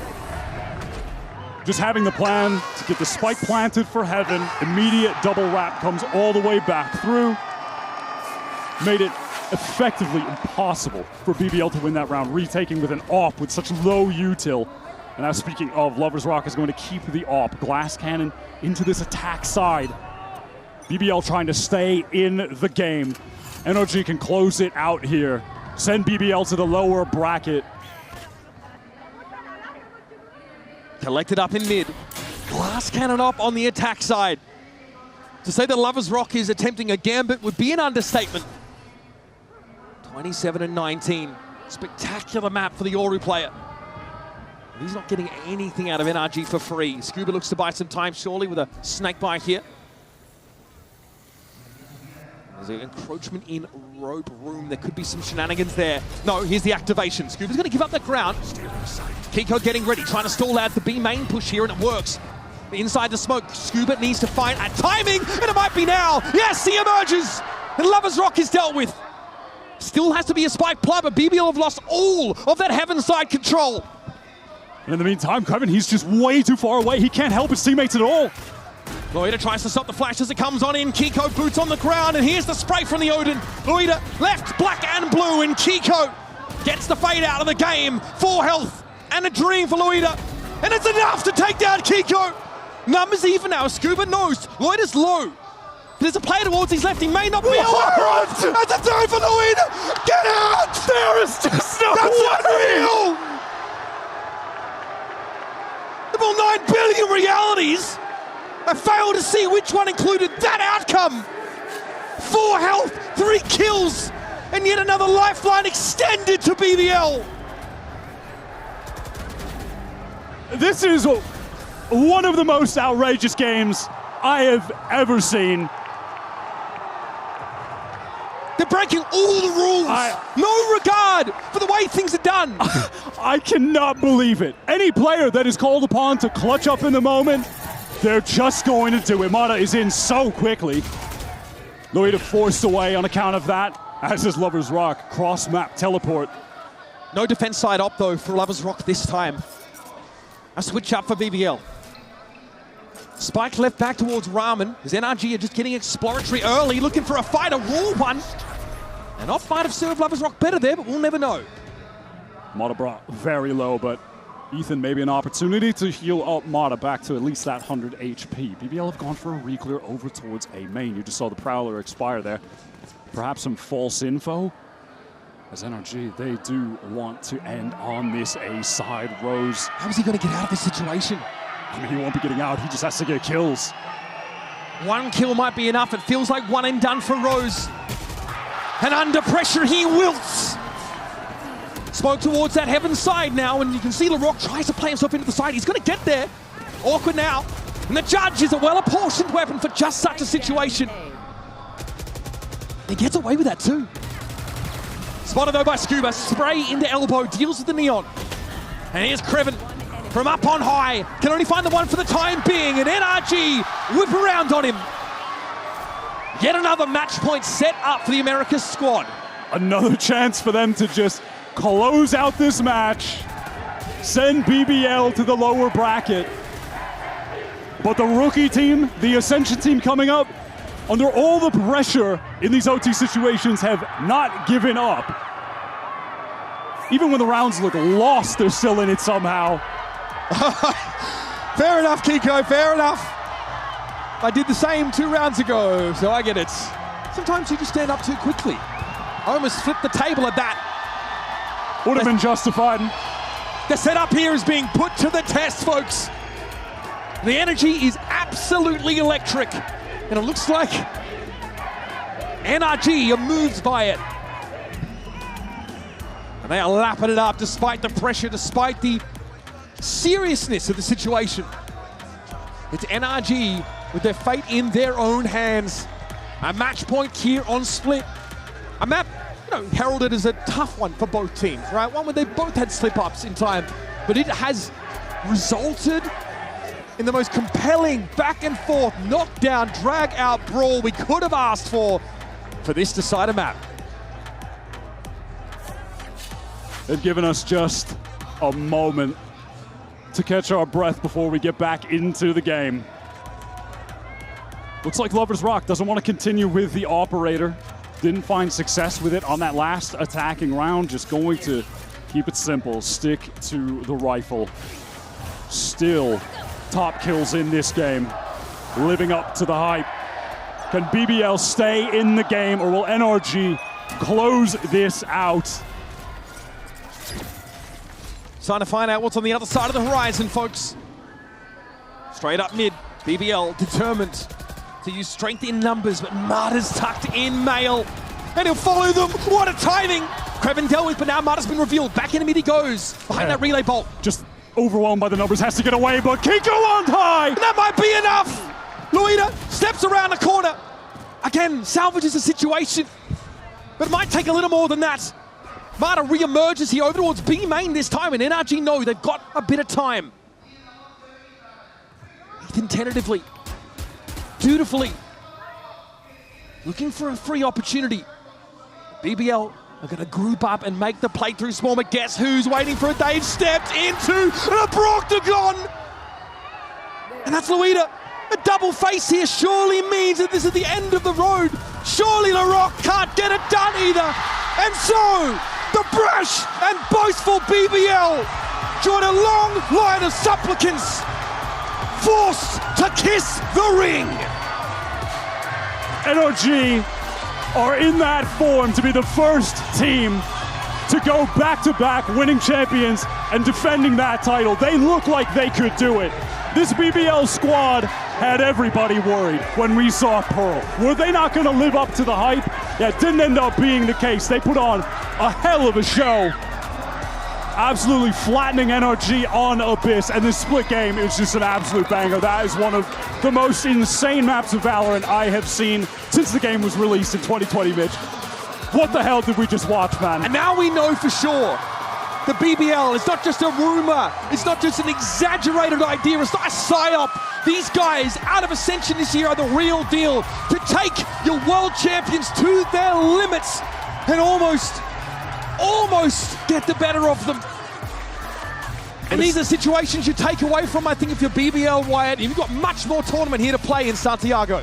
It's tough to beat NRG, though, when they've also got Mata in genuine, I am going to win the MVP bracelet looking form. He puts up 9 first kills on Split. So much impact. He has just been outstanding. Let's go over to Valina down on the stage for our Verizon post-match interview. NRG! NRG! NRG! Acaba ganando esta partida. And I want to talk to you, Ethan. Yeah, sure. Can we go ahead and come here? So that was an amazing match.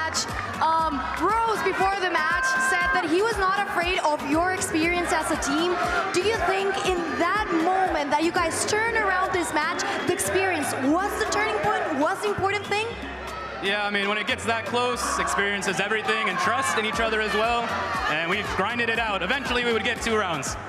Well, yeah, y bueno, básicamente le estuve preguntando que antes de la partida Rose estuvo comentando que no le daba miedo la experiencia de NRG y finalmente probaron en ese escenario que hay que tenerle miedo a esa experiencia. Dijo que sí, definitivamente fue muy importante a la hora de poder dar vuelta a esta partida, la experiencia y finalmente también confiar en los otros y confiar en el equipo. Now for my second question also, we have seen a lot of Tejo now in your guys' compositions and also going to that split specifically, you changed that Tejo, but now you're going to the Vice. What do you think that Vice gives you that Tejo was not giving you? It lets us fight a little more since we have so much info on defense, and we work with it on attack. Definitely. Y bueno, me estuvo comentando que el cambio del Tejo por la Vice en el mapa de Split específicamente fue porque les da más agresividad, puede jugar un poquito más sueltos y que finalmente les ayudó muchísimo. Now, for my last question, you guys are going against HyperX again. What can you not miss personally or as a team so you can win that match and continue in that upper bracket? We just have to stay on our toes versus them. They're kind of crazy. So as we, just play what we usually do with confidence, that's the biggest thing. Definitely. Y bueno, me está comentando acá que también para poder ganarle a HyperX y continuar por ese upper bracket en lo que va a ser esa siguiente partida, tienen que jugar con esa confianza, seguir haciendo lo que estaban haciendo en ese stage y que así van a poder ganar. Now for my last question, do you want to send a message to this amazing audience? Yeah, you guys are awesome. The crowd's loud. You guys are cheering for us. We love it, and it helps a lot. We love you guys. Thank you. Y bueno, obviamente ya lo escucharon. Ama esta audiencia, ama a todos los que están acá y que muchas gracias por estar apoyándolos. Esto es todo lo que tengo por la entrevista. Ethan, thank you very much. You're free to go. But stay here because we're upcoming with our next match, G2 and All Gamers.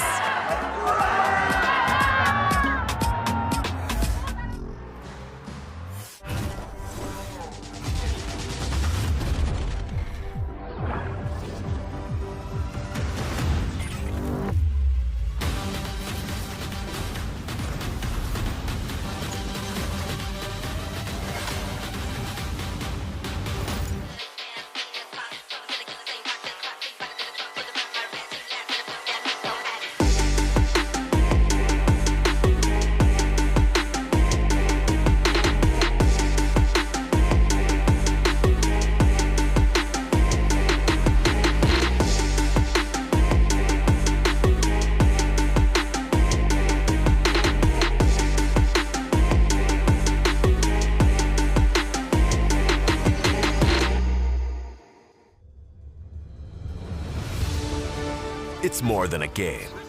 It's a world shaped by you, the fans. And our mission is to elevate that world by building technology that creates moments that last forever. That's why we're joining forces with the VALORANT Champions Tour to transform how fans experience live events on the global stage.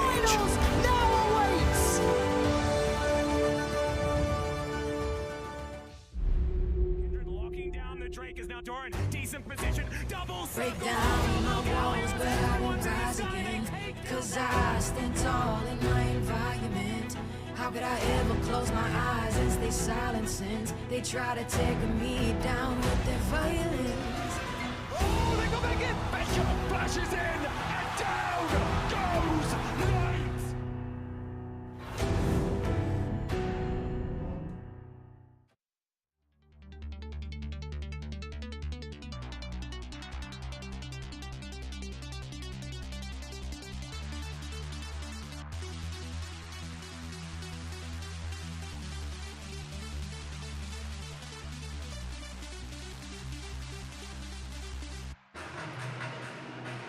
And we have some fans here taking pictures. We have Fernanda and Salvador with us.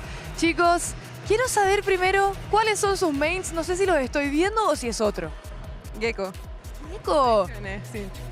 Yo también me traicioné. Jet. Okay, so I asked what their mains were. I thought it was Chamber and Sky, but she's a Gecko main and he is a Jet main. So that's amazing. Y ahora quiero saber, como última pregunta, ¿a qué team le van el día de hoy? Yo voy a G2. Ok. Igual. ¿Por qué? ¿Por Américas? Sí. So they are rooting for G2 today because Eric is in the house. What are we gonna do about it? Muchas gracias, chicos. Back to you guys.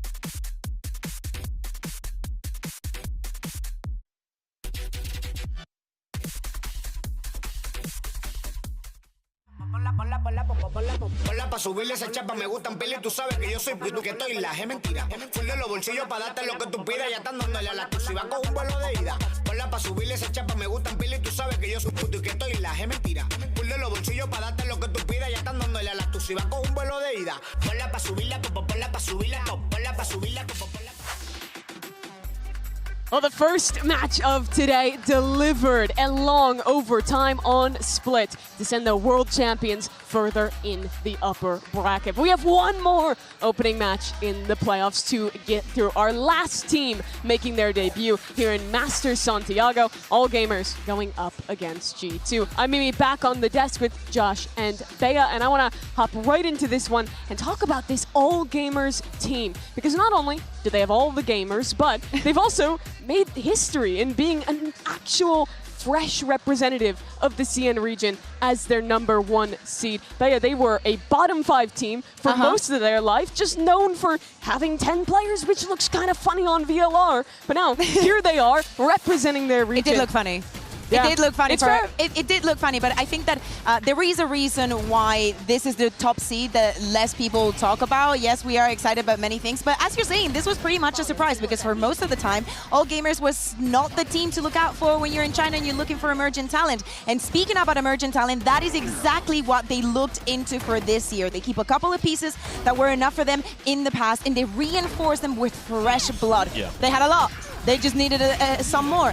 And this, the way that they have gone up against Nova, BLG, Dragon Gaming Racing, sorry, and XLG was insane back in China. The firepower that they've put to having that import also in the face of Fanger, I just think that they could be a surprise. And actually, I was talking to G2, and they also think that, surprisingly. Yeah, funnily enough, HyperX was saying that they have lost to these guys a couple of times in scrims too. Well, admittedly, not here at Santiago. I do think they've got shooters.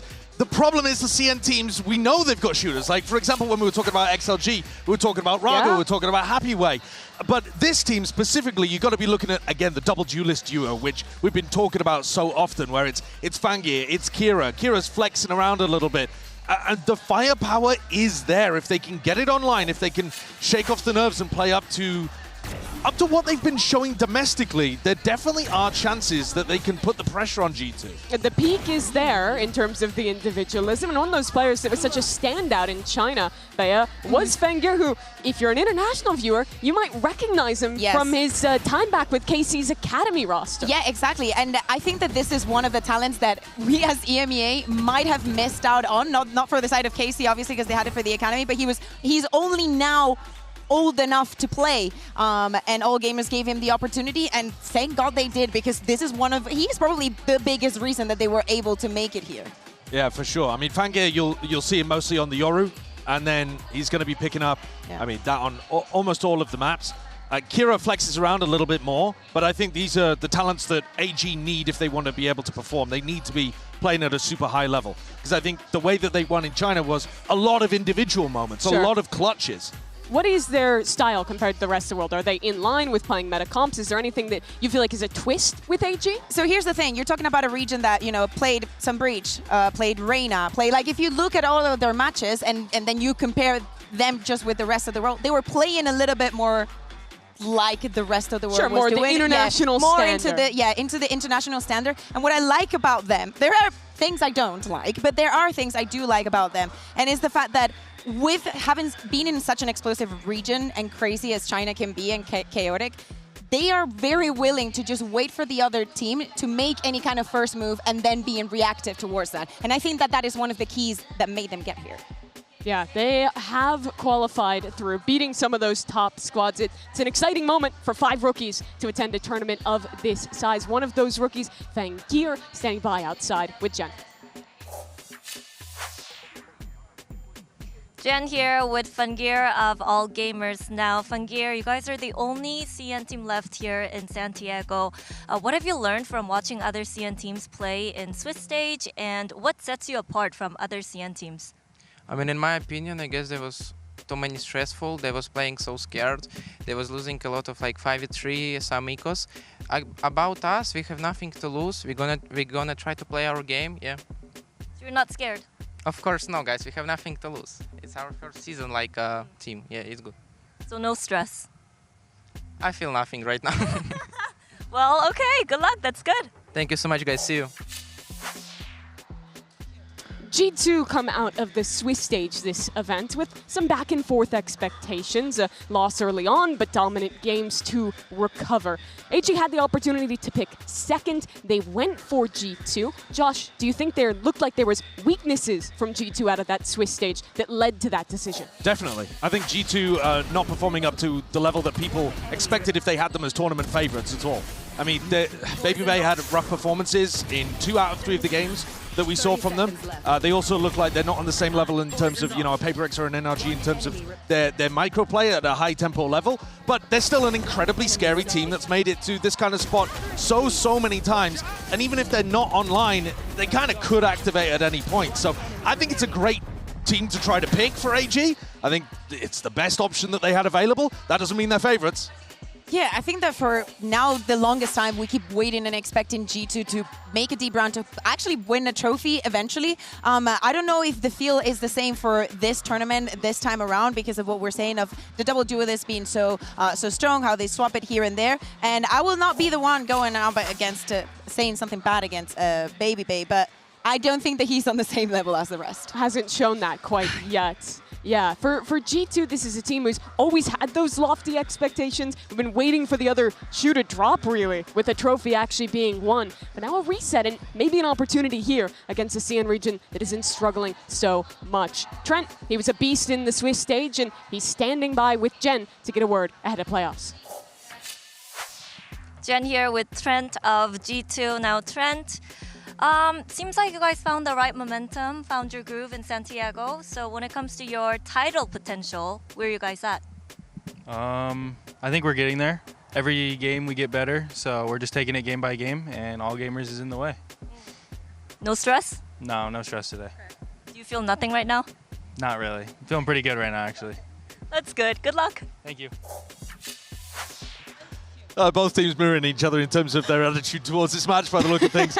Trent had a phenomenal Swiss stage. You're absolutely right. I mean, the performance from this guy was world-class, but I think he was required to have that kind of performance because you didn't see the 2 duelists who I think are supposed to be doing a bit more in this meta really activating. I think in theory there shouldn't even be that many kills for people like Trent or Valen to be mopping up, and actually this year they have been, like Valen during kickoff and now during Swiss stage Trent, they have been the guys really stepping up and playing amazingly for G2, and I think I want to see more out of Jorg and out of Baby Bay. So the pitch is that Valen and Trent are playing so well because they're making up for the failures of the double duelists that should really be getting those kills? I think they're getting exceptionally crucial fights, but you see a lot of those highlights from Trent are him winning clutches towards the end of a round, which is reminiscent of when he was amazing playing the Taeho, playing for that late round value.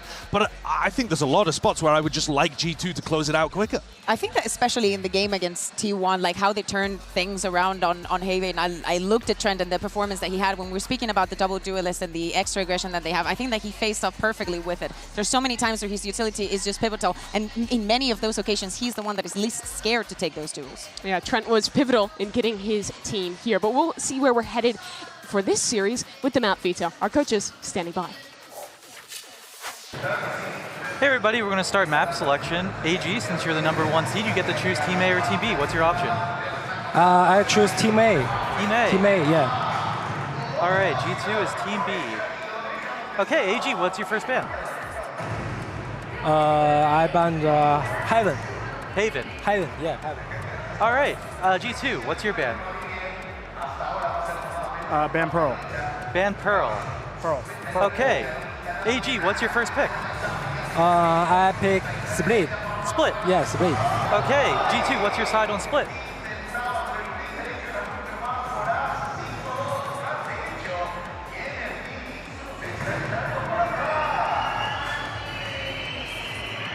Attack. Attack. Okay, G2, what's your map 2 pick? Pick Abyss. Pick Abyss. Okay, AG, what's your side? Abyss. Abyss. We choose Attacker. Attack. Attack. Okay, AG, what's your next ban? Breeze. Breeze? Yeah. Okay, G2, what's your next ban?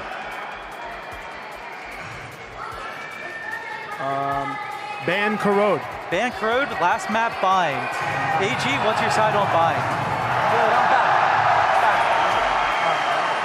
Defense. Defense. Yeah. Thank you.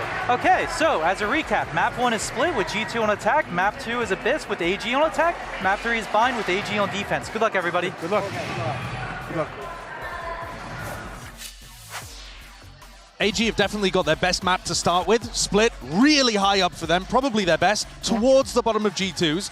Then you go over to Abyss, which G2 historically haven't wanted to play a lot of, but they pulled out the Harbor comp, if you remember, and Valiant looked really clean with that. And then you end on Bind, which I'm interested in the fact that they didn't go Corrode. It looks like recently G2 are not feeling great on that map. They've dodged it a couple of times now where you might be expecting them to pick into it. Instead, they go to Bind where you have to look towards Babyface Chamber. At least that's what they were playing most recently. And they were doing amazing at it in America. So I think even if AG managed to get a big win in map 1, it should still look fairly decent for G2 towards the back end. It might have been also a change of plans because, as we can see, all games decided to ban Haven. They have been banning Breeze for the most of it, and probably they want to ban the Haven because they don't want to go up against the Phoenix and whatnot, especially after what happened with T1. Yeah. And maybe that changed the plans a little bit for G2. For Abyss, also, you were speaking about the Harbor, but on the other side, are we going to see the veto? Like, how much is All Gamers going to be changing the approach and everything? We were speaking about the double duelist, but for Abyss, it will be a completely different conversation for the Chinese team. It is worth remembering that China finished pretty early. This is a #1 seed who has had quite a few weeks off to prep and maybe change things into this tournament, while also having an opportunity to pick their opponent. So interested if there's anything new for AG. But if it's consistent with how they were playing in China, you're going to need to see Shrimp playing well today. He was really pivotal, especially Bea, in that final that qualified them to this tournament. Yeah, absolutely. We're highlighting Trent, and I think that on the other side, Shrimp deserves the same amount of praise.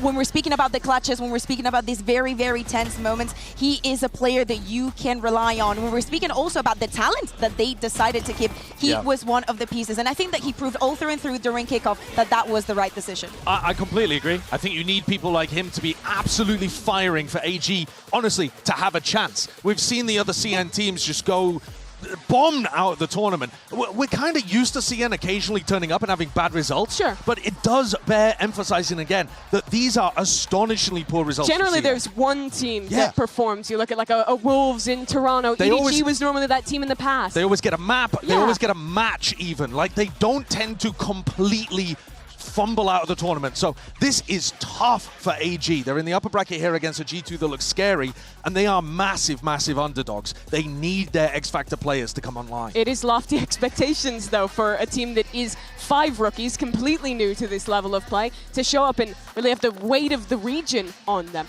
We're lauding Shrimp, though, and he was very good in the final. Do you feel that there's any similarities with G2, where when their duelist players struggle, they're getting bailed out by the rest of the team having those individual moments? I wouldn't say it's necessarily the same, because I do think that G2 has rounds where the duelists haven't even done anything important, and Valiant just decides to push mid and get 5 kills. You know, like, there is that initiative coming in from them.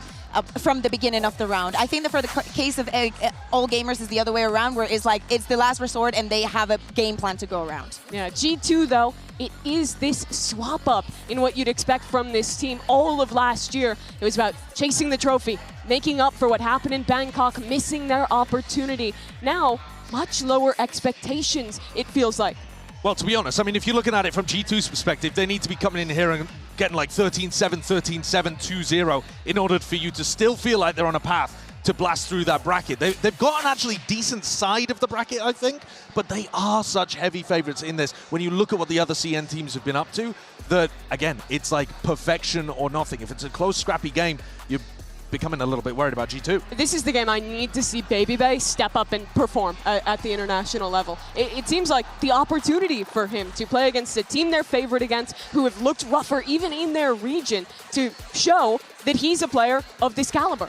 And I think that especially with them being able to make it out of groups after having that defeat, they have the perfect opportunity, because if we were to have asked for the teams to choose what seed 1 they wanted to go up against instead of the other way around, most of the teams would have gone for all gamers. And I think all would have. Yeah, exactly. And I don't think we can blame them either. You know, it took us also a fair bit of time to show that respect for the Chinese teams until ADG changed things around. And I do not, and I think that this is still, they are still in that situation. So I think that for G2, not only they need to win, they need to do it incredibly dominant to also get some kind of momentum getting into playoffs. I will say, though, if we're going to throw a little bit of cope out there for AG, who are the top seed in this, okay, I like the interview that Jen did with Fangia, where he was talking about the fact that he had watched the other Chinese teams and seen what the problems were. And he identified the problems as they're scared. They're not fighting. They're not playing like they do domestically, giving too much respect to their opponents.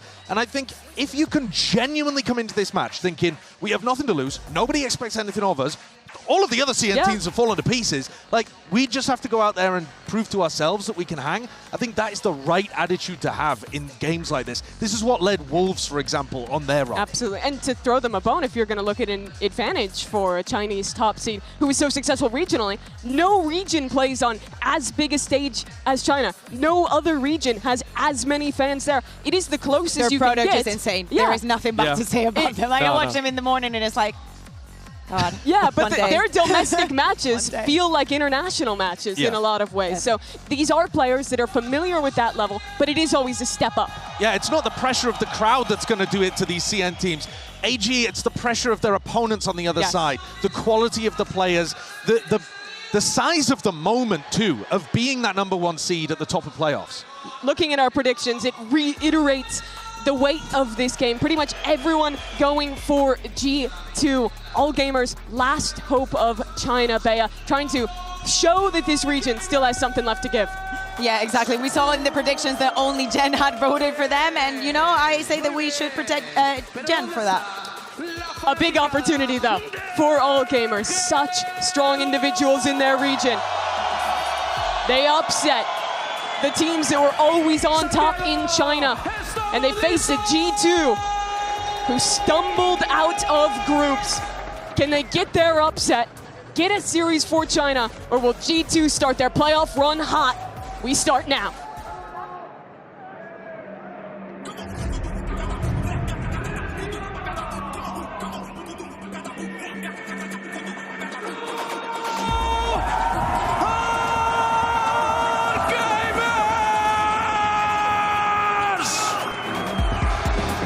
All gamers, 5 rookie players entering the global stage for their first time.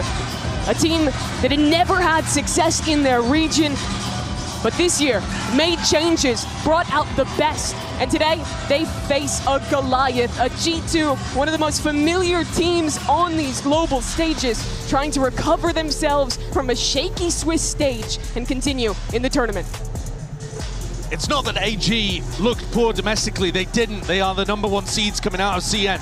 It's that inter-regional parity doesn't seem to be necessarily here so far. But they have a chance to undo that if they can perform up to the levels that they'll hold themselves to across this series. A look back at our HyperX map select now, Bea. We're going to split for the first one. What win conditions are you looking at for All Gamers? I mean, for All Gamers, it has to be the double duelist. We were speaking about the import, and I think that he is going to be one of the difference. If he says that he's feeling nothing, I want that same kind of coldness going into the server, because playing on the Waylay against a team that is going to be incredibly prepped against that is going to be a different kind of task. But we also need to speak about the regional strength and the dominance that he was able to show in China may not be the same here. Yeah, I think it's really important to realize that both of these teams actually play quite similarly on this map. It's not that the comps are the same, but they both play double dive duelists. They don't necessarily have, you know, the Yoru who's always going to be picking up the operator. That task falls usually to the Waylay player. It creates huge amount of opportunity to jump onto people on your attack sides. So raise Waylay for AG. They've got to try to apply as much pressure as they can to the people anchoring on the side of G2. It is at the top of AG's map pool. It is the best map for them. They are 3-0 at it. They are the kings of this within CN. So it's a great opportunity for them to open on good footing and immediately dispel any doubts that might be lingering in the back of their heads. For G2, the expectation is the opposite. They're not just expected to win today, they're heavily favored. They want to prove that they can still look like a championship winning roster. And the best way to do that, beat AG where they're best, show that Jaw and Baby Bay are ready to show up to this stage and play as well as the other double duelists. I mean, actually, I would like the opposite. I would like to still have that situation where Jaw and Baby Bay are not the ones making the difference. Okay. But especially with us speaking about the strength of the Chinese team, having that double duelist and just being very well measured in that, I want to see the reactions from the other players, from the supported players. I want to see Leaf, I want to see Valiant, I want to see Trent, proving to us why it's good that the pieces that they have do not end on just having a strong double dive. More of a focus on those anchor players. Yeah, exactly. I mean, when you see how G2 played against XLG, that was the game where G2 were able to fire on all cylinders, really get activated, and have those players that had previously been slumping a little bit, like for example Baby Bay, who was rougher in the HyperX game. It was a great opportunity for them to get the confidence back and roaring again. I think this could be more of the same. You're looking at the matches that they've been playing, and there is a clear rhythm to what's been going on here in terms of the CN teams being a bit of a punching bag so far. I want to see AG come out with some fire. That's all I'm hoping for from this match, is that they go out with a bang and not a whimper if they go out at all. Can they channel that energy, play as well as they did in the region? A moment away from our agent select. I don't think we would expect too many changes from AG. Is that correct, that you just want to see them doubling down on their game plan, trying to find what they have found back in China? I'm not sure about that, actually, because I think there is room for AG, who've had so much time off, to have made compositional adjustments. If they stick with the same style, that's fine, but I think if you're looking at the meta right now, if you're going to play double dive on this map, I do prefer the Neon and the Waylay that G2 tends to run, rather than the Raze. Yeah, I was going to say that if they have that strength in one of the maps, that's probably the one that they do not want to touch, the one that they just feel like they can build upon, just make it their home ground, make it somewhere. Because when you go into an international event, you at least need a couple of maps that look like that. For the side of G2 Esports, no surprises either, no? Yeah, pretty normal for them. Looking back at that double dive composition again, we were highlighting the anchors on G2. You have to look over at All Gamers as well. Yes. Domestically, those are the players that were getting put behind Kira and Fangir as they led the way in that final. But they'll have to hold up and shut Jaw and Baby Bay down on this first half. And I think eyes should be on Kira, because Kira is playing a bit of an unconventional pick in terms of the Raze here, though historically it's always been amazing on Split, and he dropped over 30 kills last time he played this map. It's the best map for All Gamers, the last team from China. Can they show up and dominate the way they did in their region, or will G2 shut them down? The final match of our opening games in playoffs. Our final team making their debut. We head into Split with your casters, Achilleos and Paperthin. Thank you very much, Mimi. Here we go, our final first-seeded team, All Gamers, making their debut on a global stage, the first time that they have been surrounded by fans on foreign soil. Yeah, I mean, a lot to prove here for them, of course, with the other two Chinese teams already being eliminated. A lot of pressure, a lot of hope is going to be placed onto their shoulders. Fangir said it in the interview, they weren't feeling it too much. On the other side of the coin, it's G2, who has had a pretty good road to get here. A little rocky, obviously, going up against HyperX, but had a pretty clean win against T1 and really looking to show that they're in championship form here again at a global stage. Tusk was talking about it. This map here, this split, it's where their bread has been buttered. It's where we've seen those massive performances from these players, but already Kira, dead off the rip. Wall bang shots out from Trent and Baby Bay. Able to go ahead and collect that first blood. Yeah, really nice read here. They're anticipating some of this pressure as well. Jogamo just goes for a check to see if that was a confirmed clear, but not going to happen. So instead, it's to the other side of the map. A little bit of presence shown there by AG. It's going to send G2 trying to find that weak side. And as long as AG doesn't get too crazy here, they will be able to just find AU1 all on his own. It's that quick star setup over at B Heaven. Try to continue to drum up that interest on that side of the map. Meanwhile, the Trailblazer goes out into mid. Nothing going to be spotted. And now they get the news here. AU1 just tucking back its screens. Needing to stay put and stay quiet until his teammates do arrive. But it looks like Jogamo going to try to push this issue and push this position. Leaf at the same time, lingering here at the box. Not to win out that fight. And you're going to be able to get the better of him, but does take a good amount of damage. Now the push forward coming in, and AU1's going to be flushed out of screens. Player advantage maintained by G2 as they look for the pistol. Alrighty, Fengir's so weak here too. Could quickly become a 4v2. Just gonna try to scale forward. Not much util to work with. Not much at all. The swing in, and Baby Bay clean with a shot. Finds another. There's the 3K, and there's the closer from Jogamo. G2. Concise in their strike. Scoop up the opening round here on Split. And this is exactly what you wanted to see for G2. Baby Bay getting involved, getting some big kills, sharp with the Sheriff. 2 headshots there at the end to just nullify any hope that AG had in that retake. And a good kill for Jogamo there too. So the duelists getting involved, getting activated. Something again that we wanted to see here for this G2 team to be, you know, it's a complete team effort like we saw against XLG again.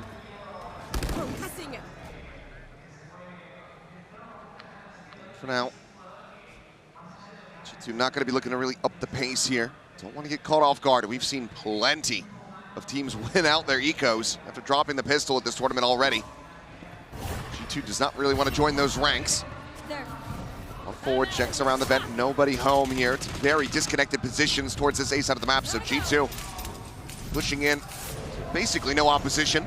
Once again, it's going to be AU1. Here's one by. He's just trying to hide his presence as long as he can. Jogamo hoping that somebody would reveal themselves for the Bucky to do some damage. He's going to tuck in close at the door. Everybody else playing a little bit further back, looking for that lurk, looking for that flank, doing some due diligence. Oh, okay, just going to be settled on that fast lane. Sees what he gets out in reply. A couple of those classics firing off. Just opting to play this one patiently. AG similarly could just stay tucked in this position and go down to the spike, see if there's going to be any pursuit off the back of this one. G2 players would love to get some ult charge. And a relay bolt to clear this one would be a hell of a lot easier. Jogamo still going to be able to find one. Leaf scaling forward, finds himself a second. Now okay, cleans up another kill, but will fall. So a Spectre going to be lost, but the rest of the G2 players get out to safety. And that will just be AG going down to the spike. So 2-0 start for G2. Yeah, okay, so not bad at all. Maybe committing a little bit too much there as Leaf, but that's okay. You don't mind dropping 2 in your anti-eco. Leaf gonna grab a stinger instead. Let's see what Jog wants to go for. A Bucky again, why not? Yeah, why not? Can find one with it, that's great. Still gonna have that rifle in Baby Bay's hands. Trying to spread the map a little bit here. A lot of defaulting. AG really likes to keep 2 players in mid. Usually the Waylay and the Viper. And kind of keep the Omen over at B. Pretty standard stuff in terms of how they like to set up their defensive protocols on Split. Reveal there. Not going to catch anything. Just some spam, counter spam coming through from Fengir, but Trent being slow, cautious. Waiting out this Trailblazer. Jogamo going to dodge it. They're going to scale forward off this. Yeah.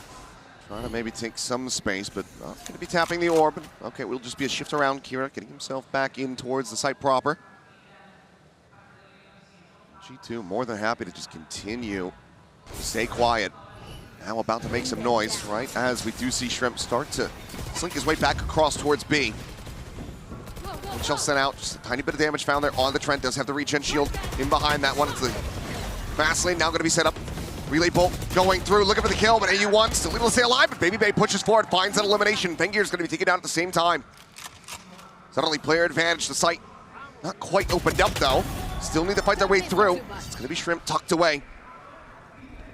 He wraps through elbow towards backside. Pont going to be cleared, the swing of the corner, BBL able to spot him out. Turning around, watching for that flank. He's dragged into the grab well, overwhelmed and taken out. As there's the finisher, BBL, another multi-kill round for him. G2 get the bonus conversion. Yeah, really clean stuff here from G2. This attacker's side is looking phenomenal. Just the C's connection, oh, that's unlucky. Jog deserved that one. The BBL there for the cleanup and the follow-up. Another triple kill. He goes up to 6-0 to start the map. You know, one interesting thing, I was talking to Josh RT before the match here today, and he said, you know, he really feels like they can do a lot of damage on this attacker side, that AG plays pretty standard stuff, and that falls right into their wheelhouse as a team with the way they're playing now. He's a little bit more worried about the attacker side for AG. Another dash in, a spot there for BBL. Spots out too. Gonna be a fast flood retake attempt here from AG to try to overwhelm, but BBL continues to be sharp. Another kill found as Fengir falls. He's lobbed in, no grab to be had. But BBL just catches another one through the smoke. He's just walking on water right now. It's Kira lingering. Will get caught off guard here from behind. Does BBL here with a nice shot. Is able to find Jogabo, so suddenly the duelist is down. Spike not being planted. Shrimp out from heaven is able to find Valen. Suddenly, a Thrifty might just be coming through. Clear the boom bot. Leaf has his work cut out for him. Snakebite to try to zone back the player at alley. Swings in, is able to find Kira. Trent. Now safe to go ahead and get that spike planted on the floor. AU1 needing to try to somehow isolate and conquer, but with a stinger at that range, this is so unfavored. Leaf will find the finisher, and they get close to pulling off the Thrifty, but still not yet going to be on the board. Hopefully this gives a little bit of confidence over to AG, that they can hit their shots. You know, they just gotta find their groove, find their momentum. Again, first time on the stage for these players on the big stage globally. So, pretty good stuff there. Shrimp, one of those guys you're looking at to do a lot of damage for all gamers. But they're gonna take a quick time out here, want to talk about how they're going to approach this kind of G2 sort of just finding extremities, finding the ability to get onto sites pretty easily. You know, one thing I really liked about AG when I was watching some of their VODs was their ability to absorb pressure, like let those big flank hits come through and then kind of set up some formations around it and fight some really good timings to come in, get some kills, put some pressure, keep your opponent pinned down where they don't feel comfortable to get that plant. Haven't really seen that here. They tried to do it in this round and it almost worked, but it's again, you're going up against a really confident, strong G2 team. Now here, just a couple seconds left, this Coinbase win condition. Shrimp, one of the players the desk was highlighting, wanted to see that level up from him, how consistent he had been back in BCT China, how clutch he had been to close out rounds. Hasn't really been given that opportunity yet. G2 just been smothering these players at every twist and turn thus far, barring the last round. Let's see though, off the back of that timeout call, if they can start getting those gears turning in the right direction, it's just gonna be another one racked up for G2. Well, it's starting to come online as well, that convergent paths there, the pit available for Leaf, make for a very tricky post plant. It's like some mid consideration, quick hit even. There it is, a U1. But you see the glow of the head, you know where he's at. Jogabo just holds down M1 to find the kill. Viper now eliminated. That's it, G2 just more than happy to kind of pump the brakes off the back of that one, and what a timing to be found, Kira! Oh no, trying to go for the paint shells. The worst possible moment. Oh boy. That is a massive capitalization. And this is one of those rounds where we want to see the activation of Fengir, want to see that clutch from Shrimp. Trade this back. I mean, hell, we had how many 2v4s in the previous series on Split. Let's get a little bit of action here for HE. And as Jogamo sprinting in, will get cut down. Q able to find the one, but that gets traded out. Spam coming through. Refract forced to be taken by Fengir. Now down to 24, but the heals are going to be there. Now into the 2v4, but it looks like they're just going to be backing away, looking to go for the save. Yeah, and this is a nice set play for G2 off the rip, right? Really simple stuff. You get a little bit of space in the mid. You use that Prowler just to check ahead to make sure that it's clear enough that you can use the Neon to accelerate up into B Heaven and then use the convergent paths. There's just not much that AU1 is going to be able to do there. And, you know, the unfortunate position that Kira found himself in, where he was trying to go for the grenade, and that's basically round over there. It's clean stuff from G2. They're just kind of having their way with AG here so far, and tucked in, one in sewers, one in A lobby. Seems like they should be able to hold on to the weapons. Leaf still a ways away, not going to be able to close that gap in time, so we'll retain those rifles. That's about the only silver lining that you're going to be able to pull out of that previous round. Just a great little catch here. Push forward, pump the brakes. Yeah. Kira trying to go for a little delay set up there in mid, but it's the exact wrong timing. Ends up getting caught. You can see the frustration starting to spill out here. For sure. This is the side of the map where usually you're doing some damage as AG as well, so this has got to be concerning in the back of your minds that you're not able to kind of hold the line like you would like. So they're going to change up a little bit of positioning here. Fengir going to be the one to watch A ramp. He's already tucked in pretty far back. Trent just drawing attention in towards mid. You can keep that extra player locked in towards that space. They have to use a boombot to check early because of how aggressive G2 were in the previous round, just to make sure that they're not pushing forward. Here we go. Dash in, Saturate going to be lobbed over, but Fengir able to strike first. Jogamo going to be taken down. Solid opening kill found for AG. Might just be the best chance for them so far. Try to get this round converted into a win. Look at what G2 is doing. They're trying to push B Heaven to sell a fake. Maybe they could cut through ropes if they can get in there. Got to get through Fengir, though. A bit more noise going to be made. Leafy will just slot himself alongside the wall here, the entry to Heaven. Oh, Valen's being so tricky. He put up 2 stars over on the other side. But it looks like they're not quite falling for this. The rotation is coming in. AU1 starting to join in, reinforce this A site where previously it was the weaker of the two. 30 seconds left. Fengir on the reposition now out towards screen. Shrimp still sat here. Backside concussed, not going to connect. Fengir's able to find another. Trent taken down at Heaven. Valen now going to be caught as Shrimp starting to come online. Spike down. Sees the gun barrel. They know exactly where Baby Bay's at. He's not going to be able to fight his way out of this one. A flawless round for AG to at long last get themselves on the board. Yeah, that's massive. You're going to get a little bit of extra economy in there as well off of that. You're going to have Fengir's ult, couple away from Shrimp and AU1's ult, GRQ as well. This is what I'm talking about, where they want to give you that little bit of space, catch you a little bit off guard in your timings when you're trying to go for your execute. This is a perfect setup and a perfect execution. Fengir in particular, very clean, some of that shooting. So, okay, you got one on the board finally. See if they can run a few more together here and give G2 a little bit of trouble. Convergent paths online, the rest of the ults just a hair away. Baby Bay getting tagged up on that entry. Dives forward, but will find a relatively empty site.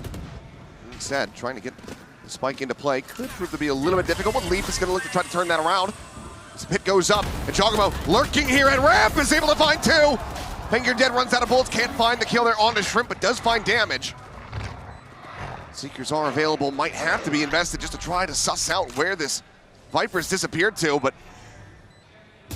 Money's still not in the most stable position. Well, it's overall decent for AG, so certainly should try to play this one out. Can they find Leaf? Another smoke going to be blooming. Baby Bay cutting across towards back map. Spot on the one. Valen able to find Shrimp. Finds himself a second as GRQ gets taken down. Now it's just AU1 backpedaling out towards safety, trying to stay alive. But they will chase. They will look for blood. Trent going to be the one trying to take him down, and he shall. Nightfall online off that kill. G2 now up 6-1. Yeah, and it's just a little counter move that G2 makes here in putting Jogamo behind the box at the top of ramps that really hurts AG. It's a good read by G2 in terms of understanding that AG is going to be making a quick rotation. Let's have a player in place that a spot that might catch them off guard, and it absolutely does. If Jog doesn't run out of bullets, he might get 3. Took a little while to get that spray to go through that box. He's going to have his ult. Trent has the Nightfall. A lot of ults. Kira almost to that showstopper, but Man, he's had a real struggle here. 1-5 on the scoreboard right now for the Rays, and Jog is just off to, whoa, he's dead, never mind. Yeah, just quickly pushing forward into that smoke, and Shrimp is there to greet him. Hello, Baby Bay, however, able to get on top of Fangir as the Refract drags him back. Let's find the Punisher 1-for-1. The duels exchange on either side.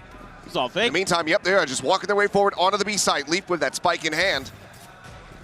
Meanwhile, GRQ has managed to hear this, relays this over to the team. Ball going to be sent up towards Heaven and Stairs. Going to be getting a catch. Kira 1 away. If he can find a kill, would give him the showstopper, which could be absolutely monstrous and trying to turn the tides of this round. And shells out towards Garage, not going to find the contact on anybody. Checks over towards Drop. Scale forward now, coming through. As they drop down, grab well, dragging in towards 2, but AU1 able to find a kill. Leaf going to be struck down by the Judgment Balance. Still here at backside, poking and prodding, finding a kill. Looking for the follow-up, gets the second. Trip now dead. The shorty drawn out. This is Kira there for a brief little moment, but it's going to be Baby Bay now. On high, just dancing around this pillar. Keeping him busy, keeping him off the fuse. Another 3K for Baby Bay. As G2 still not allowing for AG to find that second round win. Yeah, this is just phenomenal stuff from Baby Bay.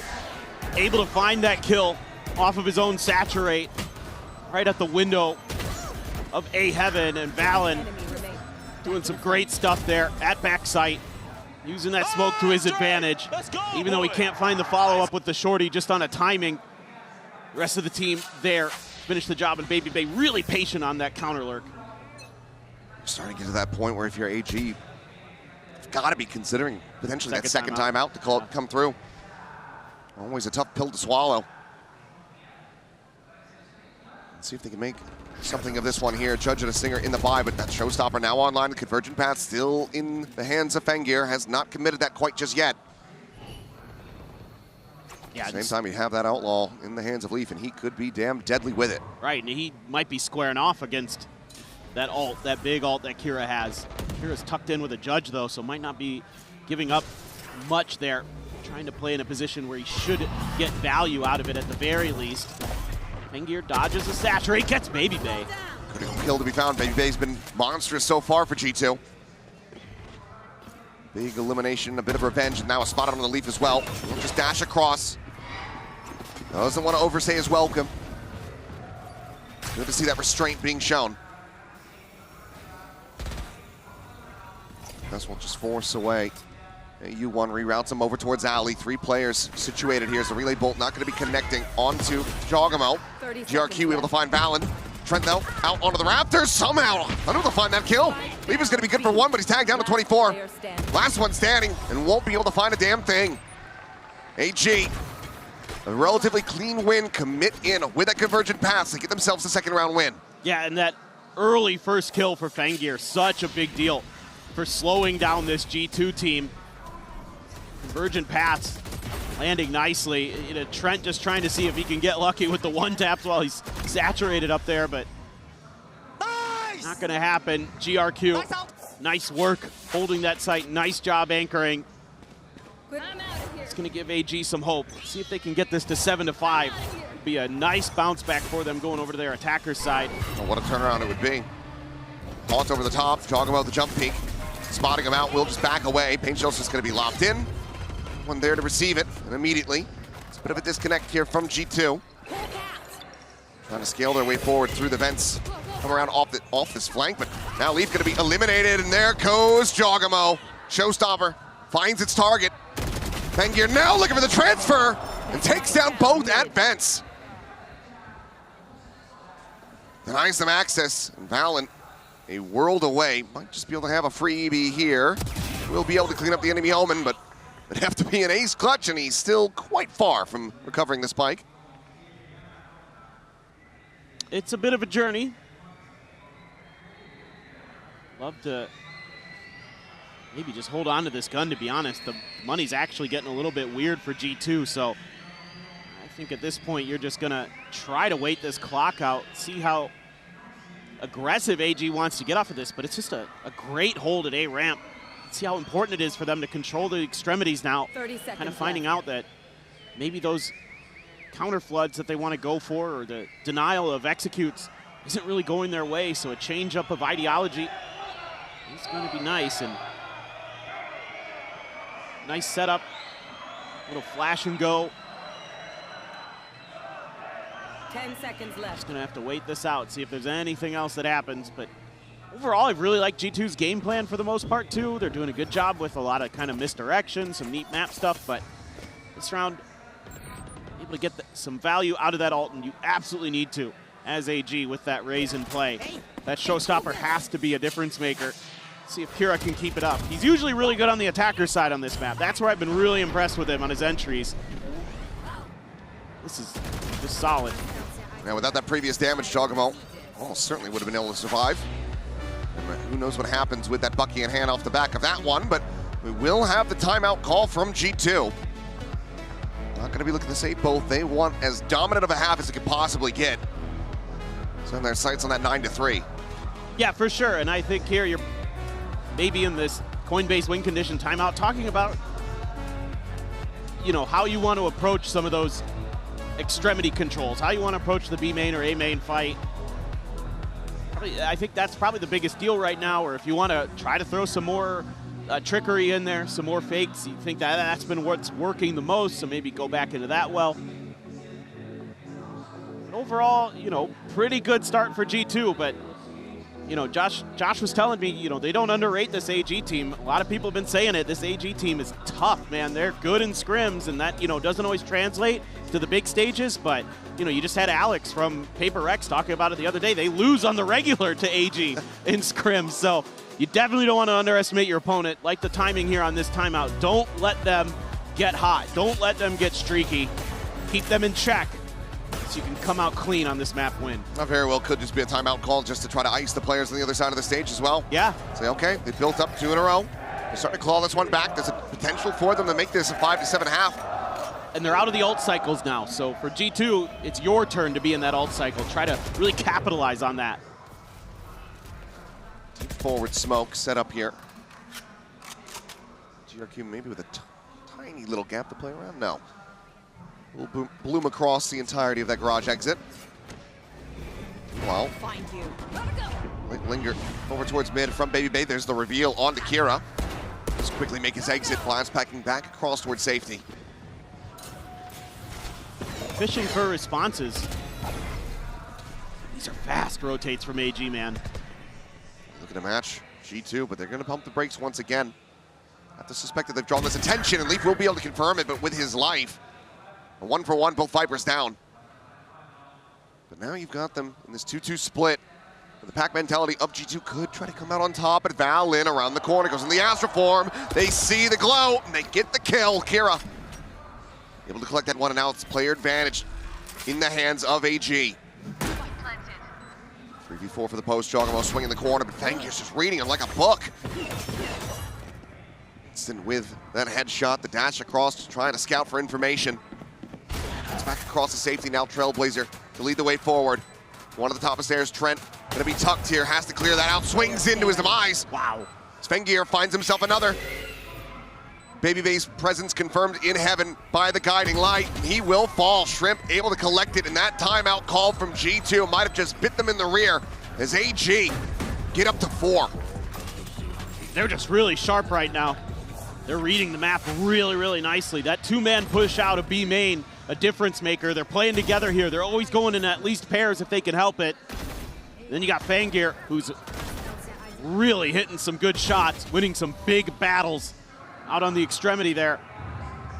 Okay, starting to feel like if this gets to 5, man, I think I'm starting to believe in AG. He's catching up to Baby Bay, who is having such a solid start to this one, but has been struggling to try to find any real impact in these last couple rounds. Now we go into that last round of the half. Convergent path's going to be available for him. Jump across A main for Jogamo so far. Cosmic Divide going to be called in. Shrimp opening up with that Odin, but will just push in front of this wall. Backs away, swaps the weaponry. Now a Vandal in hand as the Trailblazer goes forward to scout, and we'll find that no one's really gotten themselves forward onto the site quite just yet. Flash through. Valen able to find the one, but Kira there for the trade. GRQ now trying to get a piece of the pies. It's just a bloodbath. It's one that G2 narrowly do manage to come out on top of. Single player advantage, but he won. Fangir still alive. The double dash across over into elbow. Has to refract back to heaven, and Jogamo has the backstab. gets a 3K and gets G2 an 8 and 4 half. Yeah, it's a really nice read here by G2, expecting the counter flood. Deal with it. They have the angle density. Really nice stuff right on the edge of that Cosmic Divide. Well, it's a really solid start here for G2. Decent little recovery from AG. Let's see if they can find the pistol, try to jumpstart the engine in the second half.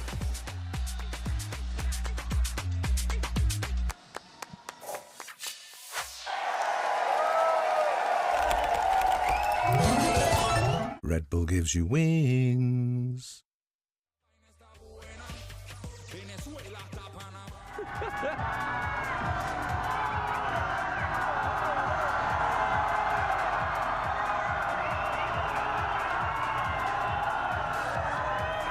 People love you, man.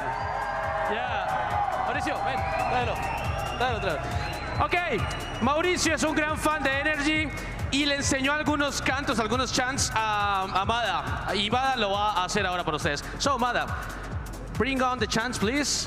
People are waiting for them. Hola, Chile.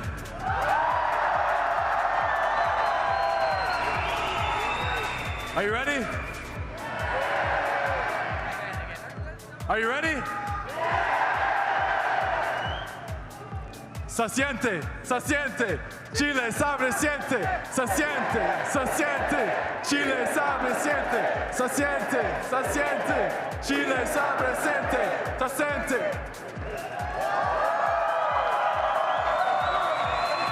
Do you have anything to say to the whole crowd? The people love you, man. We appreciate all the support. You guys are the best crowd ever. Best crowd in the whole world.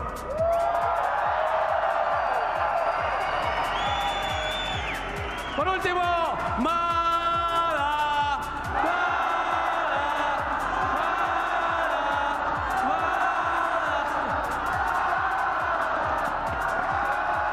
el aplauso gigante para Mada.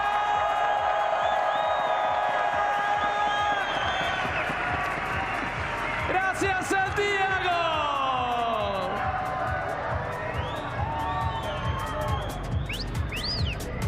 We go back into this opening map between AG and G2. G2, a very hot streak. Open the door a little bit, allowed for those 4 rounds to come through for AG. Let's see if they come to regret that. If we can have another hot start. Try to just shut AG completely out of their map pick. Yeah, this pistol, really, really important here. AG, oh man, that last round, if they could have got it to go, but G2 just so ready for it. Look at this map, expecting mid pressure. This is something AG loves to do here. Odd split is try to create space in the mid and use that as a pivot point to go A or B. But it's well read by G2 in terms of their tendency, but right now AG showing something they don't usually. They want to go over towards B main, but they get stopped by the grab well in the snake bite. Oh, just dragging them together. The shots flying out, and Leaf is able to find the first, and Jogamo just pushing down into mid, catching AU1 over at Ramen. Does he do a good amount of damage to Jogamo down to 11. Chance for a freebie kill here, but Fengir, pressure on him. Has managed to find the dink. Trent, oh, taken low, but there's the jump off the back of the satchel. GRQ gonna be good for another, but now that's the spike in hand, dropped over towards Ali. I got the spike. Shrimp, the aforementioned clutch king for this team. Needs to goes all prove the it way to again, A. but yeah, if he just silently walks across to A, this could catch G2 a bit off guard. Maybe give him some time to try to isolate these kills. It looks like that's exactly what he's going to do. G2's probably going to figure it out in about 3, 2, 1. Jog's already on his way. Starting to sprint his way across. The other two just going to be playing together. Don't want to split up unnecessarily here. So the plan now to come in, Jogamo. An opportunity for that first contact, but again, with 11 HP, a stiff breeze would take him down. Trent, too, really weak. 28. This is very doable for Shrimp. No further util available on either side. Just come down to game sense as well. It's just the ability to isolate and conquer. But Jogamo, even with the health disadvantage, just finds the headshot. Shrimp eliminated, and that's another pistol going the way of G2. Yeah, this is just a great protocol setup for G2. They don't get any pressure in mid. No real heavy pressure, so they just kind of keep pressing. And then they have the grab well and the snake bite set up, and it's perfect. And just can't escape it. Yep, Kira's just doomed. Huge there that Jog gets that kill too. Don't give Shrimp any chance. He has been monstrous in clutches over in China. Keeping him out of the equation, keeping him from getting hot. That's huge. Got a judge for Jog, a couple stingers, Bulldog for Trent, Baby Bay with the Outlaw. Gonna go for that scoped weapon. Jog for now, he's ready for that waylay to maybe just come landing up onto the rafter. And there he goes. And there goes Fangir. It's just well read overall. Jump out of the smoke, and Kira will be able to collect the kill, but Trent to Sarah for the covering fire. Meanwhile, Whiffy on the first shot. Baby Bay could have taken that refract back over to safety. Meanwhile, AU1 getting the jump on the flank. Does manage to collect another one, so some damage going to be dealt here. As well as the spike planted. Shrimp now with a judge in hand at elbow to try to protect this and pull off the thrifty win.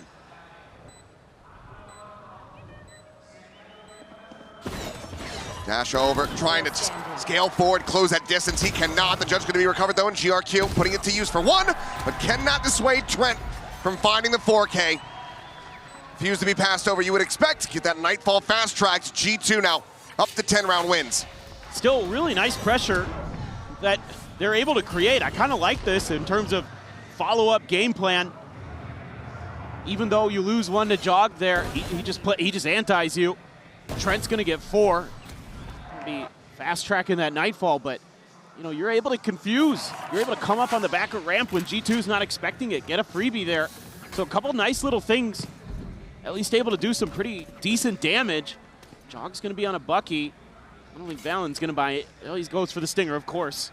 But this has to be the round. Yeah, yes. Cannot afford to have another bonus conversion. G2 pull that off. Stick a fork here and split. We need to find this win. I need to find it cleanly. Still 2 players lingering outside of A. The other 3. Some pressure applied around Garage. Now look to try to scale their way into mid. They get the spot on the leaf. Big rotations though as Jogamo and Trent look to reinforce from that male side. Well, they're going to try to see if they can get a reaction. Mitchell lobbed in the one-way. Trailblazers are going to be cleared out. Man, I'm worried for him. This has got to feel weird getting vents for free like that.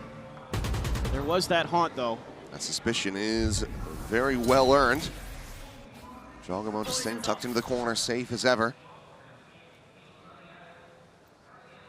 Long Leaf playing close right side of this A main exit into the site. Oh, but you have B main control, so you can lean Trent a little bit over towards A. Jog won't be too far behind, coming from male. Flash out over towards the corner. There's a spot out. Fangir turns back, is able to find that kill, swings in, looks for a little bit more, but eats a shot from Baby Bay, but it's going to be damage traded back. Jogamo, however, now for the backstab. Able to find the kill, wants to hold on to the Bucky, it would seem. Could go for the weapon swap, and will do so eventually.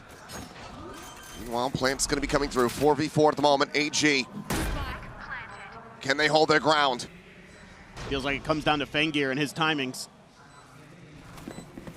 Pressure being applied on that ramp side, at least not at the moment. Jogamo able to just get pushed up all the way around towards the back side and catches the timing on the Shrimp. Looks for a little bit more. Cannot find that kill, and now it's just Baby Bay. The Outlaw on hand. Can he find some more damage? Can he find a clutch? Right now, for the moment, looking unlikely.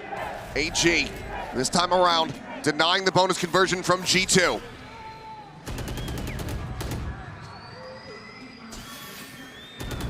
Push down, the shots coming in, he's looking for it, but yeah, Baby Bay will end up falling. Big round from GRQ, 3K for the Omen. AG halfway to tying it up. Yeah, he's had some really nice stuff here today. It's not one of the players that's going to get talked about a lot on this AG squad, but he's showing up big when they need it most. Fangir, of course, still having some impact, but crossfire they have set up on the backside ends up working out. I got a bit worried there when Shrimp just got caught staring into Narnia. But somehow, some way, they're able to get it to go through, and Fangir didn't really even need to get involved. I believe he was looking for the haunt. So I was looking to try to clear that, but it's just, you know, good timings from G2. All the same, can't convert the round off of that one, so still alive and well, RAG. Maybe Spectre in hand here for Valen. Unable to quite get up to a full rifle. Well, double duelist push out from G2. Looking to try to maybe catch AU1. Jog's got his ult too. Oh, there's the spot, and AU1 snappy with a headshot. It's the punish, and yep, Jog's got the ult, but he's gonna have to use it maybe in the next round. Scout destroyed. They're being really slow, really methodical. RAG. Normally they're kind of just like, you give us space, we're gonna take it. But I think they're just very afraid. They don't really understand yet how G2 wants to play, and they need to start kind of piecing it together round by round. And they're starting to now claim some of that territory. Gonna try to set up a crunch over towards B. TP to backside. Valen looking to try to clear it. No. Will just intercept as soon as he plants his feet. A lot of timing to be found, as well as the weapon now upgraded. Valen posts up on top of the box. Dropping down, Shrimp trying to scale forward, up and over. He goes, looks for that transfer, cannot manage to find it, but Trent still here, still fighting. There's the backstab on the AU1. It's looking decent for a brief little moment there for AG, but G2, they suss it out. That catch from Valen is everything. Yeah, this is one of those big brain plays from Valen. He's waiting out that TP, and he gets it right as GRQ commits to it. And then that buys so much time because they take forever to try to clear him out of there. They're really being slow about working in towards that site. I'm not seeing that typical kind of Kira dives in, the rest of the team's trying to back him up sort of style that they played. And, you know, Fangir talked about this in his pre-match interview, that he said we need to be ourselves, and I'm not seeing that on this attacker side. I'm seeing them being slow, careful, cautious, where normally they don't mind taking some contact. They're going to keep pushing space, see what you give them, and try to make plays off the back of that. You know, they do get some mid space here. They're able to create that crunch on a B like they want. It just takes too long to develop. I have to suspect that that's one of the big things that the coach is going to be reminding them about. Have that confidence. Don't play with the fear that, as Fangir pointed out, was being put on display by the other Chinese teams here at this event. Maybe a bit too much hesitancy. Try to ramp things up. The final timeout call, and G2 one away from map point. You have to remember that this is AG's map pick. This has been their strongest map. Getting ready to go over to Abyss. In the hands of G2, you never really know what you're gonna get other than a hell of a lot of entertainment. I'm looking forward to some more Harbor stuff because I loved the tech that G2 had there on Abyss. We'll get to that later. Judge for Jog. Nightfall for Trent now. So you do have Shrimp's ultimates. You have some ability with the cabbages to get a little bit of info. Here we go. They're just gonna push through towards mid, I think, but here goes Fangir. Some dive potential. Refract at the ready. Early lobbing on that saturate, just trying to get a catch, but nobody home. Jogomo now gonna maybe consider rotating down into the vent itself. Can hold that from below with that Judge in hand. Will be dead to rights if he goes pushing, but Trailblazer going to be able to get the spot out here on the 2, so Leaf's position now going to be known. Right of the rope, trying to get the catch here. Fangir does manage to outdo him, so Jogomo going to be taken down. The Seeker's now going to be lobbed in, but Leaf is able to find one. The trade coming in is AU1. Strikes him down, gets him back into a player advantage position, and Trent, similarly, caught off guard, just not ready for the push. Fangir outdoes him. Now it is just Valen and Baby Bay to see if they can make any kind of go of this. They're very disconnected from one another. Yeah, and I mean, Valen still only has a Spectre. He's going to be able to grab an upgrade, though, along the way. Get the one in mid, but they even go for this. I don't think they will. Going to have their work cut out for him. Without anybody swinging in, peeking into Baby Bay. Trying to pull this off. Does seem unlikely. Valen doesn't even want to make the noise with the swap of the weapon. We'll just hold on to that Spectre for now. It's the ping out, and maybe we'll just tuck away, see if he can find anybody on the exit. Well, yes, he will. Cleans up one, but the time has been given over, so G2 just have to back away, save these 2 rifles. AG, the timeout call, working a treat this time around. Get themselves up to 6 once again, a 5-round deficit. Yeah, and even though G2 tries to throw kind of an extra body at the problem in towards that male control, AG's still able to take it. And that's really, really nice. A little bit of late util coming through you know, able to take some space, and then Jog tries to play off that Nightfall to see if he can catch him off guard, but because Fangir holding the line there, giving a lot of space over so that Judge couldn't really do any damage. Very, very nice discipline. And a little bit pacier, not super fast or anything, but a little bit pacier there where they're confident to keep taking space, keep scaling forward. That's what I want to see a little bit more of in the long run for AG. This looks like just a fake over towards B to buy a little bit of attention early, and then a quick pivot over in towards A. Of course, you got to watch for Jog again. They've already seen him peek out once down through A main. This time around, not going to be there, and they're just going to go for the big push. Usually it's going to be Kira who's just going to dive onto the site proper. He's only got a Guardian here. Let's see if they want to change up that idea because of that. Angel's going to be locked in over towards Elbow. Now Blast packing up over the top, looking for the kill here on a Baby Babe. It has to drop away. Gets overwhelmed, gets surrounded. Jogger at the same time, maintaining control over main. Going to be full flash, but gets the spot out. Swaps back to the Bucky, but it's going to be Fangir now. Previously dove forward, is able to find two. The duelist of G2 eliminated. And somehow he is untouched, but Shrimp is tagged down to 7. This would be a monstrous 2v3. To continue to try to run this one back and deny the map point away from G2, and that's a great start, Fangir.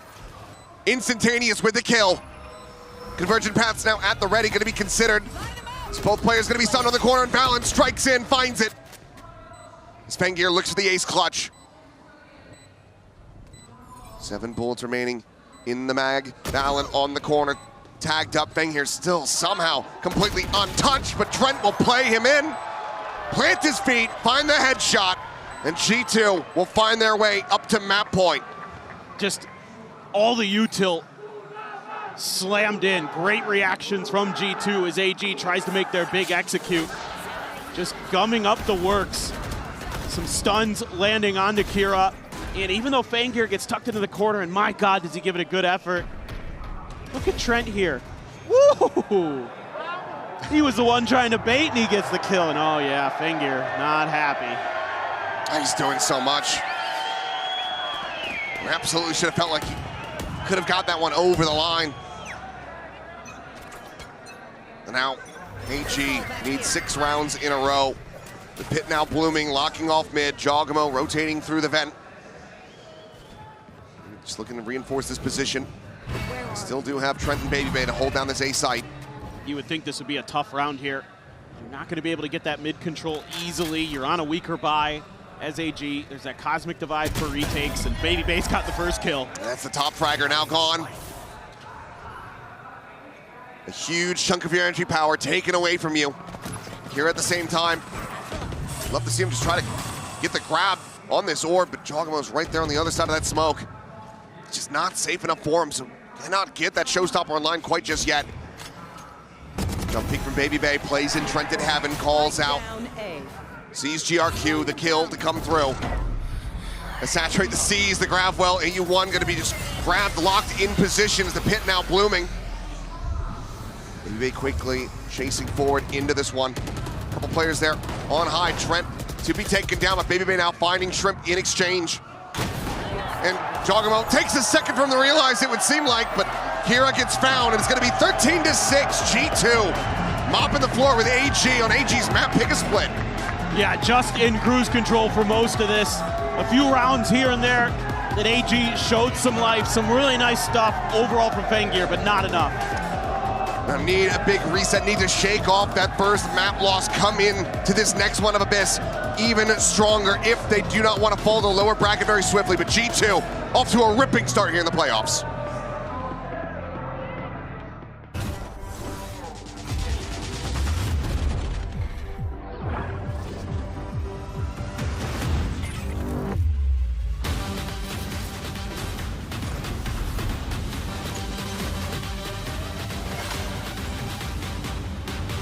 The human body was built to move. Not trapped at a desk in one singular posture for 12 hours a day. It's time your chair evolved. This is Secretlab Titan Evo. Ergonomically engineered for you, gamers, hybrid workers, artists, backing your every move.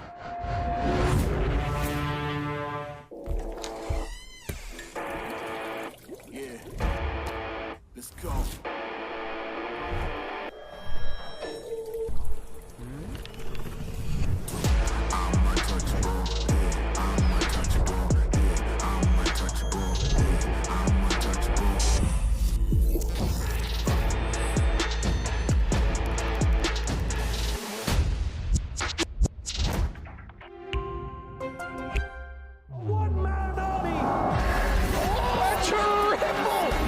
He's hunting down that title!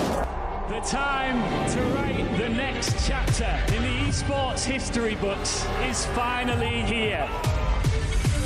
And they fold it in his hands yet again! He steps up to the plate and he can knock this one out of the park!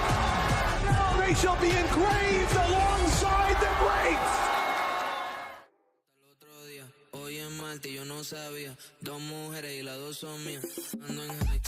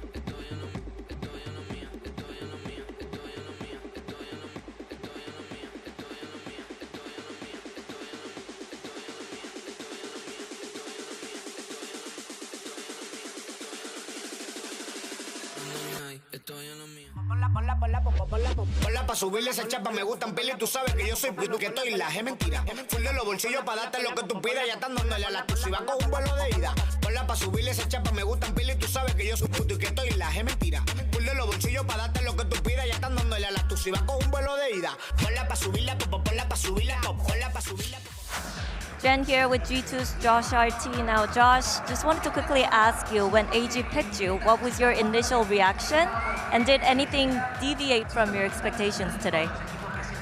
My initial reaction, to be honest, was that I was pretty happy that they chose us. I mean, let's be real. I feel like of all the opponents, I think there's a lot of threats on the other side. So, but they're still very formidable. That's the thing. So I was scouting.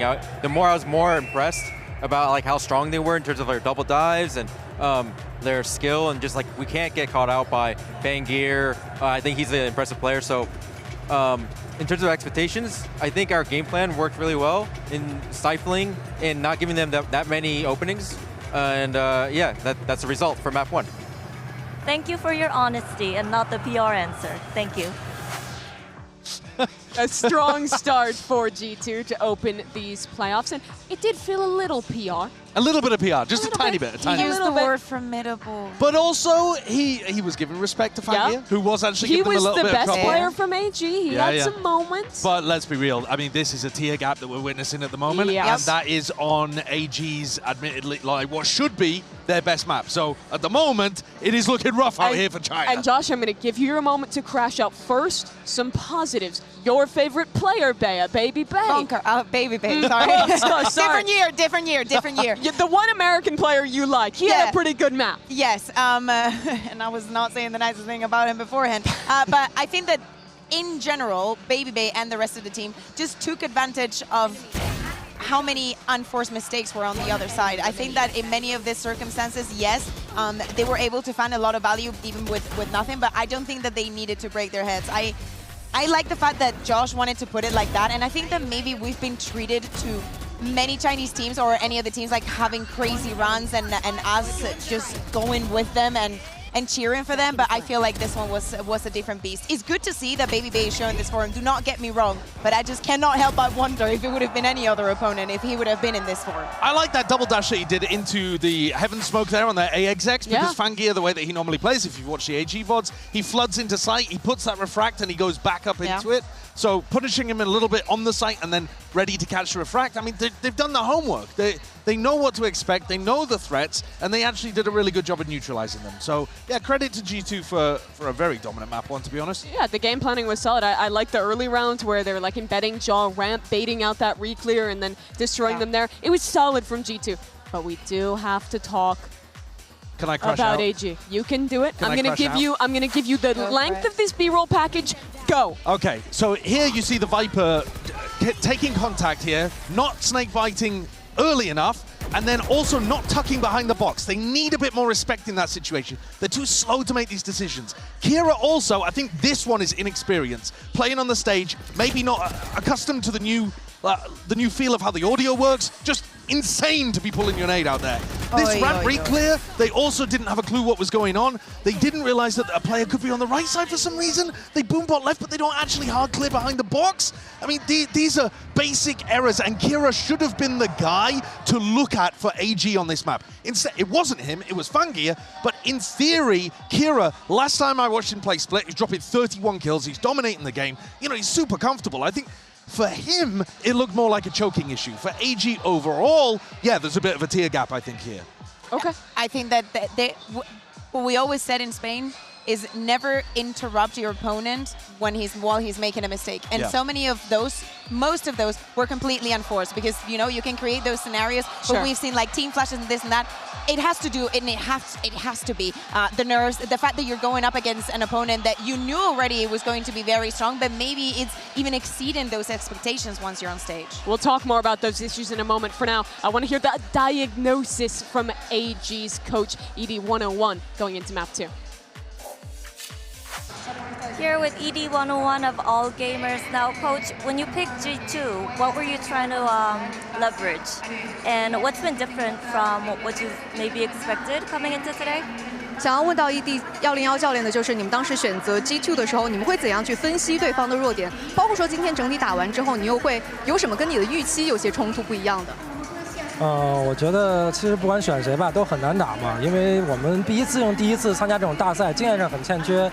G2 相比较就是跟他们打不能犯错误，一旦有比较低级的失误，他们就会抓住，然后把他们这种优势扩大。刚才其实我们也做了很多针对，包括他们双塔怎么进攻、怎么打。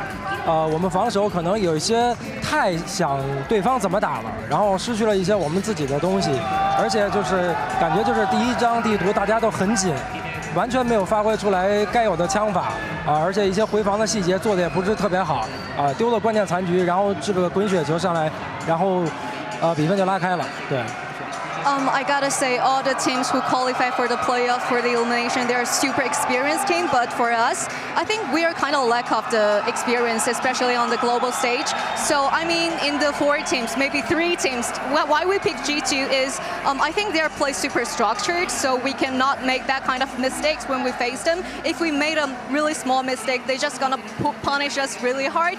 And today we watched a lot of like the loss of G2, and we try to analyze them a lot. And I think the strategy that's tailored to G2 is pretty solid. But I mean, on the defense side, on the defender side, we just focused on them too much instead of focus on ourselves. So we just forgot our game plan, our game style in that case, and we just kind of like nervous also. So that's why we lost map 1. Hopefully we can play good on map 2. Yeah, map 2, you be yourself. All game. An insightful answer there from their coach. He's crediting not only inexperience, but mistakes getting punished from G2. Are you aligned with him in what went wrong? I think that also what he said about the I think that what he said about the first half about the defense, I think that towards the end of it we saw a little bit of more of what I expected, what I was saying of them being reactive, of the other team making the first step and then just them making a decision, and that's how they managed to get at least three rounds on the board. Okay, Agent select map 2 of Abyss, and it's a mirror. That's a change for all gamers to pick up this Harbor comp. It's a big change. They used to play the Veto here. I think the Veto doesn't make too much sense, to be honest with you, into what G2 are running, but it would have been fine. It would have been interesting. Instead, you get the Harbor mirror. I actually think Harbor on this map looks really strong. Valen was playing it beautifully. I want to see if the theory's there for all gamers, and I also want to see if GRQ can put up some big performances on Waylay. He struggled a little bit last time they played it, but he was actually... He had some all-right rounds on split. He was getting pressured a couple times and coming up big in anchor positions. I really hope that now that now all gamers has the chance to start on the attack and dictate the tempo. Yes, G2 did a very good job in finding and catching them off guard in some of the mistakes that Saisho you were showing. And I think that now that they're starting on the attack, they have the chance to set their own pace, especially with the Harbor, especially with the new things that they're going to implement. Well, a new composition changing into G2 style. Is that what it takes for all gamers to turn it around, or is the tier gap real? And a quick 2-0 for G2. We find out into Abyss with Achilles and Paperclip. Thank you very much. Here we go. AG needing to rebound as we go into Abyss, but as the desk was just highlighting, there is this big comp change as we're going to have a Harbor v. Harbor for the first time.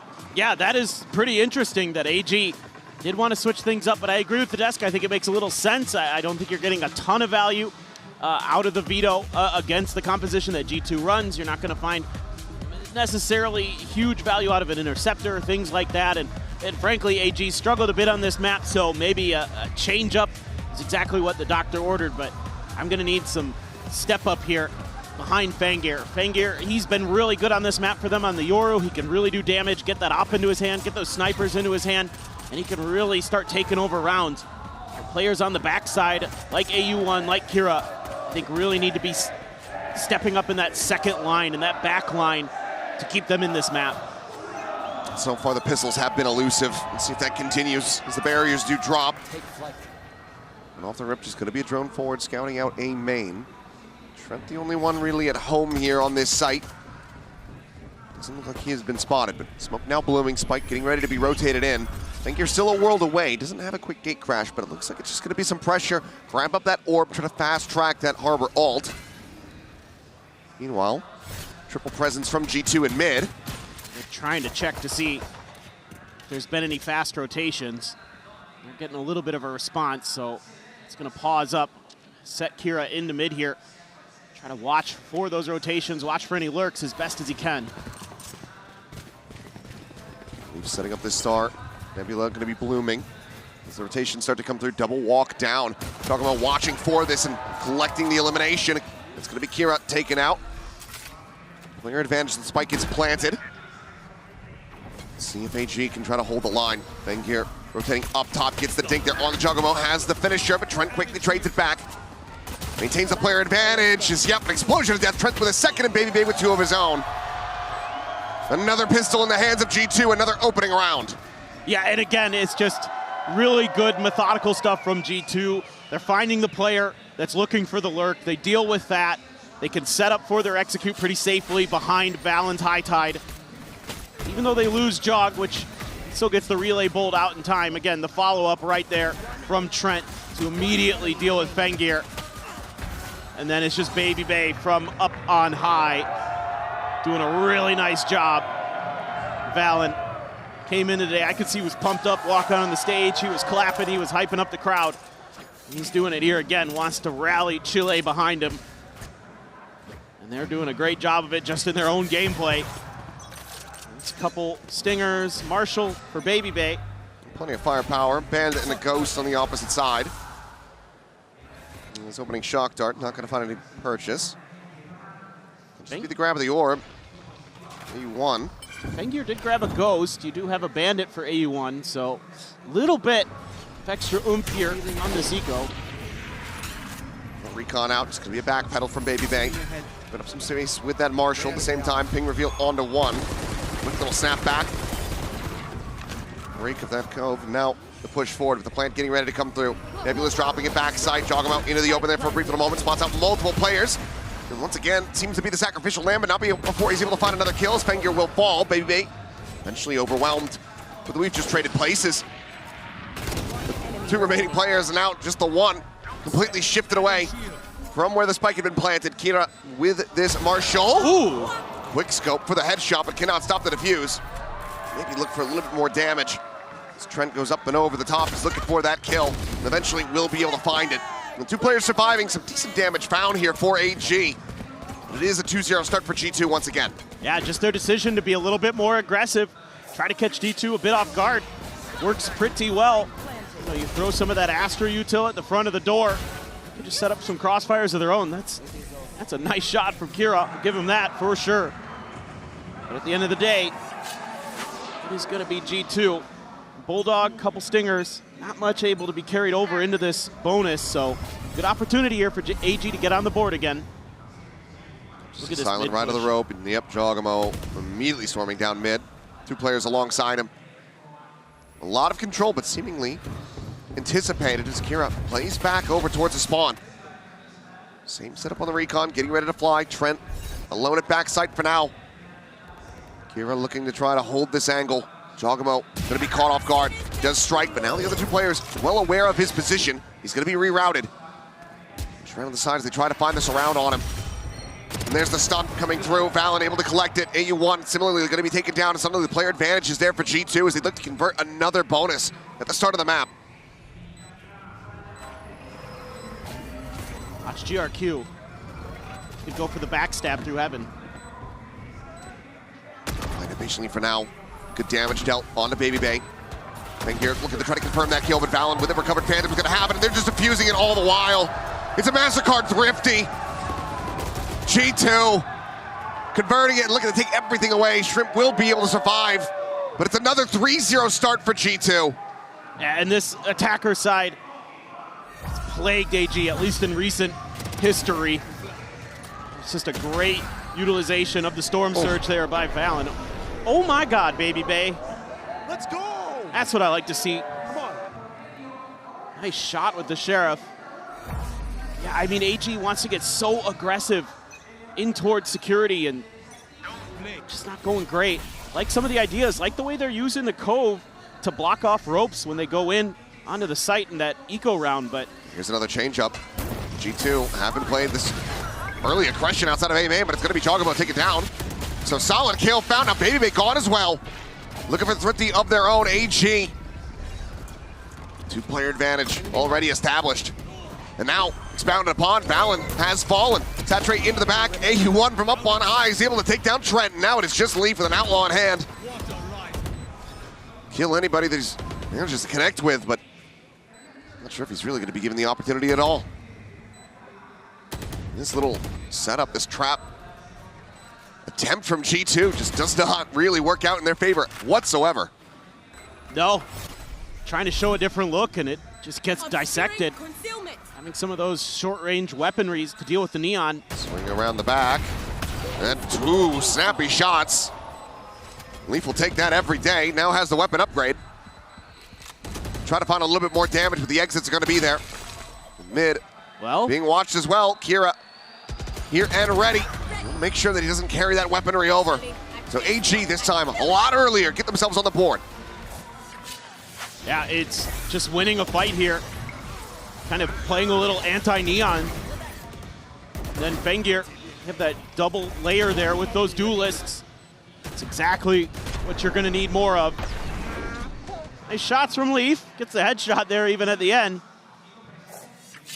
That's probably a nice confidence booster. You're also gonna have a couple ults now for AG. You're gonna have the Harbor ult, you're gonna have the Astra ult. One charge each from that Hunter's Fury as well as the Dimensional Drift. A lot to try to work with here. See if they just go for some kind of set execute off that Reckoning. Up and over the top, looking for that stun back sight. Dash across, BBL exiting towards Connector. But himself safe as the spike gets brought to bear, and BBL does get tagged down. 30 HP remaining on him. So we have the corner. GRQ going to be losing his life, but Leaf is going to be quickly traded out. Fengir for a little bit more. Wall falling, the flank noted. BBL does manage to find the one, but AU1 trades it right back. Advantage maintained. This Cosmic Divide as well just looks to lock them out of this sight. AG, no, just how desperately they need these round wins early. Stun avoided, the recon gonna be cleared. The swing out of the smoke, Trent to his demise, and now Valen gonna be spotted as well. Backpedals to the opposite side of the wall, but it will be fading here shortly. 3 bullets in hand, AU1 unable to find it. Valen now to try to play this one out. He can just Fury still available, but there's the grab to start it.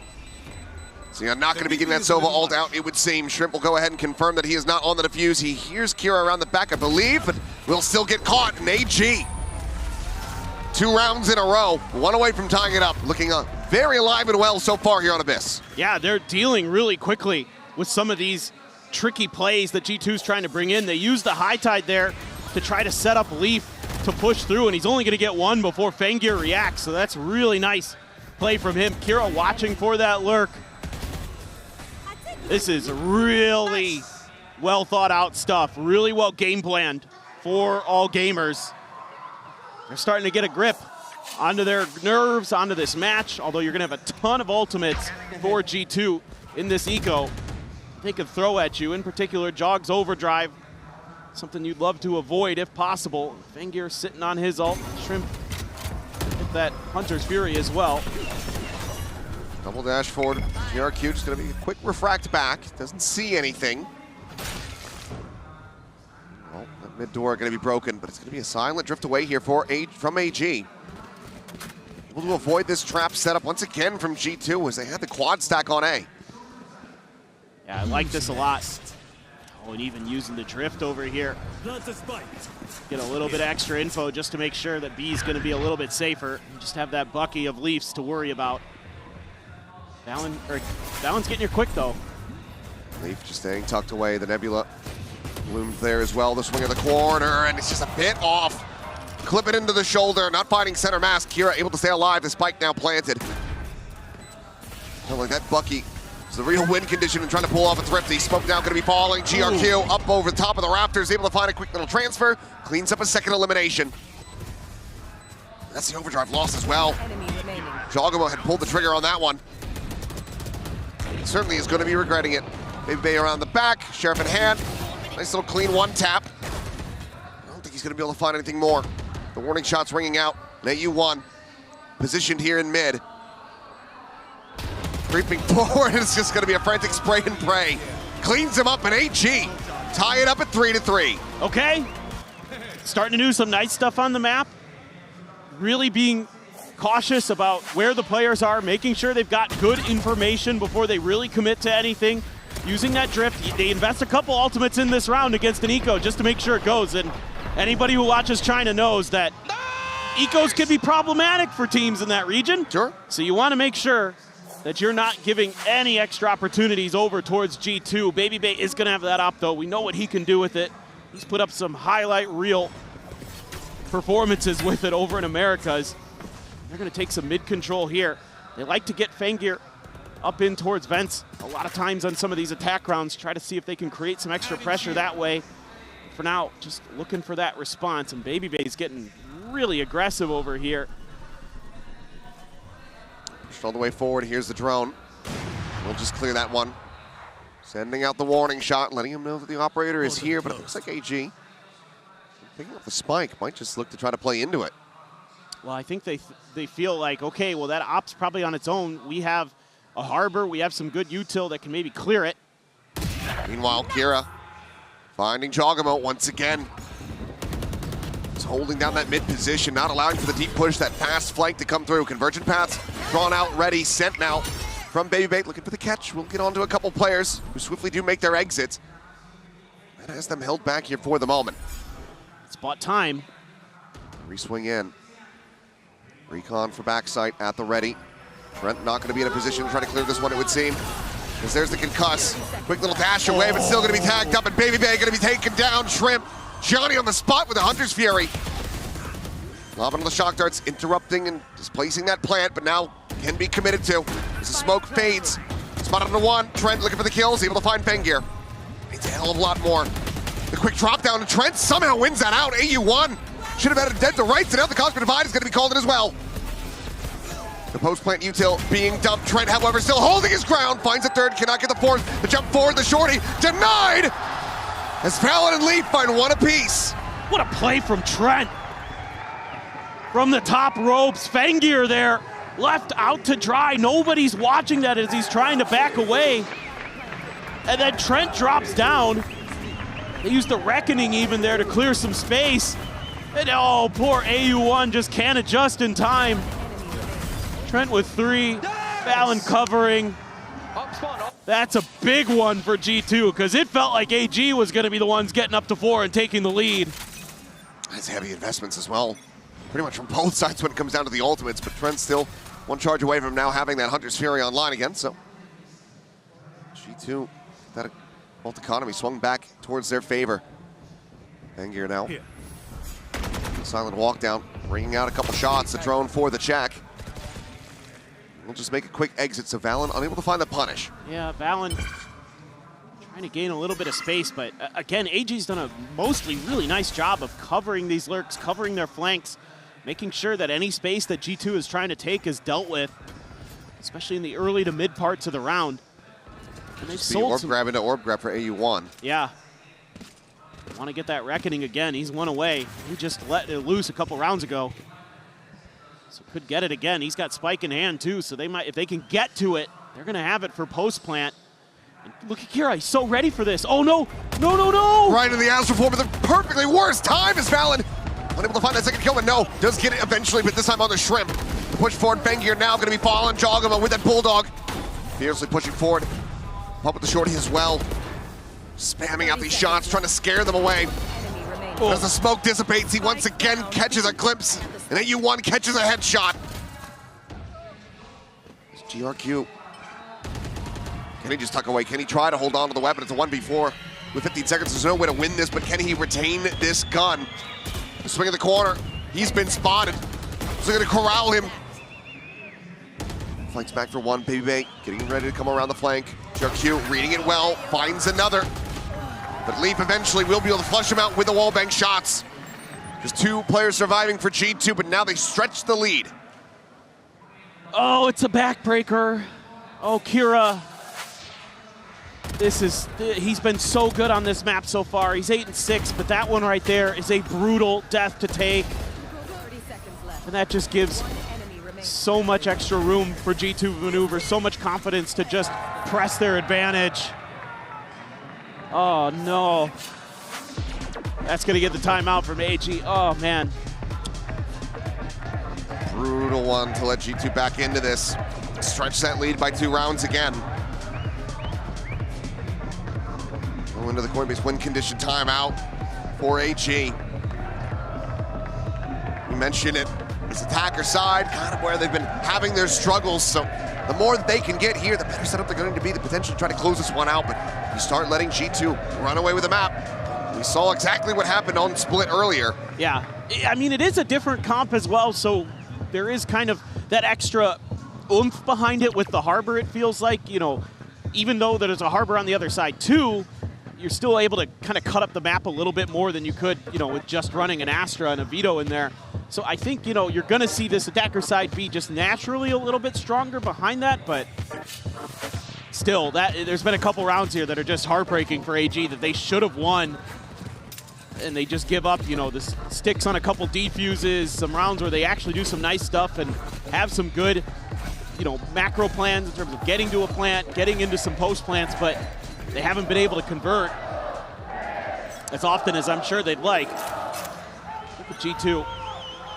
They're playing very deep. Anti-mid positioning here, but early coves from both teams. You can just figure out what's going on. This high tide's so fast again. The walls up on both sides, but there's that reckoning getting called in, but no one there to get caught by it. Doesn't go very deep either. No, it doesn't. Walls now getting ready to fall. AU1, however, able to find one, but Leaf looking for that transfer, cannot find it, ends up getting taken down. Stun gonna be connecting though, and Jogamo able to find that fadeaway shot right before the trade out comes in. Is that only a 2v2? The spike now dropped right in front of BBL, who is low on HP. The drone to try to scout. Eventually cleared. Fengear does get tagged by this, and BBL wants to scale off of that. The smoke falling. Does manage to catch him, but now a 1v1. The Cosmic Divide going to be committed here from Kira. Looking for the clutch. Recon, committing, and Trent running a massive risk there. But might just find a timing. 30 seconds left. Now pushing out around the back, jumps up on top of the box, still needs to drop down. 25 seconds remaining as the wall will fall. Trent disconnects back over towards that connector. As Hunter's Fury. Here's position. He could basically be anywhere, and like you said, the Hunter's Fury is online. Taps it, trying to see if he can get that util out, but Trent not biting. Plays it slow, plays it wisely, and gets G2 the round win. Really like the decision-making here from G2. Knowing that Reckoning was available, they just give up that space where it would have hit. They just play back a jog. That is good. If he doesn't get that, who knows? Right. I also like BBL's decision to push off of that information that he gets from the drone. Knowing he's weak, knowing he needs to get one. He's got a fist pump from Valen. That was a big one from Trent. Played that so well. Knew that that Hunter's Fury was going to be in the back of his opponent's mind. Played a little bit further forward. Shock Dart connects. GRQ. It's tagged up a bit. Here we go. Kira into the vents, and Trent's just leaving. Still has the safety of the door there, so just going back to kind of that similar style. Once again, just giving up the space, but Trent now could get pounced on very quickly. Stinger through the door from Kira as he's out with the drone. There it is. Looking to try to run him down, but it resets the aim, and Trent just so snappy with the readjustment, finds the headshot, gets that punish. Swing of the corner, BBL has the outlaw. And has Fengear dead on the floor. Still 5 players strong, now just the 4. Leaf will get picked apart. Shorty finding value, AU1 gonna be stunned up, but sends out a stun of his own, but Valen's still able to hound him down. Swings the corner. Weapon scooped up, GRQ needing to do it all, and he cannot. 3 left alive, now G2 march on 7-3. A lead of the half once again secured. And this kind of retake style that G2's been implementing has been working really well, but again, it's just kind of in some of these individual moments where the caliber of player of G2 is just a little bit better, a little bit steadier because of their experience on stage. And this Trent again is able to win out a fight. He absolutely should not. Kira here just, sometimes the Stinger be a little wild. That's the backbreaker. Commit for it. Yeah. That's a brutal one, and we already saw the frustration after dropping the 1v1 in the previous round. Gotta expect that has just multiplied that frustration significantly. For sure, and now you're into some pretty good ult cycles for G2. Still have the convergent paths, GRQ, so it's like maybe try to get him posted up into mid, but a little bit of back and forth. Trent has to be considering this mid push, and look how deep GRQ is. He's pinched though, but he's got backup. BBL watching for it though, and he's going to be winning it. Trying to send out the waylay, hope for a bit of a hero play there, but it ends up going awry for AG. Fengear similarly tagged down to 26 before he was able to gate crash out. And that's your ult, man. In a buy round, in a rifle round. Have to just save it for the final of this half. For now though, Kira alone on this side of the map. Gonna be looking for what seems like a very late lurk or just the call over. Yes, it will be the rotation call. Meanwhile, Jogamo here to try to intercept. Trip gonna be caught. Relay bolt has the enemy harbor locked away. Just completely bisecting the members of AG. Jogamo already dropping down, getting himself slotted in. Overdrive popped. He is on the hunt, on the prowl, and he has found Kira. Just doesn't know what hit him, and now AG, there is no other recourse. They have to save these weapons. No money to work with, a 2v5, and just no time remaining. G2. Once again, advancing up to 8. And once again, going to be looking for that 9-3 dominance in the opening half. Eluded them on split, but can they find it this time around? It's looking pretty damn good for them. Kill on the leaf, shrug that off. Last round in the half. It's just a good hard read, frankly, from G2 on this round. They have 4 players posted at top mid. They just give up that space willingly because they have a trap play set up, and GRQ feels the pressure, tries to go for a big play, finds 2 players at G2 staring him down. Oh, here we go. Watch this. Convergent paths right at AG. He's going to catch all of them. That with the saturate. Potentially lobbed in if he goes for the double dash, and the Hunter's Fury as well available for Trent. Waiting for the setup. The Recon going to go bouncing forward. There's the Convergent pass, looking for the trap here. Now the Hunter's Fury in, but it's going to be Jogamo! Tearing apart 3! Gets traded up, baby. They caught up in the ult, and has to refract out the safety. In the blink of an eye, everyone alongside GRQ has evaporated, snapped out of existence. What a setup from G2. They get their 9-3 half. Another great read from Valorant and company. Took them a little bit, felt a little bit shaky for the first half. Since then, it has been all G2. They are looking clean, they are looking merciless, and AG are looking out of sorts and out of ideas. They need to get it together.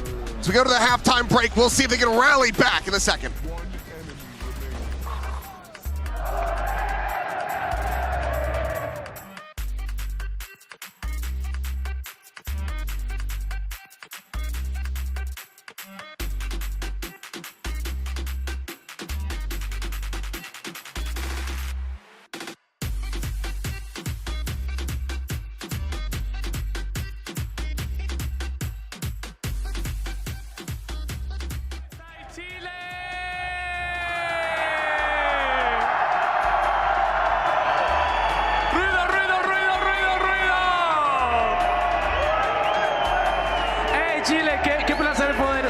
Nuestros co-streamers, vine aquí a invadirles un poco el espacio a ustedes.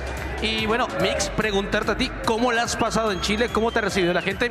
Creo que igual todo ha sido como muy claro, pero algo que le tengas que decir también a ellos. Muchísimas gracias a todos, sois la mejor Masters de la historia del Valorant. Mi segunda casa. Y estoy muy contento de haberos podido conocer a muchos de vosotros. Y gracias por tratarme siempre como una familia. Gracias, chicos. Muy bien. Un aplauso, un ruido para Mix. Ok, Hit. ¿Algo que decir también al público? Nada, solo decir a toda la gente de Chile que de verdad esta experiencia creo que no la vamos a olvidar en la vida. Habéis sido un público increíble y el calor que nos habéis dado aquí no lo olvidaremos jamás. Muchas gracias, Chile. Muy bien, algo rápido, Black, ¿algo que decir? Chicos, sois la mejor máster de la historia y Chile es el mejor país de Chile. ¡Let's go! ¡Griten con el alma!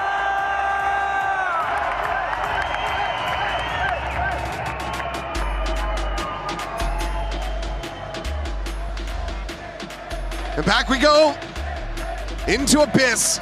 The audience keeping up the energy, but needing to see more of it from the AG camp. Off to that decent start, that tie up 3-3, but after that, it has just been flatlining for this Chinese squad. Just a couple heartbreaking rounds that seem to have completely caused all gamers to crumble. And the #1 seed out of China is gonna have to dig so deep here on this defender's side.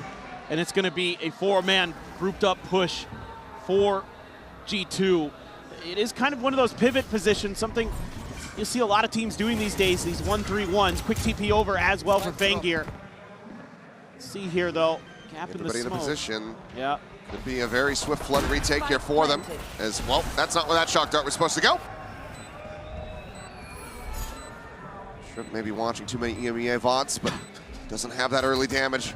Trying to poke and prod away at the G2 players.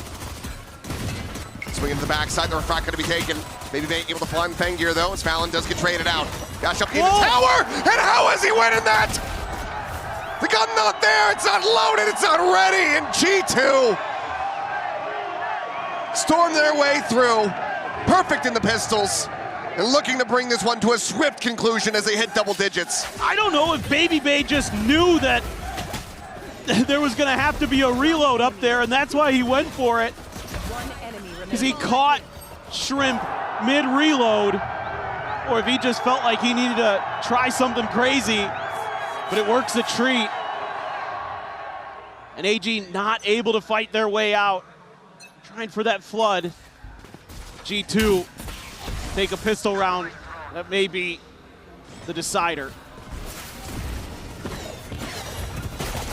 Forward into the smoke, and the right clicks are just not finding their target. AG are looking out of sorts. They're looking shook. They're looking scared.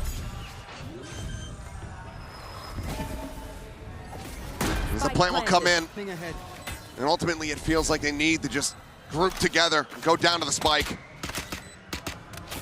Yeah, at this point, this should be the end of the round. Or you can jump off the side. That's what I would do.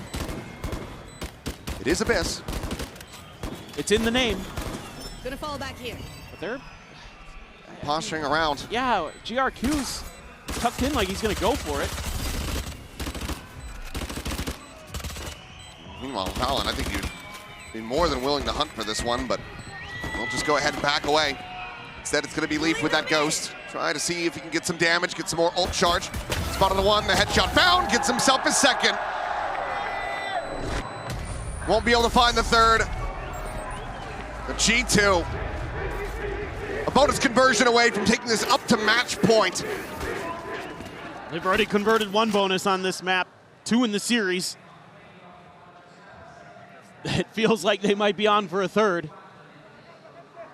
AG, I mean, you might just be forced to rip an early timeout at some point. We'll see. Maybe they starting to get that confidence flowing. Starting to hit some shots. Gus was talking about it so far, the performances from BBL. It's been some ups and downs, but widely not seeing that peak coming through.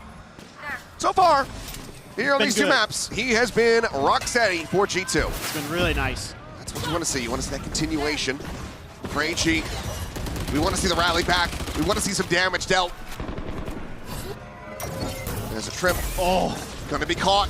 Do they pursue fast enough? Looks like they don't quite check in the tower. It's gonna be the fast lane actually sparing him. But, okay, turns back, is able to find Trent. He's gonna be wondering, why the hell did my duelist call this one out?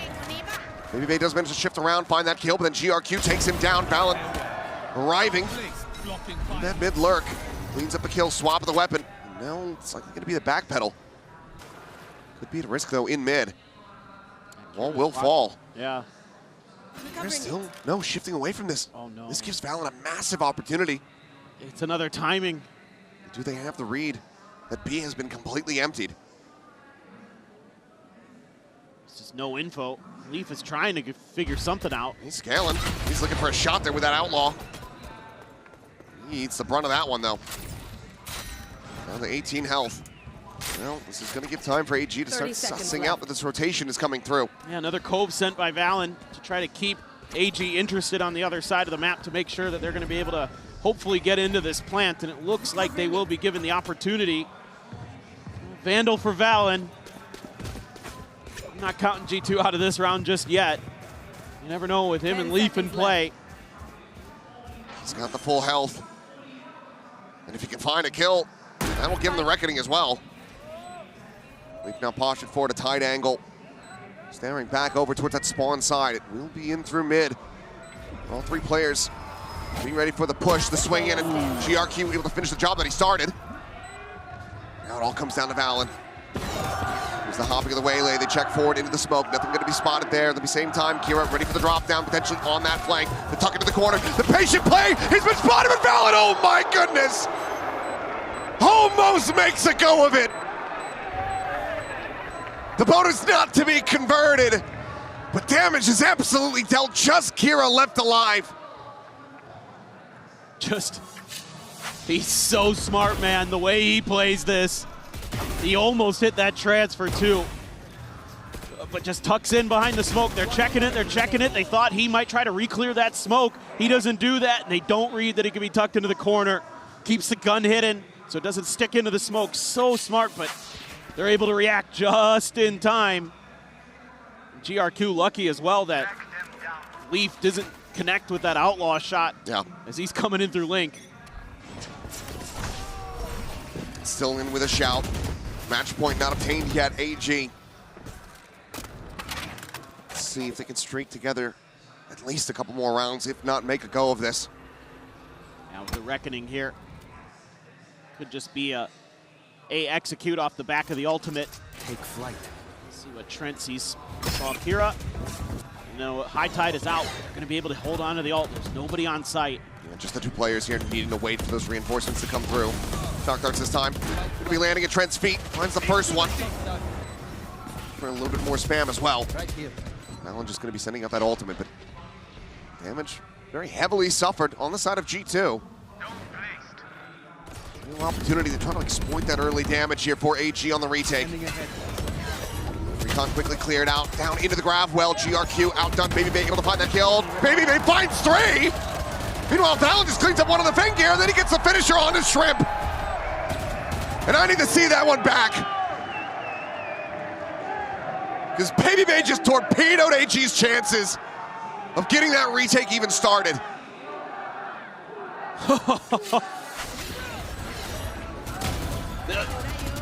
Oh my God, they're trying to play off the back of the recon dart there, trying to take space. They just line up for him. Yep. He's got the grab well there to help him out too. Nicely played by Leaf.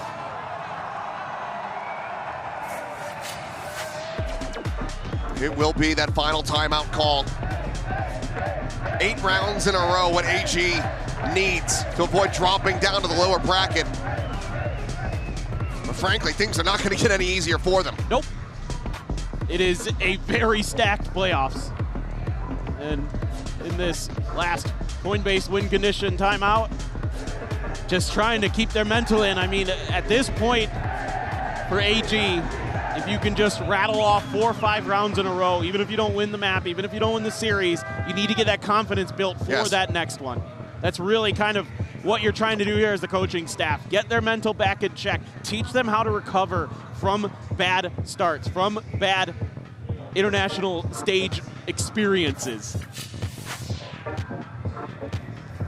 They're going to have to do it with a very weak bye. 2 Buckies, Hero Vandal.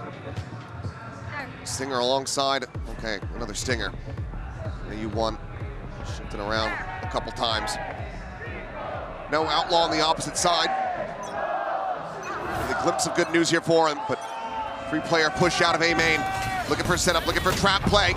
Looking for that kill, but he'll take Jogama down to 50, but nothing more to be found. Yeah, trying to get some value out of the Buckies. Just can't quite do it. Jog does go down to 50 though. So at the very least, you've done some damage. More than you've taken, which is none, so that's great. Immediately rotate out of this, but G2 are just ready for now, staying quiet. I think maybe as well, trying to get ahead of like a convergent path sort of set execute over from A main. Oh, contact straight down mid. Valen is ready for it. Finds the headshot and punish until you're now gone. Your one Vandal that you had in hand, stranded down bottom of mid. This Bucky in GRQ's hands needs to do wonders, but the drone's going to be sent out in front. Trent should be able to get the spot here. Sends it out over the top, pushing through the smokes, checks around towards that right side. Nothing spotted quite just yet, but there's the tag. Still able to spot him out, and he cannot escape. Jogamo pursues. It's a bit of revenge for the earlier damage suffered as the plant now comes in. 3 remaining players, a Bucky, 2 Stingers. It would be absolutely miraculous. They work their way across. Drone forward deep. Out from safety, but Jogamo, he's still just swinging out. Kira plays right into it. Gets taken down. Shrimp now tagged up. The last one to fall will be AU1. Finds a kill on the leap, but BBL not quite able to find it. Trent will take it away, but 13-4. G2 find the 2-0. as they send all gamers down to the lower bracket. Yeah, this G2 team looking clean, looking strong, looking to try to get themselves in to another deep run at a Masters. Saw what happened last year. They want another crack at it. They want another go. And this is one hell of a way to start. And if this performance was anything but dominant, then you would still have those concerns. Sure. But this is the kind of play that you need to be seeing from G2 if you want to believe in that capability to make a deep run, because we've seen how terrifying all the other teams in the uppers are right now. This is a big one for them, for all gamers. Very unfortunate stepping stone for them. How many times have we seen teams come out first time on a global stage and not be able to find that footing? Yeah. Could just be another case of that, but we need to see the rally back. We need to see them steady things out in their next appearance. Yeah, look, we know there's potential on this team. We've seen it in China where they were the top team to come through. They're the 1 seed for a reason, but they need to find that confidence. They need to find their identity again. Tried some stuff today that just didn't quite work. Tried to change up the comp on Abyss. Did not really pay any dividends. And so for AG, you're gonna have to go back and really dig deep. See if you can get one of those, remember the Titan speeches to see if you can get back into it. A big breather here for G2. Let's go ahead and send it down to the stage with Valina and hear from one of the players in the Verizon post-match interview. Santiago, una vez más para G2. Y ganan esta partida de los playoffs. Leaf, how are you? I want to talk to you. You can take the picture. It's okay. So, now, talking a little bit also about your role in the team. You have always been that anchor for your team, either playing really slow, playing really fast, but now talking about G2 and your rhythm of the game, it seems to be like stabilized. It's not that chaotic like type of game you guys had in Americas. How do you think this has impacted your role in a specific way? Yeah, I mean, I would say we're a lot more stable now. We're playing with a lot more of that G2 discipline. My role is still the same, to be honest. I'm shooting the gaps. I'm playing as a lurker role, so it's pretty easy. I've been playing it for so long that it's just kind of natural nowadays, and it doesn't really matter the agent. The role is still the same. Definitely. Y bueno, le estuve preguntando también ahora, parece que el ritmo del juego por parte de G2 se ha establecido un poquito más, no ha estado tan caótico igual que era en BCT Américas, y le quería preguntar también de cómo le impactó su rol específicamente. Dice que sí, definitivamente el estilo de juego y el ritmo del juego se ha estabilizado muchísimo más, están como un poquito más maduros, se podría decir, y que su rol finalmente no acaba cambiando en absolutamente nada, sino que clearea esos gaps, finalmente acaba haciendo el trabajo que tiene que hacer, y es un rol que lo ha llevado por muchísimo tiempo, así que ya está acostumbrado. Now for my second question, after HyperX, you guys been winning 2-0 every match. Where did you find this consistency? I mean, I think we've always been pretty consistent, but it's just more so like ironing out the mistakes. PRX is a team that kind of, exploits you pretty hard. And so, we just VOD reviewed that a lot. The teams that we're playing obviously aren't, Forsaken, Jig, and Divide, stuff like that. So it becomes a little bit easier, but, it's just mainly about us and just making sure that we don't make mistakes. Definitely. Y bueno, le estuve preguntando también que después de la partida contra HyperX ganaron 2-0 de una manera muy, muy contundente. ¿Qué fue lo que pasó? Dijo que si bien los teams que han jugado después de HyperX no son HyperX, son un poquito más fáciles, no tienen a Jing y no tienen también a Forsaken de lado, por ejemplo, y efectivamente también estuvieron revisando las bots, estuvieron viendo todo lo que pasó en esa partida también contra HyperX, pero sí ir arreglando esos problemitas. So now for my last question, you guys already played HyperX T1, now you're going against the last Pacific team, and also you're going head to head with their Sentinel that he was banging off that last match. Do you have any words for them or for him? I think I speak for my whole team when I say we're really excited to play them. I mean, we've been watching Dombi VODs and stuff like that. That guy's kind of a legend. And yeah, we also saw Ivy pop off yesterday. I mean, that guy's looking crisp. He has very good positioning. So, I'm hoping it's going to be a good game, and good luck. Nothing else spicy to say to them? No. I like that. They seem like nice guys. They seem like nice people. Yeah, it's okay. Y bueno, ahora también la siguiente partida va a estar siendo contra Nongshing. Realmente está muy, muy emocionado también para esa partida. Han estado viendo las bots para ver cómo juega Dambi, que ese saneo increíble también. Y está tranquilo, no tiene ninguna palabra mala, nada. Parecen chicos buenos, me dice la escuadra de Nongshing. Así que todo tranquilo para ese próximo juego. Thank you very much, Lee, for this interview. You're free to go and take some pictures if you want to. Esto es todo lo que tenemos por la entrevista, and we're coming back tomorrow to see those matches from the lower bracket. It's either death or survival. Thank you.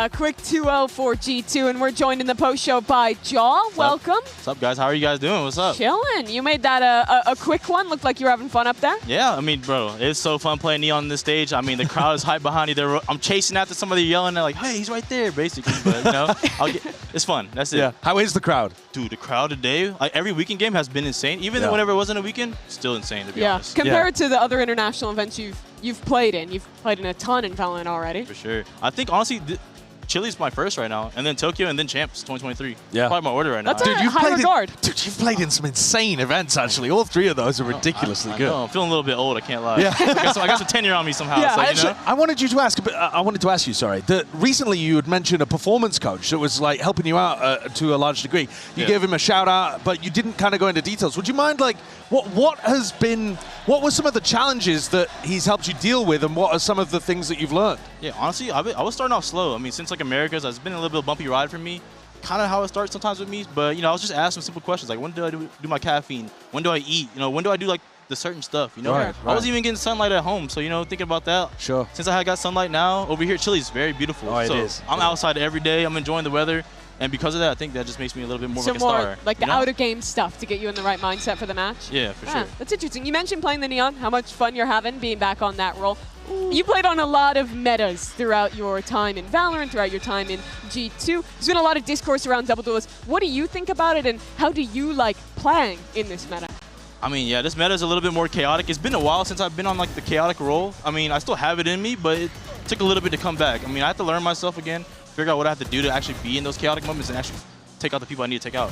I want to talk to you a little bit as well about the new style of G2, because Josh said it took a while to get going. Yeah. So what were some of the big, obviously you guys went through an enormous transformation. You were one of the most like disciplined teams out there that played to control everything, and now you're kind of injecting chaos into the rounds and as you're saying, kind of thriving inside of it. So what needed to shift inside of the team for you to grasp this change? Honestly, what was needed is probably a lot of bad rounds. Honestly, you see the bad rounds and you see the good rounds. Right. It's where you want to like scale and be better, and like how do you want to take these duels and where do you want to die at, basically, because it's a team game at the end of the day. So if I'm going deep, my teammates right behind me, clutching the round out, winning the game out, whatever the case is, and I think that's just what we got going on right now. What made you confident this was the vision? Like, what made you confident this was the right way for G2 to play? Honestly, Josh just saw me run it down on Yoru. And, you know, some other characters like Phoenix and stuff. So he's like, yo, you're always dying good, but, like, we're not in the right spots. So because of that, I think we just found a way to just, like, kind of fix it all and put it all together. Yeah, how have you felt like your relationship, both in-game as a duo, but also out-of-game, has developed with BBL, as you two have kind of learned this new double duelist meta together? I mean, me and BBL are only one day off our birthdays. So, like, you know, I kind of brought that up to him the other day. And I was like, look, I'm not that much younger than you, but we know each other a little bit because we're both cancers. You know, we both know what we're feeling that day. If we're getting a little bit pushed back, we're like, yo, we got to step it up. You know, we're just trying to be the best people we can be for our team. Yeah, talking about the tournament as a whole, did you watch any of the first game today? I saw you guys were standing around in that overtime. Dude, that was it 4-time overtime? Yeah. Yes. It was a quadruple, it was ridiculous. I thought BBL had it in the bag after that fourth overtime, or the third. Yeah, where they were up 4v2. Yeah, but then I just saw a Rose out mid throwing an eye or something and just boom. Yeah. 15, whatever happened after that. And it was a complete changeover for NRG. I want to show you our HyperX reflex moment of the day, which was back from that overtime, which was this crazy 4-on-2 that NRG managed to win to flip it. If you're looking at the competition right now, NRG, BBL, where are you rating these teams in terms of who you want to play, but also how strong you think they are? Honestly, I mean, dude, NRG has the most resilience. I thought we were going to see BBLs today. I mean, they kind of crumbled in the overtime. I think those are the most important rounds. And I think because of NRG's experience and their world champ recent, they're closing it out. Look at Brock, 3K just like that. Like, bro, he's walking out spawn with an Odin. Who does that? Why aren't you Odin him? It's crazy. You played with Ethan as well, won his first world championship alongside him. Do you credit that resiliency to him in some respect? Yeah, honestly, I do credit Ethan a lot. I mean, he is the IGL, of course, but I know when he calls because he's very smart. Like, I know what he's going to call because he's so smart. And I think that's why I kind of beat him a little bit, you know, take him out a little bit longer. But but Ethan's trying to find a way to beat me now. And now we're at the International. We have to play one more game to meet each other in the upper bracket. Yeah. That's what we're doing. Okay, well, your opponents to get to that spot would be Nongshim Red Force. So they're kind of looking like a crazy team right now. Yeah. I mean, they also played the Neon to a super high level. Are you looking forward to that matchup against Ambi? Yeah, I'm actually very inspired by Domby, bro. He does so much crazy work. Like, it reminds you of like the double slide Neon, but he does it in one slide. So he's just a beast, you know? Yeah. And obviously their sentinel player, I think Ivy, bro, he's the most calm aimer. And yesterday he was getting so much impact, running it down mid on Corrode, getting 3Ks back to back. I was like, wow, he's a beast. Yeah, he was absolutely nuts. I mean, I think that game is going to be fantastic. Yeah, I would agree. Is there something specific that you're looking at to like how you think the match is going to go? Ooh, I mean, it's really up to the Neon that day, I'll be honest. Okay. It's like back then when I played Jing in 2023, it was up to the Rays that day. So now it's up to the Neon that day. You think this is your game to take over and it's you or Domby? Yeah, I think so, yeah. Okay. That's a great way to hype it up, honestly. I'm so excited to get to watch that map. We'll let you go and get some time to prep for that game because they're going to be a tough opponent. Coming up tomorrow, though, we have a couple more matches. Furia going up against BBL for elimination, as well as Mates and all gamers in that second elimination match. Thank you so much for joining us all of today here in Santiago or watching at home. And John, thanks again for joining us. Thank you guys for having me. Congrats on the win. It was a fun time. We'll be back tomorrow morning, same time at 11:30, or rather 2:30 here in Chile or wherever you are at home. Have a great night, and we'll see you tomorrow. It's Saturday in Santiago, and the fans have arrived in force to welcome our final two teams to the competition. And now, the biggest crowd we've gotten in Santiago yet awaits them. The Rock, though, got chunked down by the shot dart earlier on main on Maverick. He's got the outlaw. Ethan's going to be a one-shot to him. There's got to be a plan. Eventually, the Rock has to step up and challenge. Headshot on Ethan. Are you kidding? BBL up to 11.